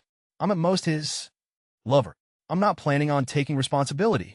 You three can have all the drinks you want from now on, charged to his account. Zhou Qin said with a smile, then waved her hand flirtatiously before returning to the bar. As soon as she left, Luo Guigang and the other two stared at Okai with burning eyes. You sly dog, you snagged the owner on your first day. Yeah, you're not being straight with us. We brought you here to see the owner, and you just took her home for your private collection? I was wondering why you ignored us when we were showing off earlier. Turns out you were saving this fatal blow for us. Ah, as expected, excellent people are excellent everywhere. Damn, he just secured you a job and you're already kissing his ass? Gratitude is gratitude. Helping him is helping him, but cursing him is cursing him. Qi looked at Li Weidong with disdain, his tone clearly disapproving. Watching them, Okai laughed. Being envied was indeed a very satisfying feeling. Chapter 38. Ugh, I shouldn't have let you come over. Weren't we just supposed to sleep? What are we doing now? Zhou Qin muttered, weakly punching Okai's arm. That evening, after drinks with Luo Guigang, Li Weidong, and Qi, Okai and Zhou Qin had slipped away from the bar and driven back to her place. Things had naturally progressed from there. Has sleep? We'll sleep now. Okai chuckled, catching her hand.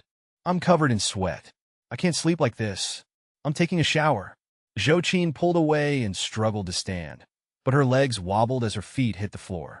She admitted to herself she couldn't quite handle Okai's energy. Anticipating this, Okai scooped her up and carried her to the bathroom. The tub was already filled. They both slid in. Looking at Zhou Qin leaning against his chest, Okai began, "Wife. Don't call me wife. Call me sister," Zhou Qin interrupted with a smile. Okay, Qinjie," Okai said, holding her close. "Can I ask why you won't be my girlfriend?" "I thought you'd wait longer to ask, but I guess now's as good a time as any," Zhou Qin said, splashing water on her collarbone. "There are 2 reasons." Hearing him finally ask the question, Zhou Qin's body trembled slightly. "First, have you heard of Zhouan?" Okai thought for a moment. "Zhouan? Doesn't ring a bell." "That's not surprising. He's my father. He was a gangster, involved in shady business. He was arrested 3 years ago, sentenced to death, and executed a little over a year ago."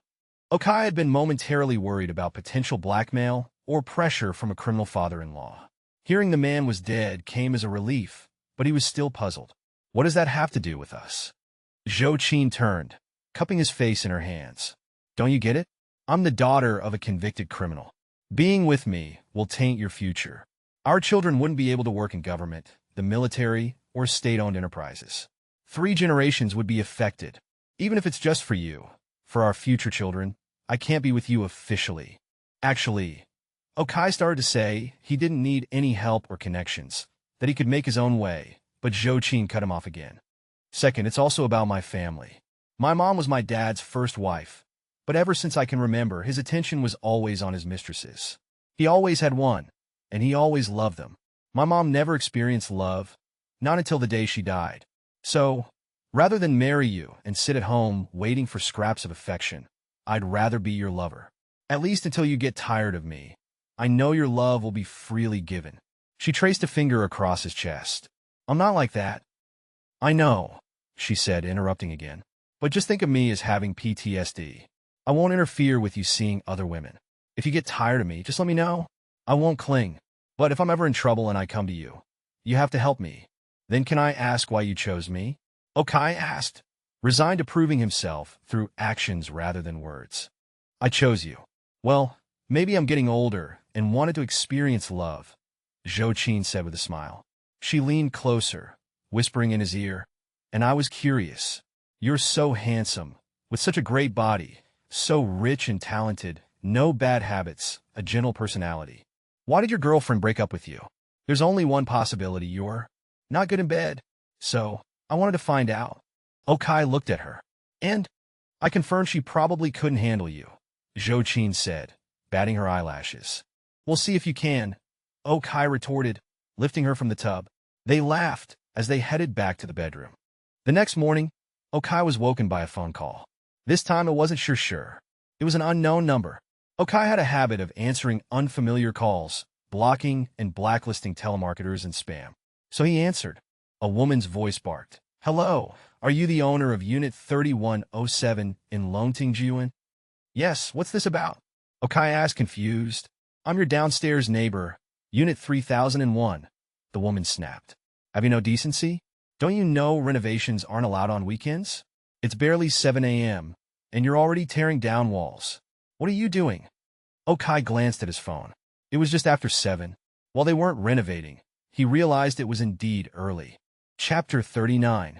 "I apologize, we're not renovating, we're installing a staircase. About the early hour, I hadn't expected it either. We originally scheduled to start at 9. I'll go check with the person in charge now." "Make it quick." The person on the other end, hearing Okai's reasonable attitude, calmed down somewhat. After saying, "Make it quick," she hung up. Then Okai called Sure, who was currently on her way to his place. However, the bus was stuck in traffic today, so she hadn't arrived yet. Hearing her situation, Okai considered getting Sure a sports car. After all, she was his assistant, and she'd probably need to travel around a lot in the future. Taking taxis and buses all the time wasn't ideal. Oh right, he still hadn't paid her for yesterday's clothes shopping. This silly girl didn't even remember to get him the receipt. "What's wrong? Something happened at home?" "Nothing much. Remember I bought 3 large flats and planned to connect them? The construction team is probably rushing to meet the deadline, so they started early today before Sure arrived. The downstairs neighbor came to complain." "Oh, I see. By the way, is your assistant an inexperienced young girl? What? Jealous? Jealous of what? I'd be happy if you found more sisters to share the burden. I'm just saying young girls might handle these situations roughly. You should go back early to check on things. Don't let the neighbors and construction workers bully your little assistant.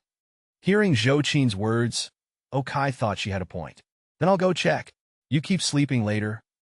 Don't come back later, and don't come tonight either. I need rest. Once your place is done with construction today, go sleep at home. We'll talk tomorrow. Zhou Qin kicked Okai lightly and waved him away. They had agreed to just sleep yesterday, but when he came back last night, they were busy for 2 hours, then after showering another hour. She felt if this continued, she might not survive. Yet, Kai was like a drug. When they were together, even if he didn't initiate, she couldn't control herself. So the best solution was to keep him away and rest for 2 days. No, 1 day. She'd miss him after 2 days apart. Seeing Zhou Qin's conflicted expression of both fear and reluctance to part, Okai smiled, kissed her forehead, went to wash up, and left her home. He bought some steamed buns downstairs and drove home while eating. When he arrived home, Shir was already there. Upon learning this, Okai quickened his pace. He was worried these people might have made his little assistant cry. When signing the contract, Okai had seen Shir's ID. She was only 21 this year. Though he didn't know why she hadn't gone to university, she was still just a kid. So his concern was natural, but he was clearly overthinking. Shir was indeed 21, and had been working since graduating high school, but these 3 years of social experience hadn't been wasted. She might be gentle around Okai, but that didn't mean she was the same with others. By the time Okai got home, she had already handled everything. The construction team had temporarily stopped work until 9, and she had pacified the neighbor. When Okai came up in the elevator, the downstairs neighbor was already smiling. When Okai saw her, they both froze for a moment. Don't misunderstand, they didn't know each other. Okai was surprised that his downstairs neighbor was such a beautiful young woman. She looked to be in her 20s, probably older than him, but not by much. About 166 to 167 centimeters tall, wearing a loose t-shirt as pajamas, but clearly with a nice figure. Her long hair was dyed brownish yellow and hung down her back, giving her a somewhat fierce look. She was also surprised looking at Okai. She knew Shir was just Okai's assistant, and Okai had bought 3 large flats here. Living here herself, she knew exactly how expensive these units were. She lived downstairs in a 3-bedroom, 125-square-meter apartment that many people envied, and she hadn't known there were legendary large flats above her. She had assumed Okai would be some old man or middle-aged person, but unexpectedly, he was so young and handsome. "Are you the owner here?" "Yes, that's me. I'm really sorry about causing trouble so early in the morning." "Oh, it's fine. We're neighbors. Let's be understanding of each other. I'll head down now." Seeing Okai's good attitude, his wealth, and his good looks, the woman's last bit of anger disappeared. She waved and went down the stairs. After she left, Shir came to Okai's side. "Brother Kai, I'm so sorry I couldn't handle this small matter well." "Hey, how is this your fault? It's clearly the foreman trying to rush things. Come on, let's go give him a talking to." "All right. Did you buy the dress I asked you to get yesterday?" Okai patted Shir's head dismissively. "I did, but it feels strange." Shir scratched her head, thinking about the dress she bought yesterday. It was indeed a bit odd. "Try it on later and I'll see. You bought the dress but forgot to send me photos. By the way, can you drive?" "I can't." "That's good enough. Let's go pick out a car first, then go to your place to see the dress, and then we'll go do a photo shoot." Seeing Shir's hesitation, Okai smiled and made the decision. Chapter 40. The foreman was easy to deal with. After all, he had contracts with the sales office and property management. With regular residents, the worst that could happen was losing some money. But with OK, one word from him could get the foreman fired. OK's large house wasn't something to be taken lightly, so pressuring him wasn't difficult. He was just trying to rush because he was worried about not finishing by nighttime. Starting early in the morning was better than working late and getting complaints. Now that OK, the owner, had arrived and said they could continue tomorrow if needed, the foreman relaxed and waited until after 9 to restart the construction. After they began working, OK drove with Shir to the Union Supercar Club, where he found Li Weidong had already arrived. Although he hadn't signed a contract with Feng Yu yet, The deal was settled, so Li Weidong had started working early. Seeing OK bring another new girl, Li Weidong was stunned. Well, being rich really made a difference. Before, although Lu Shi was beautiful, OK only ever brought her along. But now, he had already seen 3 women. Zhou Qin, yesterday's original owner Feng Yu, there was definitely something between them. Even an outsider could tell, and now today's Sure. Indeed, when a man gets rich, he's no longer just a man. While Li Weidong was looking puzzled, OK smiled and began introducing them. Let me introduce you. This is Li Weidong, my childhood friend, classmate, and best friend. He'll be the manager here from now on, as this is my property. This is Sure, my assistant. She might come here on my behalf sometimes. Keep the books clean. If she catches anything wrong, don't blame me for firing you. All right, enough nonsense. Miss Sure, hello. I'm Li Weidong. Hello, Manager Li. Please just call me Sure. Li Weidong gave OK a contemptuous look and nodded to acknowledge Sure, who bowed in return. All right, you can go back to work now. Make sure you understand everything about this place, since you'll be in charge. I'm taking Sure to pick out a car. Got it? Hearing OK's words, Li Weidong internally scorned this hypocrite. Just a regular assistant. And OK's willing to give her a car. It's obviously because this Sure is pretty, and he's lusting after her. Despicable. But Li Weidong kept these thoughts to himself and cheerfully went about his business, knowing that if he were rich, he'd probably be even worse than OK. Meanwhile, OK took Sure to look at the cars. The executive sedans, performance cars, and SUVs weren't suitable for Sure. So OK took her to look at sports cars, and seeing these cars made Sure nervous. These cars easily cost over 1,000,000 yuan, and she really didn't dare to drive them. Finally, she chose a Porsche Boxster S2 5T convertible sports car. The original price was 817,000, now dropped to 735,000 for new cars. Including taxes, it came to around 820,000 total, clearly affected by domestic car competition. But this car was suitable for Sure to drive, and with full insurance, there was no worry about accidents. After taking her around the local racetrack for a few laps to test the car's performance and controls, OK drove with her slowly back to her residential complex. Sure's complex, well, not exactly hers since she was renting, was an old neighborhood, though not far from Longtingjiyuan. About 4 bus stops away. It would take 20 minutes to walk, but only about 10 minutes by car. This was why she worked as a sales agent at Longtingjiyuan. It was close to home. However, this old complex naturally lacked many amenities. The parking situation was chaotic, but fortunately, due to previous incidents, there were many surveillance cameras in the area. So there wasn't much worry about scratches or dents. It was just difficult to park, and Sure would have been better off with a car that had automatic parking.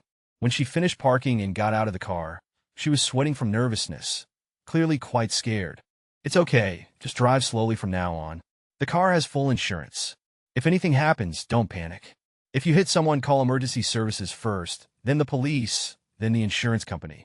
If you just hit another car, call the police first, then insurance. If you hit something fixed like a flower bed, just call insurance directly. Brother Kai, can't you wish me better luck than that? Okay, just remember what I said. Let's go up and look at the dress. Seeing Sure's expression, OK smiled and followed her upstairs.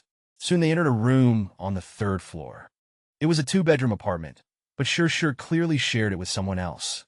The living room was messy with belongings from 2 people, and both bedroom doors had locks, currently locked.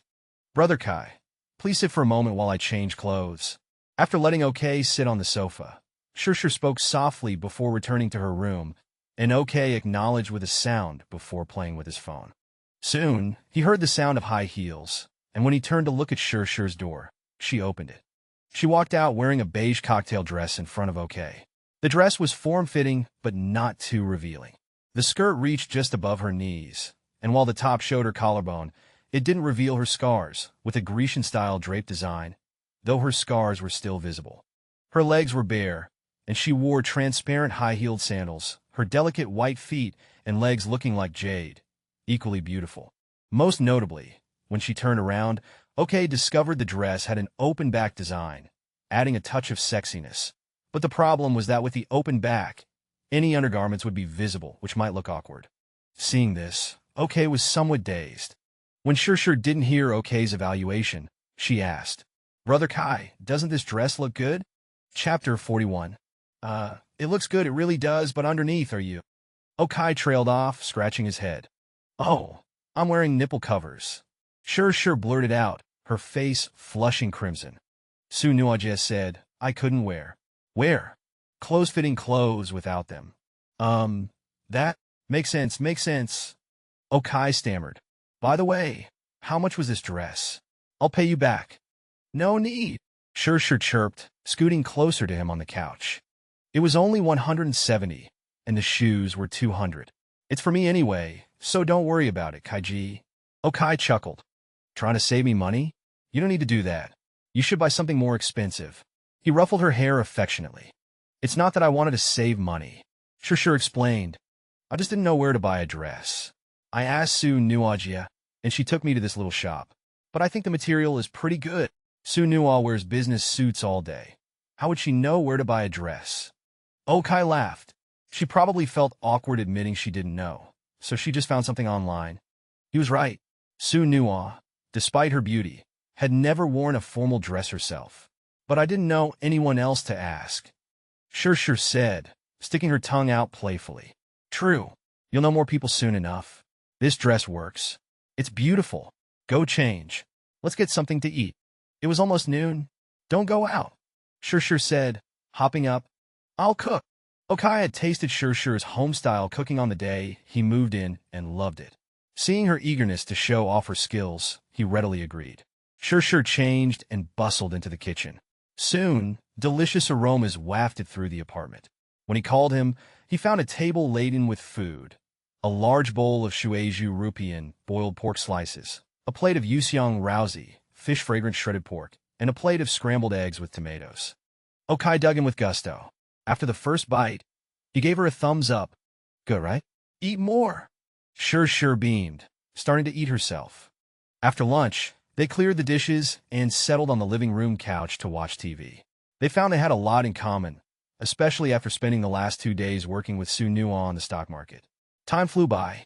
Around 4, they reheated the leftovers for a late lunch/early dinner before heading out in Okai's car to the auction phone you had told him about. It wasn't a grand affair like in the movies with a dedicated auction hall. Those were reserved for large-scale events. Smaller, private auctions were held in temporary locations, like private estates or museums. This one was being held in an art gallery. After handing his car keys to the valet, Okay and Shir entered the auction venue. Nearly everyone was dressed in formal wear. Older men wore traditional zhongshan or tang suits, while the younger crowd sported Western-style suits. Okay, in his more casual attire, stood out. The women, though in evening gowns, dripped with jewels. Shir, apart from her youthful beauty, wore no significant jewelry. But the attendees were polite, if perhaps a bit condescending, and said nothing. To enter the main hall, they needed the invitation and to swipe it for verification. Feng Yu's card worked without a hitch. Inside, Okay asked an usher how to change the name on the card. He couldn't keep using Feng Yu's. The usher politely led him to the manager's office. Good afternoon, sir, madam. How can I help you? My friend gave me this membership card. Okay explained. She doesn't plan to come anymore, so I'd like to transfer it to my name. Actually, there's no need for that. The manager said, we just require proof of assets exceeding 30 million yuan to issue a membership card. The rules had clearly changed. The economic downturn had lowered the bar for entry. It saved Okay some trouble. He called his bank, putting the call on speakerphone, so the manager could hear confirmation of his substantial cash reserves, over 200 million yuan. The manager's smile widened. Within 5 minutes, Okay held a brand new membership card. He'd return Feng Yu's card when he saw her tomorrow. Whether or not she continued to chop hands, splurge, was no concern of his. He and Shir entered the main hall and found seats. A server brought them a tablet for bidding. As they browsed the auction catalog, a chime rang, signaling the start of the event. Chapter 42. Welcome everyone to today's auction. Your presence here truly brightens our venue. As the bell chime ended, a middle-aged man in a tuxedo walked onto the auction platform in front of Oliver and the others, smiling as he delivered his opening remarks. However, Since this wasn't a school ceremony or graduation, the guests attending the auction weren't interested in listening to his long-winded speech. So after briefly introducing their company and the art gallery hosting today's auction, he proceeded directly to the auction itself. Our first item today is a pair of chopard earrings. From the Red Carpet Collection, Model 84979610002. These pear-shaped earrings are made of 18K white gold, featuring 2 emeralds totaling 29, 12 carats, and white diamonds totaling 22 carats. These earrings would look stunning on ladies with fair skin. The original retail price was $46 million, though they're no longer available for sale. They're quite a valuable collector's piece. The starting bid is for $8 million, with minimum increments of 200,000. Please place your bids. As the auctioneer introduced the item, a tall hostess carried the earrings to the display platform, carefully showing them to the audience. When Oliver saw the earrings, information about them appeared before his eyes. Indeed, as the auctioneer had said, these earrings had good collection value. According to his system's valuation, they were now worth $2 million, about $800,000 more than the retail price, with an expected annual appreciation of around 3%. Not extremely high, but not low either. They definitely had some collection value. Though the appreciation wasn't spectacular, they could be worth buying at the right price. At this moment, quite a few people in the venue shared this insight. Although they weren't certain of the exact future value, they had a general idea, so many started bidding. Simultaneously, a large screen behind the auctioneer displayed the bidding numbers. Good, bidder 3 offers $5 million, bidder 12 offers $2 million, bidder 17 offers $4 million, bidder 21 offers $6 million, bidder 16 offers $8 million, bidder 3 bids again at $6 million, any higher offers? Excellent, bidder 8 offers $2 million. After a round of bidding, as the price approached the original retail price, the buyers began to hesitate. Make a bid. At this point, Oliver felt it was time for him to join in. What? Brother Kai, the next bid would be $6 million.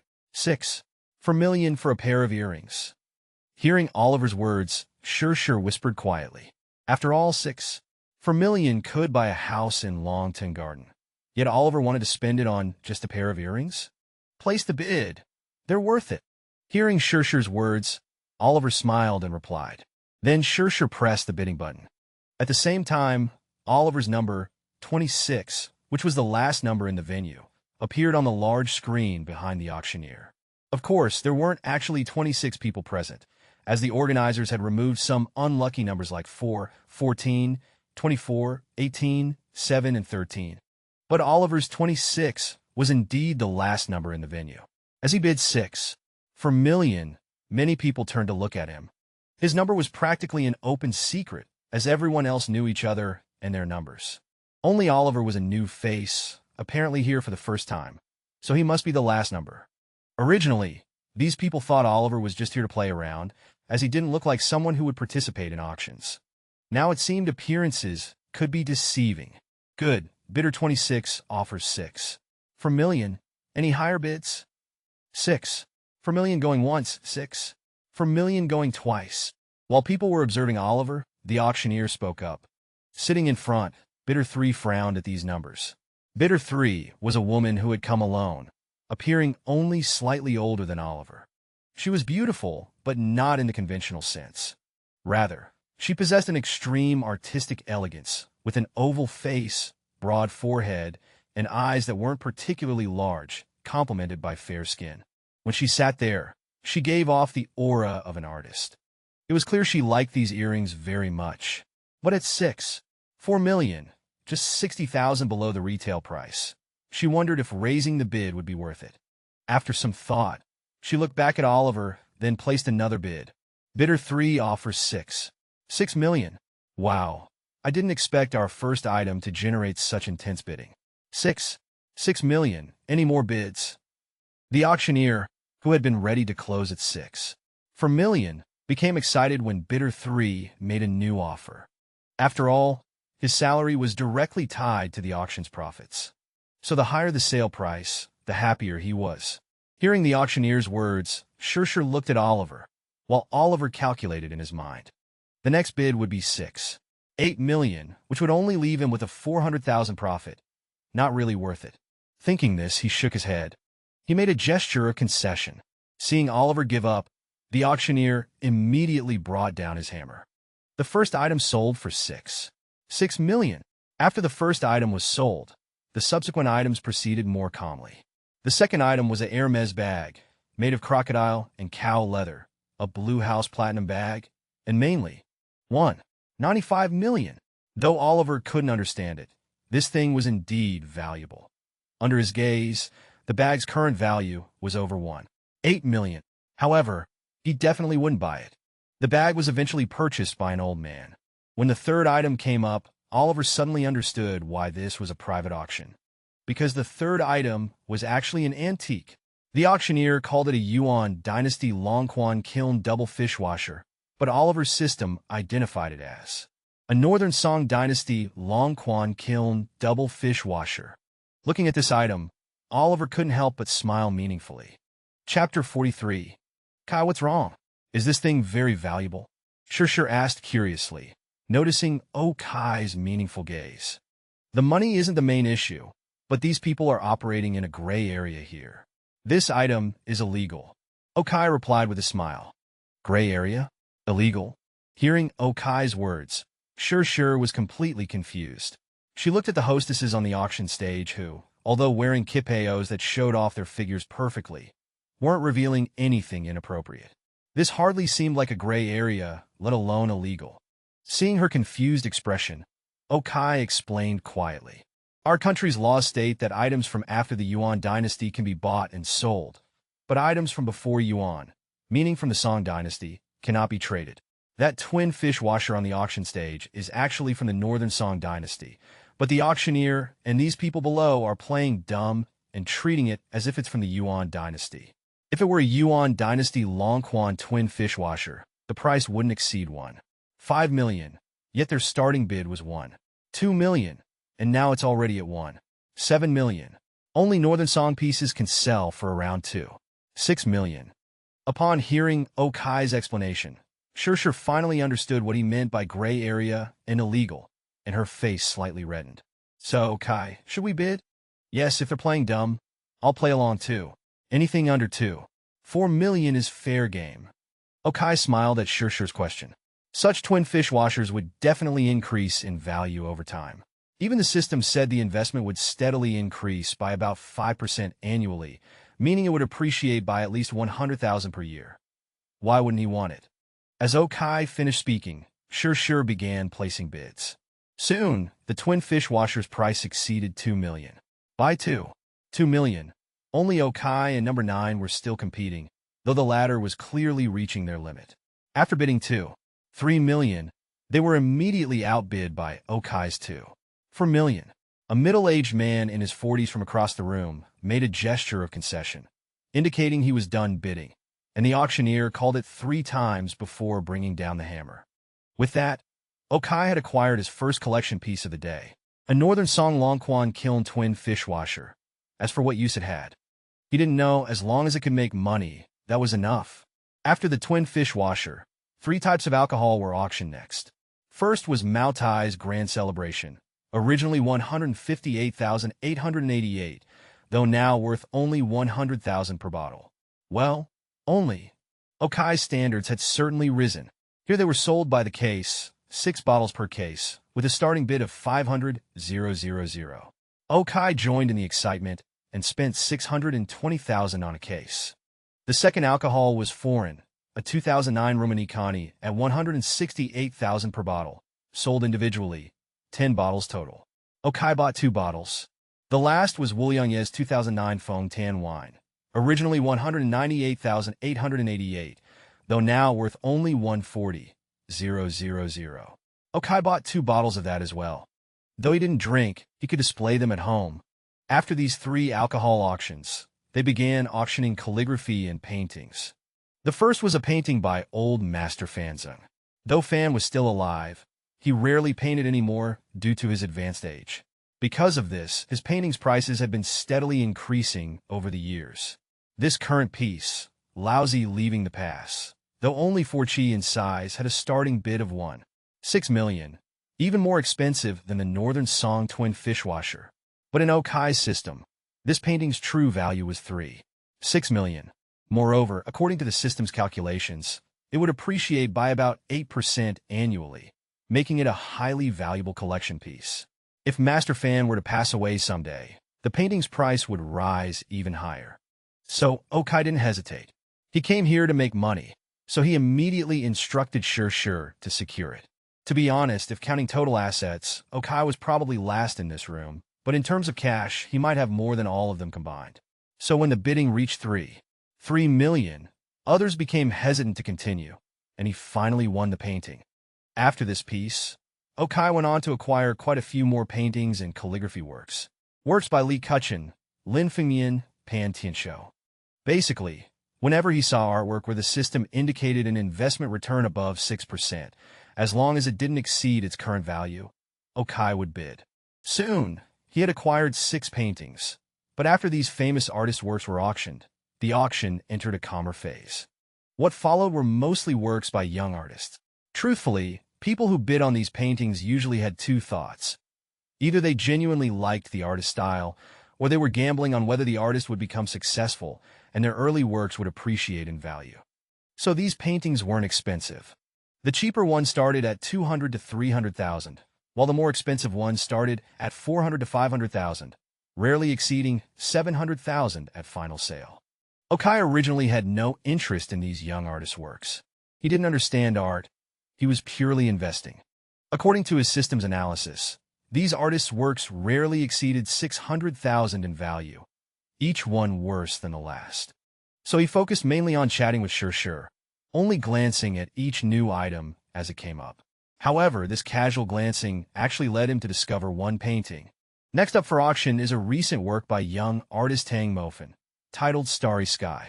As we all know, Tang Mofan is a famous Chinese descent artist whose masterpiece, The Crying Woman of Notre Dame, once sold for 530,000 euros in France. While this Starry Sky may not match that piece in technique, it's equally impressive in artistic conception. Bidding starts at 450,000, with minimum increments of 20,000. Hearing the auctioneer's words, Okai looked at this painting with interest. Because in his view, above this painting was a straight upward arrow, and if he concentrated, he could see a line of small text. Starry Sky, current value 500,000, will be worth 3 million in 1 month, with an annual value growth rate of 12%. Oh, actually found a hidden gem? Looking at this painting, Okai's eyes lit up. He hadn't expected to actually find such a profitable opportunity here. Chapter 44. 450,000. Number 6 bids 470,000. 490. 510. 550. Number 3 bids 610,000. Do I hear any higher? The auctioneer's voice rang out. Several bidders called out their prices, but at 610,000, most dropped out. Tang Mofan's painting was generally considered to be worth around 500,000. Anything over 600,000 was pushing it. Number 3, an elegant woman sitting near the front, smiled slightly as her competitors fell away. She gazed at the painting, lost in thought. For her, it wasn't just a painting. It held a deeper, personal significance. A memory flickered at the edge of her consciousness, but before it could fully surface, the screen lit up. Number 26 bids 630,000. Number 26, who had already bid on several items, drew the attention of the room, including number 3. But she wasn't deterred. This painting meant more to her than just its monetary value. She countered with 650,000. Almost instantly, number 26, Okai, raised it to 670,000, clearly determined to win. Hesitating only briefly, she bid 690,000. Okai instantly countered with 710,000. Then 730,000, 750,000, 770,000, 790,000. Finally, at 810,000, the woman paused. While the painting held sentimental value, her business sense told her it was a losing proposition. The price was already 300,000 above its estimated worth. But then Okai bid again, 830,000. Number 26 bids 830,000. Do I hear any higher? Number 3 looked at Okai. His playful, yet serious expression gave her pause. She loved the painting, but her rational side told her to stop. She'd already bought an expensive pair of earrings today. Another extravagant purchase would be risky. Forget it, she thought, taking a deep breath. Mofin painted other pieces. She nodded, signaling she was out. The auctioneer's gavel fell faster now. The painting, Starry Night, sold for 830,000 yuan.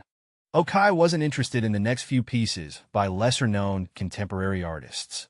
He was here to make money, not appreciate art he couldn't understand.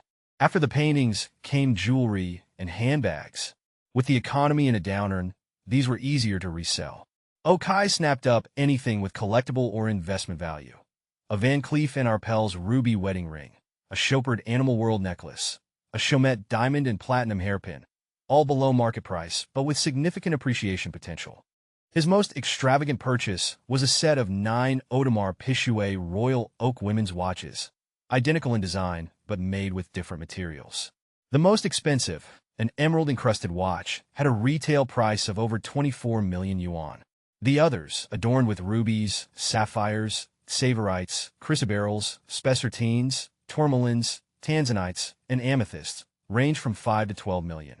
The entire set had originally retailed for almost 80 million. He'd always heard the saying, the poor play with cars, the rich play with watches. He'd assumed those were men's watches.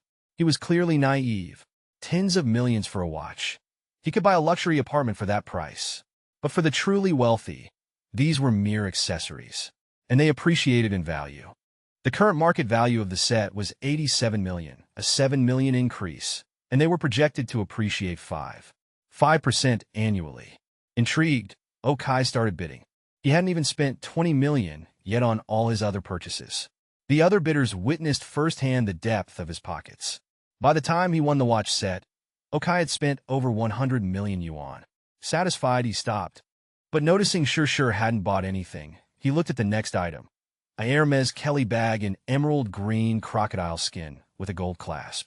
It had originally retailed for over 2 million, but had depreciated significantly. However, according to Okai's system, it was still worth over 1 million. He bought it without hesitation. After that, he didn't bid on anything else. As soon as the auction ended, a staff member rushed over to settle Okai's bill, as if afraid he'd disappear. Okai paid promptly and arranged for delivery the next day. The contractor had just called to say the new staircase at his apartment was finished. The delivery wouldn't be a problem. He discreetly asked for the handbag to be brought to him immediately. Sure, not hearing this request, wondered why they were waiting, but didn't question it. As they waited, Number 3, the elegant woman from earlier, approached. You appreciate Tang Mofin's work too? You made a profit on everything else you bought, but you overpaid for that painting. Perhaps. Okai replied. He couldn't exactly tell her he'd seen the future. For now, he'd admit he'd likely overpaid. But art is subjective.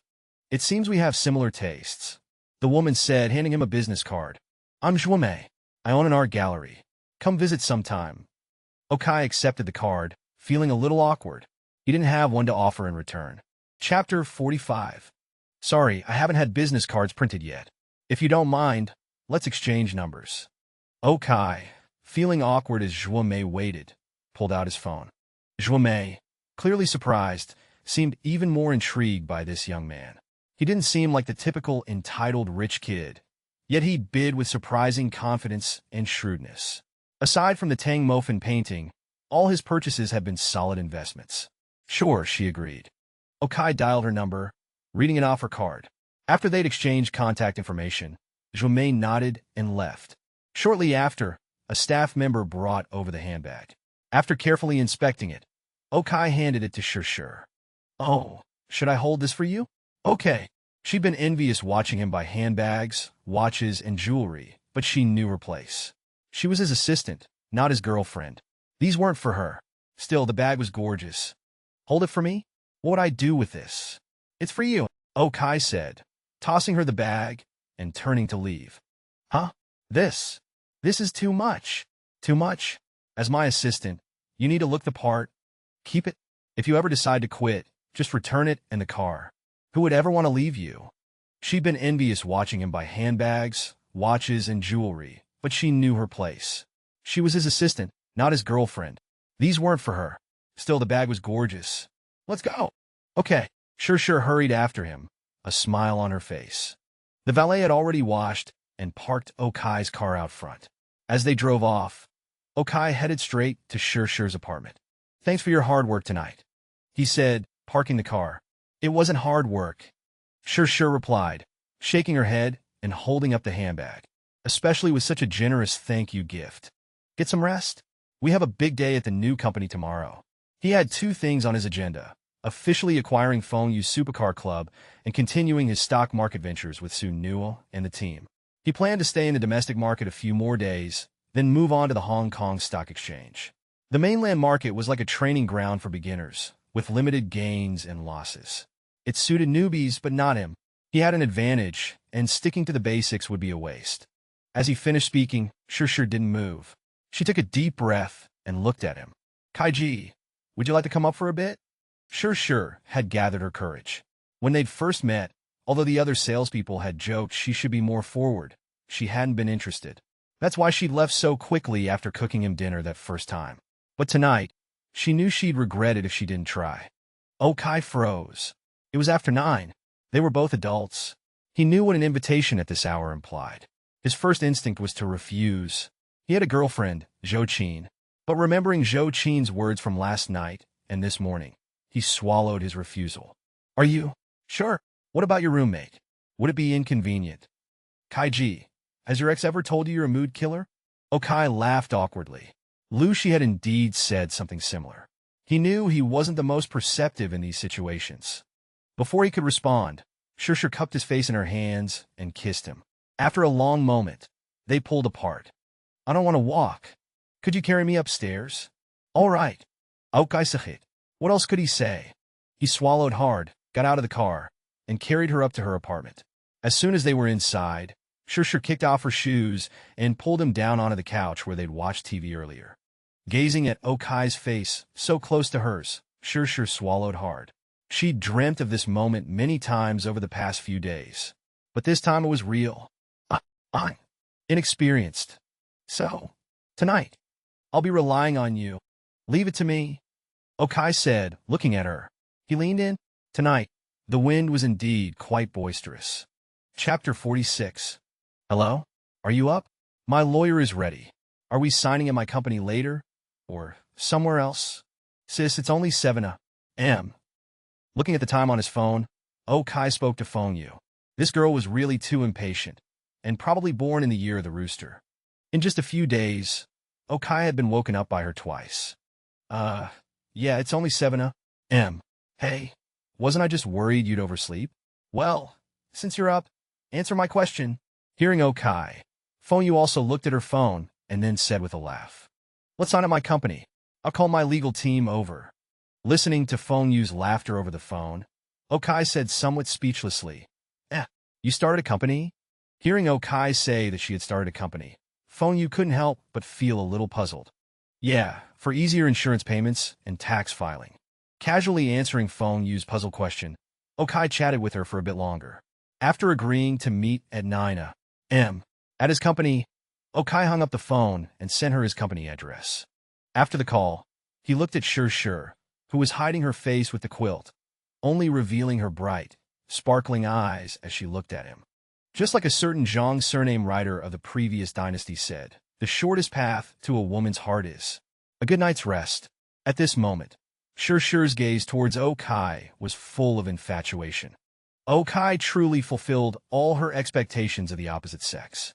The sunlight streaming through the gap in the curtains, shining on Okai's perfect face and equally perfect, strong body, along with his warm smile, made Sure almost drunk with admiration. Especially recalling what happened last night, her eyes became somewhat hazy. The only pity was that the position beside Okai was too dazzling. She knew clearly that she wasn't qualified to occupy it, and after last night, she also knew that it would be difficult to completely tie Okai down. Therefore, the best choice was to maintain the status quo and be a good assistant. Did I wake you? Sleep a little longer. I'll go make you some porridge. You should rest well today. Looking at Sure's gaze, Okai sat beside her, gently stroked her hair, and said with a smile, I'm fine. I don't want to delay your work. Hearing Okai's words, Sure spoke. But as soon as she finished speaking, Okai gently scraped her nose. What work do I have? Rest assured and sleep. After saying that, Okai smiled and left the bed. He went to the kitchen first and cooked porridge for Sure before going to wash up. When he saw the toothbrush, cup, and towel Sure had prepared for him, he couldn't help but smile. This little girl seemed to have had her eye on him for a while now. She had everything prepared. As for the current relationship between him and Sure, both of them tacitly avoided mentioning it. Just as he finished washing up and came out, the sound of a key turning in the door suddenly came from Sure's apartment. Then Okai saw a girl who, although perhaps a little less attractive than Sure, was generally quite innocent-looking, yawning as she walked in. But when she saw Okai, she couldn't help but freeze. Okai was the first to react. Hello, I'm Sure's friend. You're her roommate, right? Ah, yes, hello. You? Oh. Is Sure not up yet? Not yet. Last night. She was a little tired. I made some porridge. You two can have it later. I have something to do, so I'll leave first. Looking at the girl, Okai smiled and said, originally, he planned to stay and have porridge with Sure, but now that her roommate was back, his presence felt somewhat awkward. After hesitating, he decided to leave. The girl was obviously also a little embarrassed facing Okai, so she nodded and moved aside from the doorway. Okai then put on his shoes and left Sure's apartment. As soon as he left, the girl quietly pushed open Sure's bedroom door. Sure, of course, hadn't fallen asleep. She had heard the conversation outside clearly, so when the girl pushed the door open, she looked at her with a blush. Wow. So, this is the boss you were talking about? He's really handsome. Looking at Sure, the girl raised her eyebrows and said, Emma. Hearing her roommate's words, Sure nodded, blushing. But being handsome can't put food on the table. You gave in to him so easily. You haven't even received your first month's salary yet. He said it's 50,000, but he hasn't paid you yet. Looking at Sure, the girl sat on her bed and whispered, Look at that bag. Hearing her roommate's words, Sure pointed her chin towards the handbag hanging nearby. Wow, it's so beautiful. Where did you buy it? Did he buy it for you? How much was it? As soon as she saw the bag, Sure's roommate's eyes lit up. What seemed like an ordinary bag to Okai looked like the finest artwork to her. It was bought at an auction yesterday, over $1 million. Hearing Sure's words, her roommate, who originally wanted to pick up the bag and take a closer look, couldn't help but tremble and retracted her hand. This bag? Over $1 million? Did you see the Porsche downstairs? Looking at her roommate's shocked pupils, Sure smiled. Gulp. I saw it. I was going to ask you about it. Someone in our complex actually drives such a nice car. This car couldn't be yours, could it? Swallowing her saliva, Sure's roommate cautiously asked. Sure's response was to pick up the car keys from the bedside table. Wow, this not bad. Looking at the car keys, looking at the bag, Sure's roommate was speechless. Sure looked at her roommate like this and couldn't help but laugh. No wonder so many people like to show off. This feeling of shocking and being envied was really satisfying. She had never experienced this kind of pleasure before. Apart from being pretty, she had always been useless at everything, including studying. Otherwise, she wouldn't have started working right after graduating high school. But now, with Okai, she finally felt the feeling of being that kid other parents compared their children to. Of course, for her, the current pleasure was just a bonus. What she liked most was the feeling from last night. Chapter 47. The contract is fine. I've transferred the money to you directly. After leaving Sure's home, Okai went out for breakfast and then returned to his own place to change clothes. He arrived at his company, On-Tai Finance, around 8:50 a.m. When he got there, everyone had already arrived. Feng Yu brought her company's lawyer, whom Luo Guigang was currently entertaining. Chi had also arrived and was in the process of onboarding, but he had to wait a while because the 14 people led by Su Nuo were more important at the moment. HR was working hard to onboard them. This was the company's top priority right now. Of course, the company's legal counsel had also arrived. Okai then finalized the transaction with Feng Yu. After signing the 4 copies of the contract, one for him and Feng Yu, and one for each of their law firms, Okai transferred the $180 million through the company account. Feng Yu Supercar Club, now officially belonged to Okai. Meanwhile, Li Weidong officially completed his onboarding, becoming the manager of the Supercar Club. At this moment, Okai's system suddenly popped up. Ding! Congratulations to the host for successfully earning 100 million. Reward. Character panel unlocked. Precognitive ability unlocked. Huh. Character panel? Okai hadn't expected the god-level rich system to have a character panel. Subconsciously, he opened it for a look. A translucent panel, visible only to him, appeared before his eyes. Nin, okay. Gender male. Age, 25. Height, 188. Will gradually grow to 192. Weight, 85 kg. Physique, 100. Average value for all attributes for ordinary people is 10. Charm, 100. Intelligence, 47. Business, 33. Innovation, 39. Social, 9. Management, 37. Special ability, perfect body. Physical qualities will reach the human limit.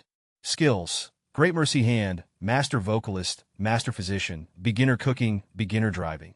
Own properties, Longting Jiuan Building 7, floors 31, 32, 33 value. 89 million. On Thai Finance Company value. 68 million. Union Supercar Club value. 210 million. On stocks value. 198. 87 million. Own miscellaneous items value. 113. 37 million. Items auctioned yesterday. Current cash. 24, 924, 033. 47. Total assets. 704. 16 million. Looking at the detailed records on his character panel, Okai was surprised by three things. First, he was surprised that his basic attributes were pretty good. Physique and charm were definitely due to the perfect body, so no need to mention those. Business and the like didn't matter much either. He was most interested in his intelligence being 47, which was not bad. Based on the average person having 10 points equivalent to an IQ of 100, his 47 should be around 120 or 130. But why were his grades not so good in school? And a social score of 9. Indeed, he was socially awkward. Second, he was surprised by Feng Yu's Supercar Club. Good heavens, she really wasn't suited to be a boss. A Supercar Club worth 210 million, and she sold it to him for 180 million. While she needed the money, he had definitely gotten a good deal. This deal also allowed him to surpass the 100 million earnings mark. He had originally thought it would take a few more days to activate the 100 million reward. Unexpectedly, it was activated now. He had to say, Feng Yu was quite lucky for him. Of course, she was like a candle, burning herself to illuminate him. Third, the character panel not only showed his own attributes, but also those of others. For example, Feng Yu's current attributes were like this. Name, Feng Yu. Gender, female. Age, 26. Height, 171. Weight, 45 kg. Physique, 12. Charm, 97. Intelligence, 55. Business, 6. Innovation, 5. Social, 84. Management, 42. Favorability towards host, 86, below 50. Dislike, 60. Acquaintance, 75. Friend, 85. Close friend, above 95. Beloved family and friends, 100. Eternal devotion. Well, she was indeed beautiful and even smarter than him, but she really wasn't suited to be a boss. Growing up in a wealthy family made her very good at socializing. She was actually more suited for public relations. A social score of 84 was definitely very high. But what surprised Okai the most was her favorability towards him at 86. 86 wasn't low at all. If he were to pursue her now, she probably wouldn't refuse. Of course, Okai wouldn't pursue her. He already had 2 women in his life. Besides Feng Yu, Okai glanced at the people around him. Their attributes were all very average, like Luo Guogang. Name, Luo Guogang. Gender male. Age, 25. Height, 181. Weight, 92 kg. Physique, 9. Charm, 11. Intelligence, 32. Business, 42. Innovation, 8. Social, 45. Management, 36. Favorability towards host, 93. To be honest, Luo Guogang wasn't really suitable to be a manager. His business and management skills were average, especially his management, which was even worse than his own. But his loyalty was sufficient. Okai didn't need to care about someone's abilities. He only needed to care about whether they were loyal to him and listen to him. As for business and management, these could be improved with practice. This character panel was indeed quite useful to him, but he wasn't sure what the precognitive ability meant. Now wasn't the time to research this, because Fengyu was preparing to leave after signing the contract. But at this moment, Okai's phone suddenly rang. He answered and learned it was a call from yesterday's auction house. They were about to deliver his items. But Okai had to direct Su Nua and the others to buy stocks and couldn't leave right now. Thinking of this, he looked at Fengyu. With an 86 favorability rating, asking her for a favor shouldn't be a problem. So, Okai smiled at her. Are you busy later? Later? No. Are you asking me out? No. I bought a lot of things yesterday and they're about to be delivered to my house. There's no one at home, and I can't leave. If you're not busy, could you please help me receive the delivery? Okai said, feeling a little embarrassed. Hearing Okai's words, Fengyu couldn't help but roll her eyes. This guy knew it was troublesome to ask her, but for some reason, hearing him ask for her help didn't make her angry. Instead, she felt quite happy.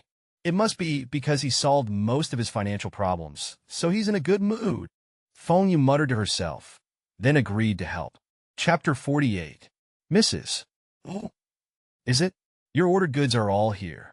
After Fengyu agreed to help Okai, she drove her Panamera to Longton Garden and saw several heavily armored trucks at the entrance, complete with security escorts. After all, this was merchandise worth 100 million, so they had to be careful. When Fengyu went over and verified her identity with the person in charge, they weren't sure how to address her. Generally speaking, someone trusted to receive goods worth 100 million must be among the closest relations. If not family, then they must be spouses. Oh, follow me.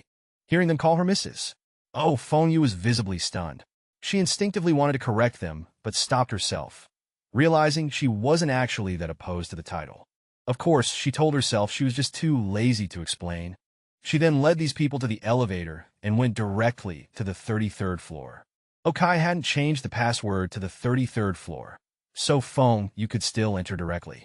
After the workers had placed everything and left, Fengyu checked the inventory.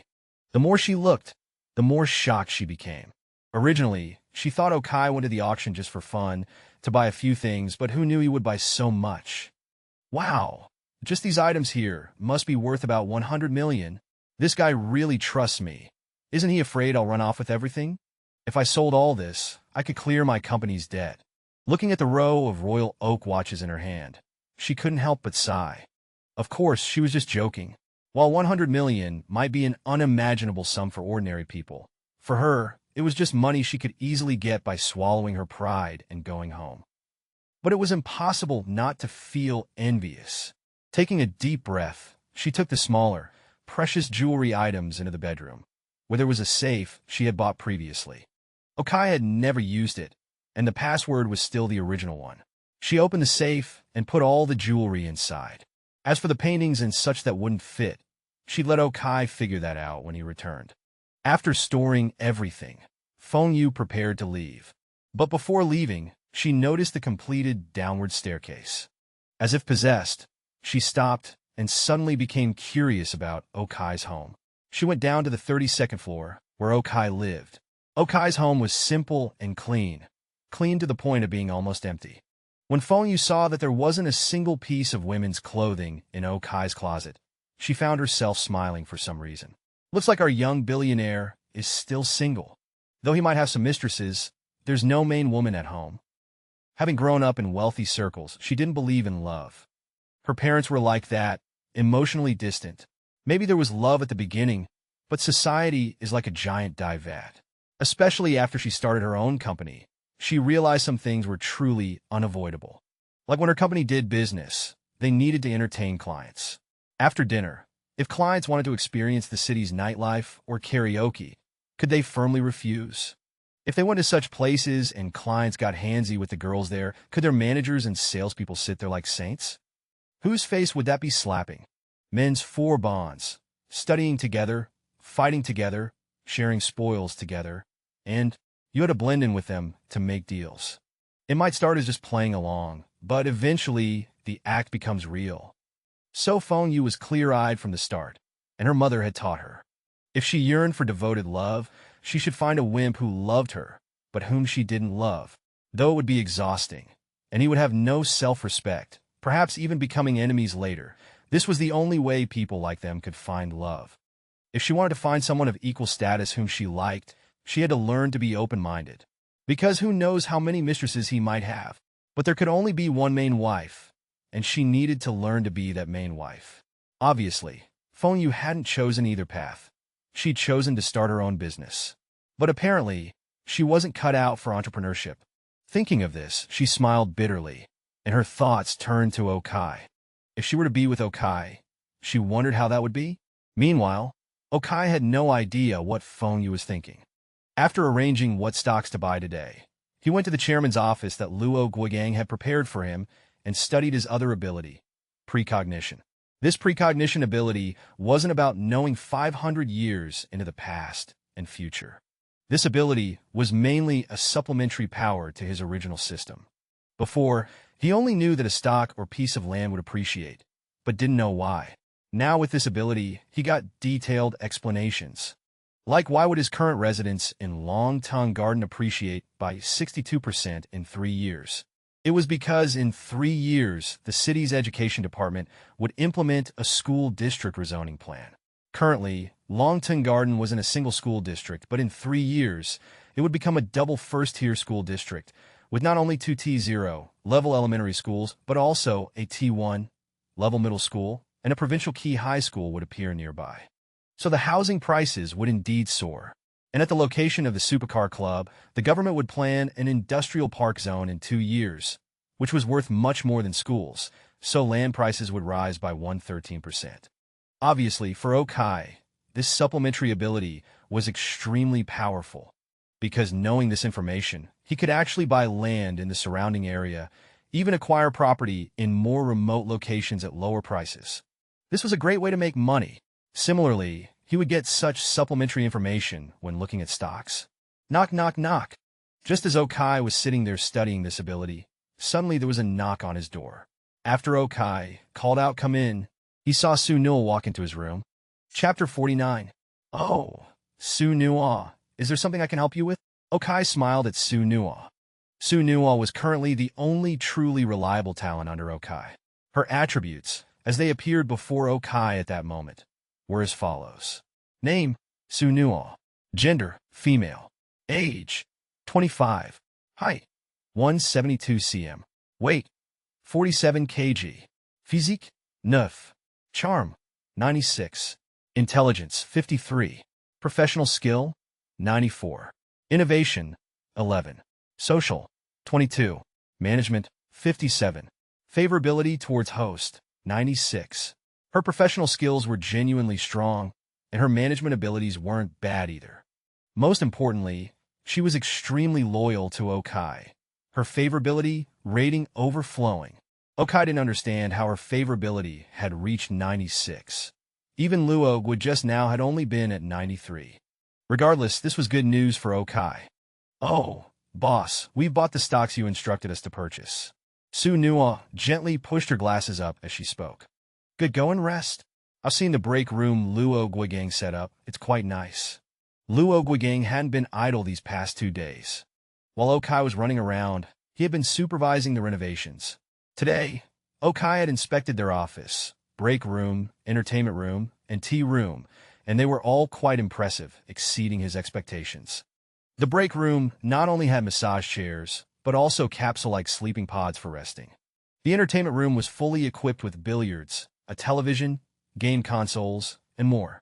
The tea room was also well-stocked with fresh fruit, a new coffee machine, a water dispenser, and various snacks. Of course, Okai hadn't allowed him to neglect the original office area either. While it didn't have a dedicated break room, the tea room amenities were the same, including massage chairs, much to the satisfaction of the existing employees. "I remembered you mentioned expanding into the Hong Kong stock market soon, so I've compiled information on suitable partner banks there. I also have a report on Hong Kong stock market trends over the past month. If you have time, I can go over it with you." Su Nua pulled out a USB drive from behind her back as she addressed Okai. All right, tell me about it. Truthfully, Okai's investments. He didn't actually need these things.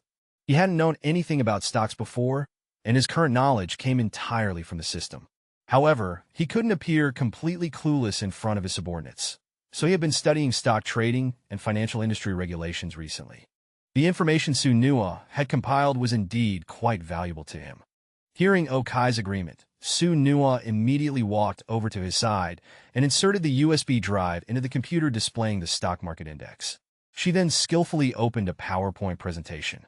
The first slide addressed the issue of partner banks.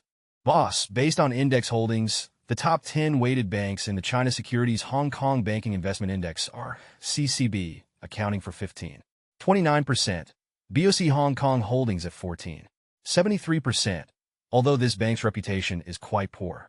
While they are more familiar with the local Hong Kong business, they have been known to betray their own people. ICBC's weighting is 14.29%, which isn't much lower, but ICBC, well, they can be quite unscrupulous. There's a risk they might find reasons to withhold any profits we make in the Hong Kong market. Next is Bank of China at 10.5%, but they rarely deal with private clients. Then there's Agricultural Bank of China at 6.14%, Bank of Communications at 5.83%, CITIC Bank at 5.49%, China Merchants Bank at 5.46%, Bank of China, Hong Kong at 5.43%, and Hang Seng Bank at 4.89%. My recommendation is to avoid direct collaboration with Hong Kong banks. CITIC, Bank of Communications, and China Merchants Bank are all viable options. I have contacts in both China Merchants Bank and CITIC Bank and can arrange meetings at any time. Now, regarding the major developments in the Hong Kong stock market this past month.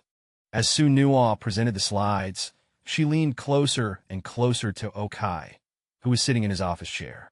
Initially, Okai could still hear what she was saying, but as she continued her explanation and moved closer, gradually a significant portion of his view was obstructed. He finally realized that Su Nua had unknowingly leaned very close to him.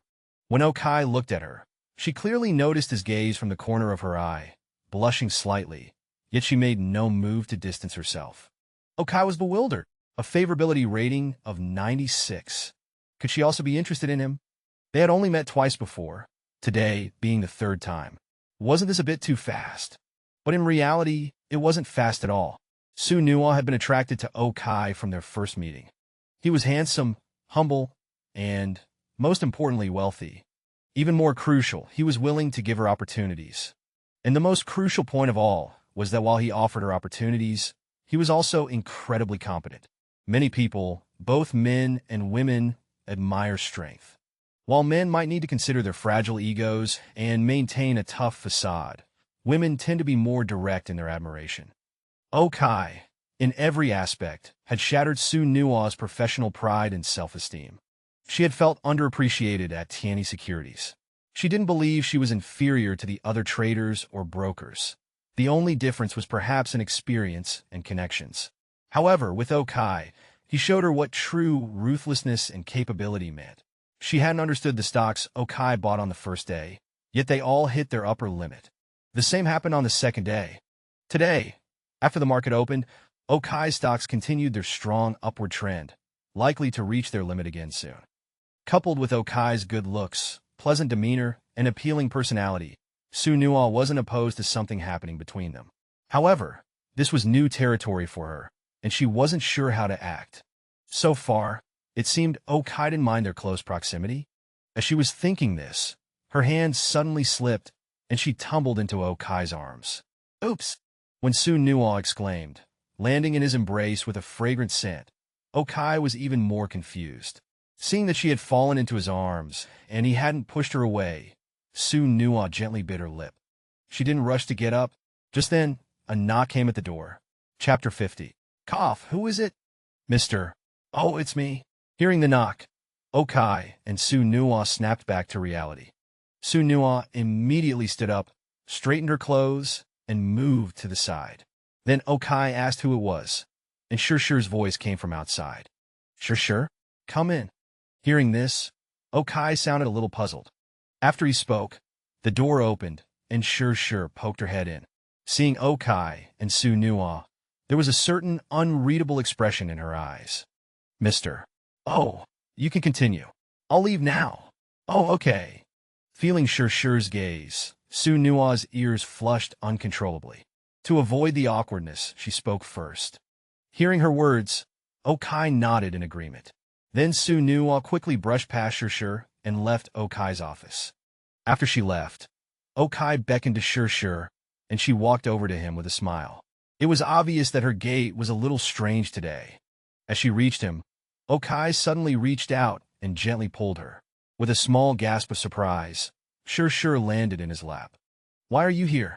Didn't we agree that you should rest at home today? Looking at Sure, Okai's eyes met hers, and they couldn't help but lean in for a kiss. After a long moment, they separated, and Okai finally asked her his question. I couldn't sleep at home.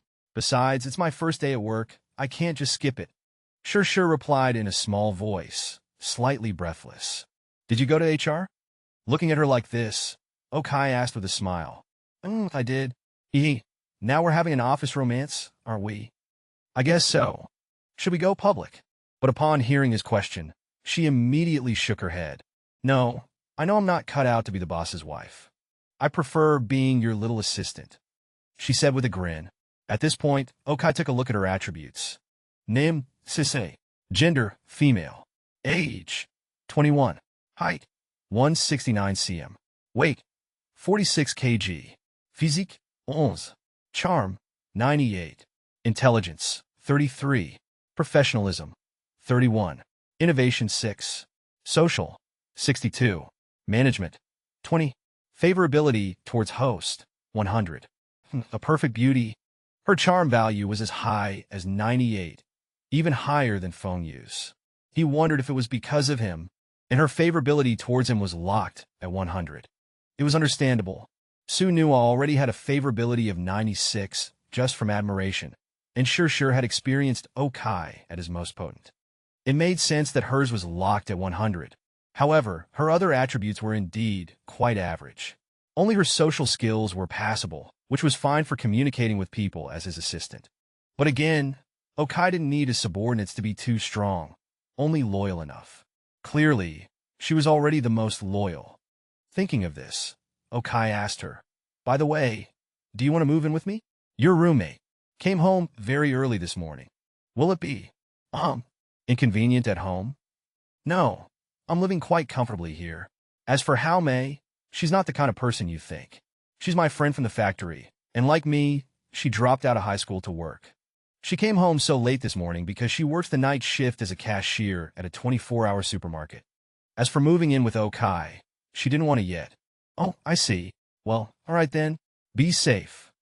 Okai nodded, accepting that Sure didn't want to leave her roommate yet. After some more intimate moments, he noticed a flicker of sleepiness in Sure's eyes, so he told her to go to the lounge for a while. Sure also saw the PPT on Okai's computer.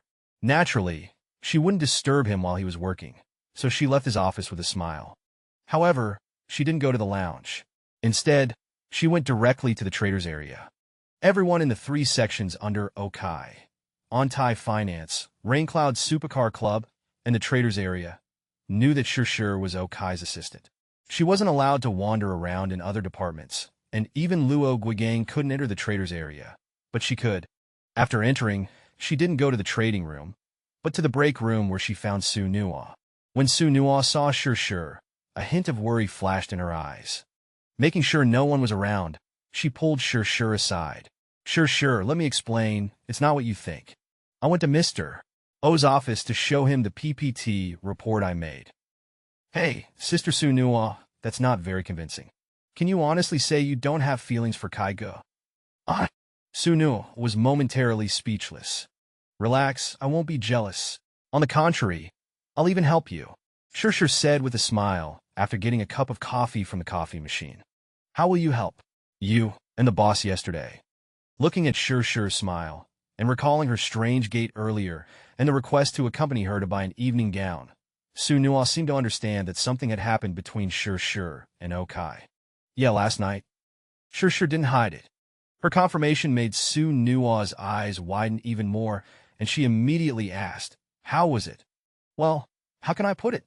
I can only say, very well, you know. But I do clearly remember passing out 4 or 5 times. Kai Ge's ability isn't something not 4 or 5 girls can handle. There will definitely be many women around him in the future. And I'm very satisfied with my current situation, so I'm here looking for an ally. Would you like to be my ally?" Sure extended an olive branch. Hearing this, Su Nua hesitated. Although she didn't mind being Kai's mistress, it felt strange coming from Sure.